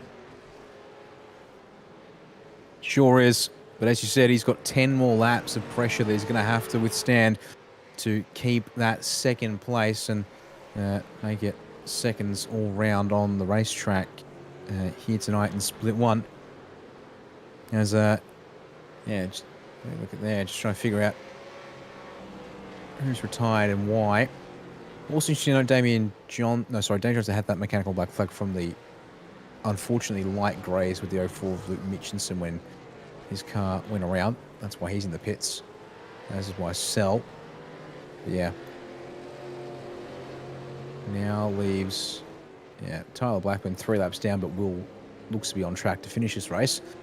So yeah, unfortunately, a healthy number of a decent list of retirements. That's not, I wouldn't call 10 drivers retiring healthy by any stretch of the means, but alas, and then still have plenty of good battle packs. It's just that no one's making big moves just yet. Leonage and Shepard sizing each other up. Gibbs through to Briggs, 7th through to 10th. Still line astern. Oh, there we go. Loxton and Veld turn 7, 8, 9 once again. That there is Veld retaking that place from the 209 Reese. Now, well, we know how this ended up. As unfortunately we're hearing, actual computer component potential failure for Cameron Jones, which forced him to park the forced his computer to park the 019 for him, it would suggest. That's always the worst kind of hardware failure, to have an actual computer component rather than a part of your sim hardware, because you just know it's going to be an expensive fix. And it might just be the most expensive of them all in the current market, depending on what Cameron's used to running on. So, that could be a nasty one. Lox is going to go for it. No! Again! Those two, they've got to take care. Loxton is slow, but I think he's realised by this point Veld has stopped, and he'll have to keep going. He'll be getting a big old slap on the wrist from race control for that one, I think. Coming into turn 3, deep into the corner. And, I mean, if you're Hayden Veld, how do you even respond to that? You've already committed to the corner. Loxton's coming up on you very quickly. He could have opened the steering, yes, but he did. I think, did he? Wow, okay. Yeah. You can see Veld's car there. He goes in on the presumption that Loxton will not try that desperately to make the pass, sees he's coming, does actually straighten the car up a bit, but it still has to turn in some amount. And, as we'll go on board, I hope this is on board with Vel, going to prove it. So steer, there. Yeah, by then it was too late, though. Yeah. Disappointing to see that return serve, technically speaking, has come out to play. So, that'll be dealt with promptly, you would think, by the race control team. As Loxton will carry on to try and mitigate the damage by trying to get past Mitchinson there in the 04. As he now works 8 laps to go here in and amongst the 20s. Actually, P20 exactly at the moment for Loxton. As he runs on the road. Well, it's looking like, as we keep checking out this fight, Loxton actually getting the move done, and Teo Sorono thinks, okay, I'm going to have a piece of this little bump to... Ben Morris there? Yeah, to Ben Morris. No, Ben Morris. All right, replay of the... Oh, okay, we're going to have to stay with the replay because Luke Mitchinson has been hit. So let's see what happened to Gilliam here. A little bit... Oh, yep. Oh, very wide indeed. And he gets he's it back there on the road. just ahead of his teammate and team owner, Michael Taliancic. So here's what happened to Luke Mitchinson. So Ben Morris with him there, and it looks like one of the Banter Alliance cars. Paul Young. Yeah, Paul Young makes contact with him in the braking zone and sends him sliding, and Ben Morris just escaped that. Did. And Oh, then hello. that's caused Morris, Young, and Ewan Baker to be 3 wide. Young thankfully backs out into turn 11, but then they all pinch brakes a bit, and Philip Kraus decides he'll join the party of lock brakes at turn 11. Yeah, we're told we're going to stay on this apparently for a bit. So a little bit of hip and shoulder on the exit 12 between Baker and Young. And that will be the end of that for now. As we return to live pitches and find Baker give the bumper of Morris a friendly hello here with 6 to go. Oh, goodness me. These guys are another fighting for 20th. 20th place. No matter where you are in the field, you have someone to race with. And, well, oh, Baker, easy. Doesn't get into the back of Morris, but will lose that position to Young and potentially to Philip Kraus as well. Surprising absolutely no one, Brett Loxton has gotten a penalty from race control for that maneuver on Hayden Veld as Kraus tries to find his way past Baker and succeeds on the way into the final corner. There goes Loxton into the pits to serve his penalty as these 4 go blasting past down the front stretch. That they do. Also, inside the top 10, we have had a bit of movement. Luke Rosella in some time previous has been able to get by the number 2 Robert Gibbs, and you think I can tell partly why. Gibbs and Ken Letter both allowing or having to deal with the rear end stepping away. We're reminded by producer Jay Kennedy that Ken Letter is still 9th, but I get the feeling with Adam Briggs on his tail that is set to change unless they can also get by Robert Gibbs and resort that set of 3. We also have Chris Coxhead threatening the back bumper of Brenton Hobson for 13th place. Sebastian Flock there 16th, trying to recover after clipping the spinning Hayden Cell. Blocker and Wallace racing each other, and then this group of cars 19th through 22nd, still trying to size up to go at it once again. Let's see what Ewan Baker has got versus Philip Kraus and what Kraus can do to continue to stomp his way forward in this field after qualifying 40th for race 1. Gained positions in both races so far, but man, that is deep from Baker. Does manage to just pull it up in time. But we'll see what he can do to keep... Oh, okay. Kraus, easy does it. There goes Young, wide into the dirt, and is going to let both of them by and is now at the back of the pack. So, yet another position gained for Philip Kraus, and a little bit of recovery there for Ewan Baker. Yep. Bit by bit. Place here, place there. These guys certainly got plenty left in this. Well, those guys plenty left in the scrub. These guys here, though, also probably have plenty left in it, with Gibbs still fending off Latta. Oh, not for long, because Gibbs goes and throws it in deep to turn 11. And that will be the place for the 269. Gibbs tried to stick it around the outside, but he wasn't really there. And Latta now moves himself a spot up from where he started the whole evening, Reese. So he breaks the continuum of 9th place being associated with his car tonight. Tell you what, if you want another completely pointless position stat, Luke Rosella qualified 7th for race 1, finished 25th. So started 25th for race 2 and is now back up into 7th. So net 0 positions gained for this guy. I feel like that's probably worth saying net 0 lost in that case. As Briggs to the Fair inside enough. of Gibbs, and unfortunately the rear end on the number 2 ERT car would rather apply for a drifting competition at this stage. I think racing the slower speed stuff. Yeah, that ERT number 2 has got nothing left on the rears, and looks like the option to pit at the end of lap 14 for Gibbs is now really biting him in the rear end, given the Synergy cars around him, all pitted no earlier than lap 17, and for most of them, after lap 20.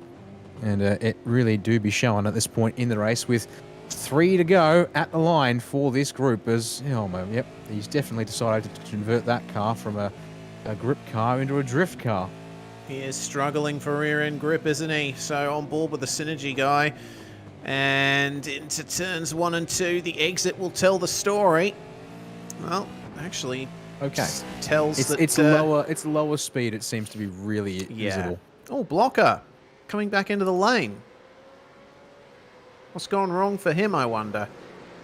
Nothing apparent on the timing and such, but oh, up on the jacks and down again. I think was it jacks? Was it? Yeah, it was jacks. The car goes up on the jacks regardless of whether you take tyres or not, I believe. So maybe he underfueled it. I would expect a short dash. Well, yeah, he was only in there for 5.5 seconds, so I would suggest, unfortunately, for Adam Blocker, that's a bit of a fuel starting number miscalculation, and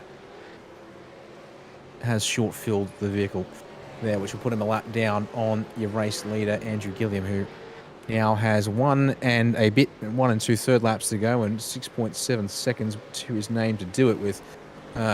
Looks like also Rehan Lienage has seen off the challenger and Corey Shepherd. The gap is now up to 9/10 of a second between them. You can see it there in the background.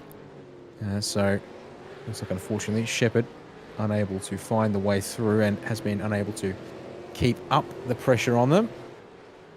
As we give the race leader a little bit more airtime here in the final lap and a half after such a commanding run that it's been hard to give him a chance to put him on the air tonight, during the races at least. Yeah, whenever we come to Winton here on SimSpeed TV, we rarely keep an eye on the leader the whole way through, because especially in a big field like this one in V8SCOPS, there is action absolutely everywhere. Barney waves the white flag and through comes the Pursuit 201 to begin the final 3,000 metres of this night's racing. There is Lienage and Shepherd, and looks like a good enough gap at this point that Rehan will be able to maintain it. Kuznetsov maintaining 4th. It's been a magnificent drive there from Rick. O'Shea and McNamara, quite a bit of space between them. This is the closest battle, Gibbs versus Ross. And, oh, that's a bit of a wiggle for Gibbs coming into the penultimate corner. Jordan Ross smells blood, but a bit too much curb in the final corner will slightly hold his run back a little. One more lap for him to try and make the move. Chris Coxhead, meanwhile, we're hearing there might be some issues here. He's lost 11 seconds on this lap. What's going on for Chris Coxhead? He's stuck in 2nd gear. Okay, so apparently... Oh, no, he's gotten up into 3rd. Oh, what is wrong with Chris Coxhead's car? Might be out of fuel. Well, mercifully for him, the race will be over soon. Here comes Andrew Gilliam. Nothing short of a dominant run here tonight at Winton. Checkered flag flies, and Gilliam will take 2 from 2 plus pole position. That is a fantastic drive there for Andrew, and Rehan Lienage can celebrate with 2 second places here tonight, definitely maintaining his position towards the front of the standings. But things will be equalized, I think, quite a bit with Gilliam's 2 wins there, with points split across both races. Can Gibbs hold off Ross for the last position in the top 10? Well, it's going to be desperate. Jordan Ross almost sticks his nose up the inside, but is not able to get it done. And Robbie Gibbs, with those very old tyres, slithering his way out of the corners and will come home for 10th. That's a great drive there for Robbie. Yeah, well, I can tell you that with 1 round apiece, and both drivers finishing 2nd in the other round, we will be all tied up on the points situation going into the 3rd round of V8SCOPS in March. So it's going to be an interesting discussion to see the start of the season off like that, as those rear tyres are finally relieved of their duties when it comes to keeping some grip down. And well, I have to say, it's a fairly well executed burnout there for Andrew Gilliam, all the way around turn 6 and 7 at least, I think. And he'll keep it going into 8. Yeah, little bit of a re-kick there and keep the smoke going as he slides that kart up through the top of the circuit here. Yeah, unfortunately, Gilliam and Leonage did make a bit of contact on the cooldown lap while the burnouts were happening, and Michael Taliancic briefly joining his teammate there in the celebrations. A lot of smoke being thrown up here at Winton Motor Raceway. Fortunately, only virtual smoke, as Gilliam takes it by 7.5 seconds over Rayan Leonage. Once again, 1 and 2, with Corey Shepherd taking up the 3rd spot on the podium. Rick Kuznetsov, great night for car 888, a 5th and a 4th in the end, with Dylan O'Shea elevating himself to P5 after a 10th place start and finish in the first race. Sean McNamara also makes up 2 positions. Luke Rosella makes it back up to his qualifying position of 7th. So, as you corrected me before, Dan, yes, net 0 positions lost for the number 29. Kenneth Ladder gains a spot up into 8th. Adam Briggs up 4 into 9th. And Robbie Gibbs started 20th and comes home 10th. And looking outside the top 10 with Jordan Ross there just in behind Robbie Gibbs, who will have to settle for P11 in race 2 tonight. 12th place there to Thomas Freeman. Also gains a couple of spots to his name. I hope he'll be fairly happy with the progress he's made across the evening. 13th place, a couple of spots gained for Brendan Hobson, so moves up the road for the 88 as well, given he started, remember, the night back in 25th position. 14th, it's Sorono, driver who made some progress in race 2 there tonight. Sebastian Flock, unfortunately, the contact there mid-race, unable to fully recover. Will have to settle for 15th place with Hayden Sell, that was. Justin Wallace up spots to 16th. Likewise for Ben Morris up to 17th place. Philip Krause up 12 spots from 30th to 18th there in race number 2 alone, let alone the 40th to 30th in race 1. Even more spots gained in race 2 specifically for Ewan Baker there, from 38th place to 19th. And to round out your top 20, it'll be Paul Young, having gained 13 spots tonight there in race number 2 race. Dylan Pereira comes home in 21st place after 35th in race 1. Good reversal of fortunes there. Luke Mitchinson, though, one of a few drivers here who would have been hoping for better. Scott Gamble and Chris Coxhead also losing quite a few positions on their way to 22nd, 23rd and 24th.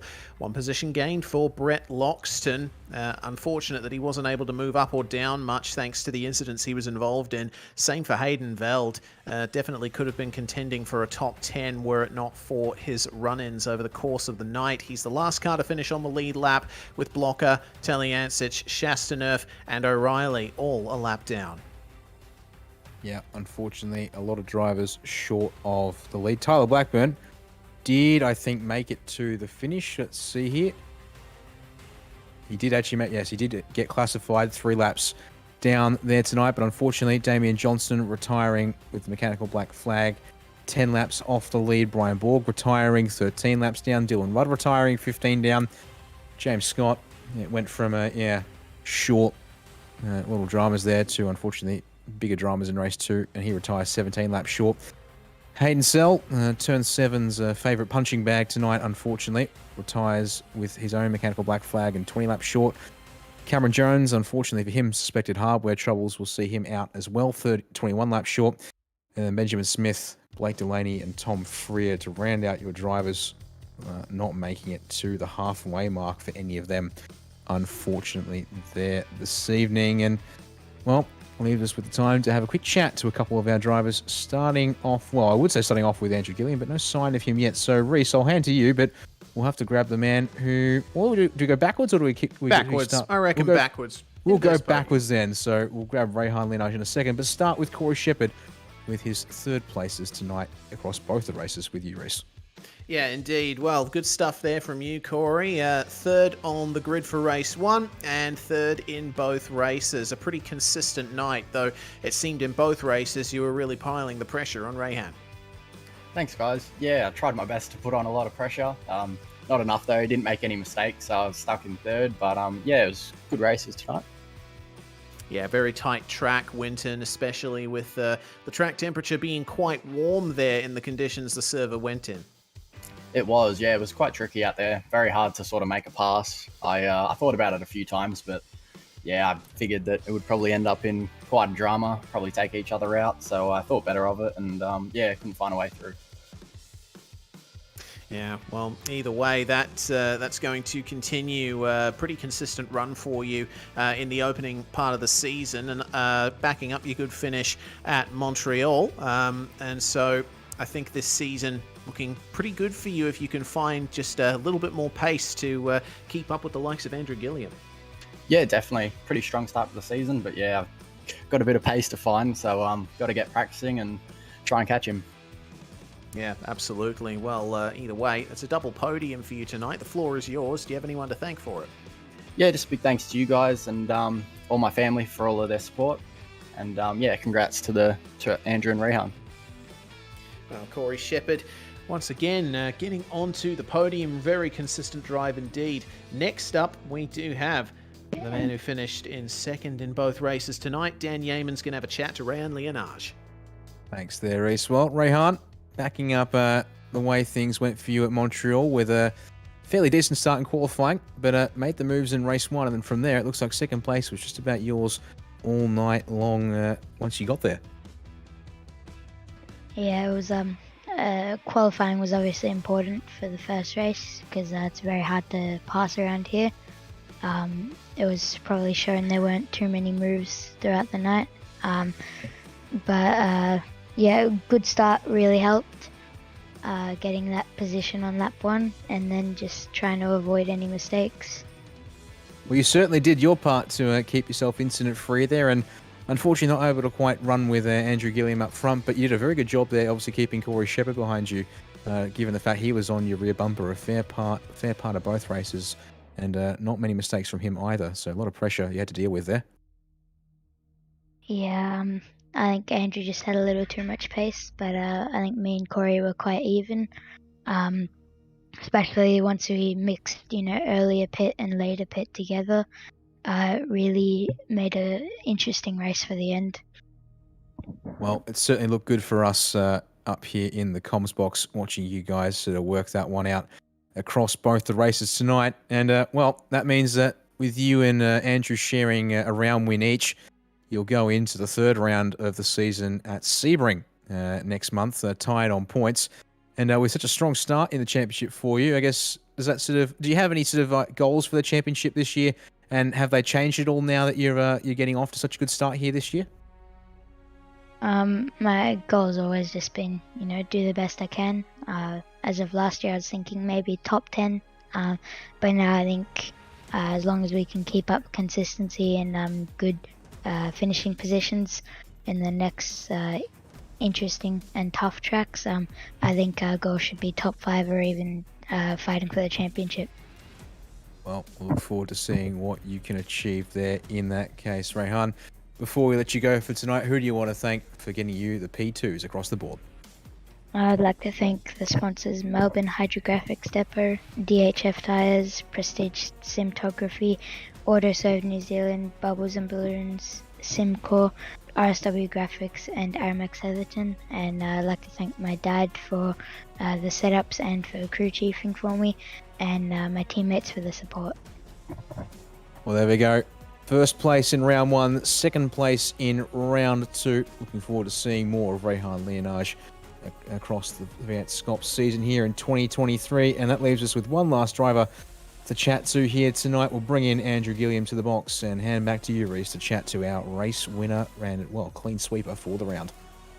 Yep, second at Montreal, Andy, but then nice clean sweep indeed of the round at Winton. This track seems to work well with you. Oh man, I'm so stoked. What an awesome race. I couldn't be happier with tonight. That was phenomenal. The car felt amazing. Quality race, every lap of the race. It was just phenomenal. I had so much fun just lapping in the car. Yeah, it definitely looked like that from outside. The race start, though, was one place where the car didn't quite gel with you. It seemed that you got beaten off the line in both races tonight. Of course, you managed to get that back on pace alone, but what do you think was the problem there? My initial launch was okay in the first start, and then I burst in a wheel spin, and then I just went way too conservative for the second start. So I just got to go do a bit of homework and sort that out so we can get some perfect races together.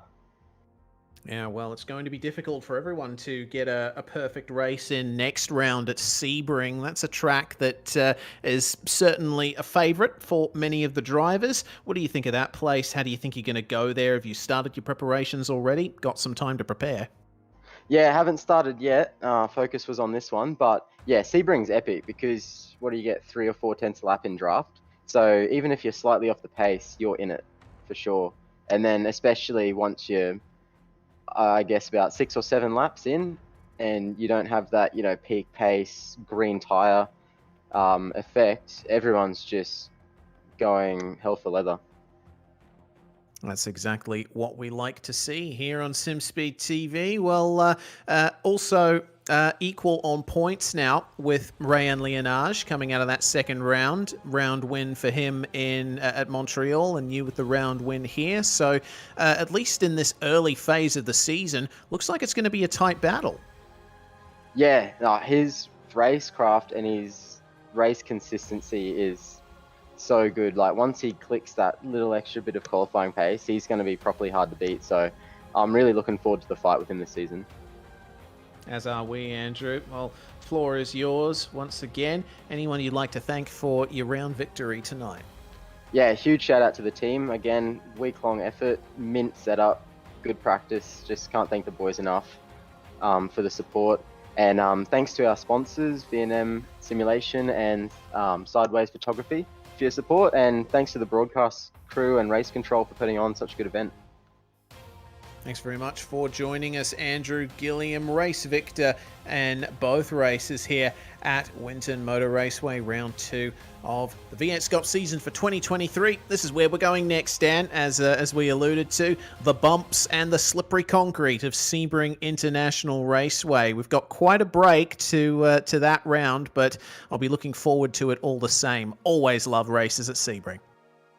Yeah, it's going to be a pretty, we like to think it should be a really good mix, a good track for the racing action here in V8SCOPS. And of course, we'll get the action underway with SCOPS supports on the Friday night, the 17th of March as well, to set the stage, if you will, before we jump into the racing action on Sunday with Super Split 2 and our Split 1 event as well for good measure. So, yeah.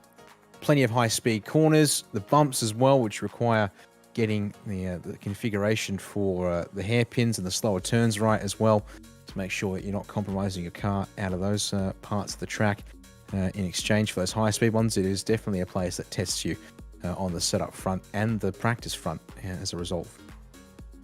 Yeah, indeed. It's all about the bumps at Sebring, and it's all about good racing here tonight in V8SCOPS. Thanks everybody for watching. Really hope you enjoyed the show tonight. We certainly did.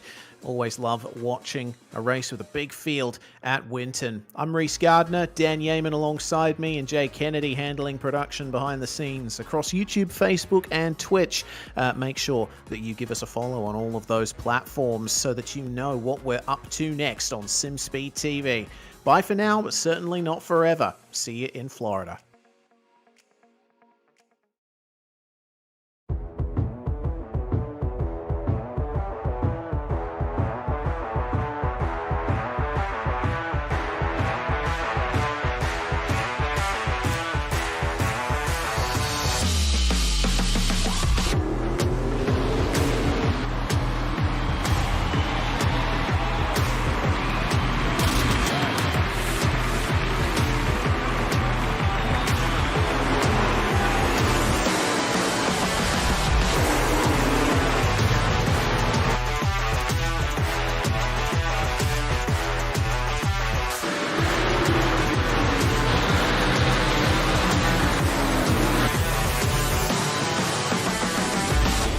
World of Outlaws Dirt Racing is available now.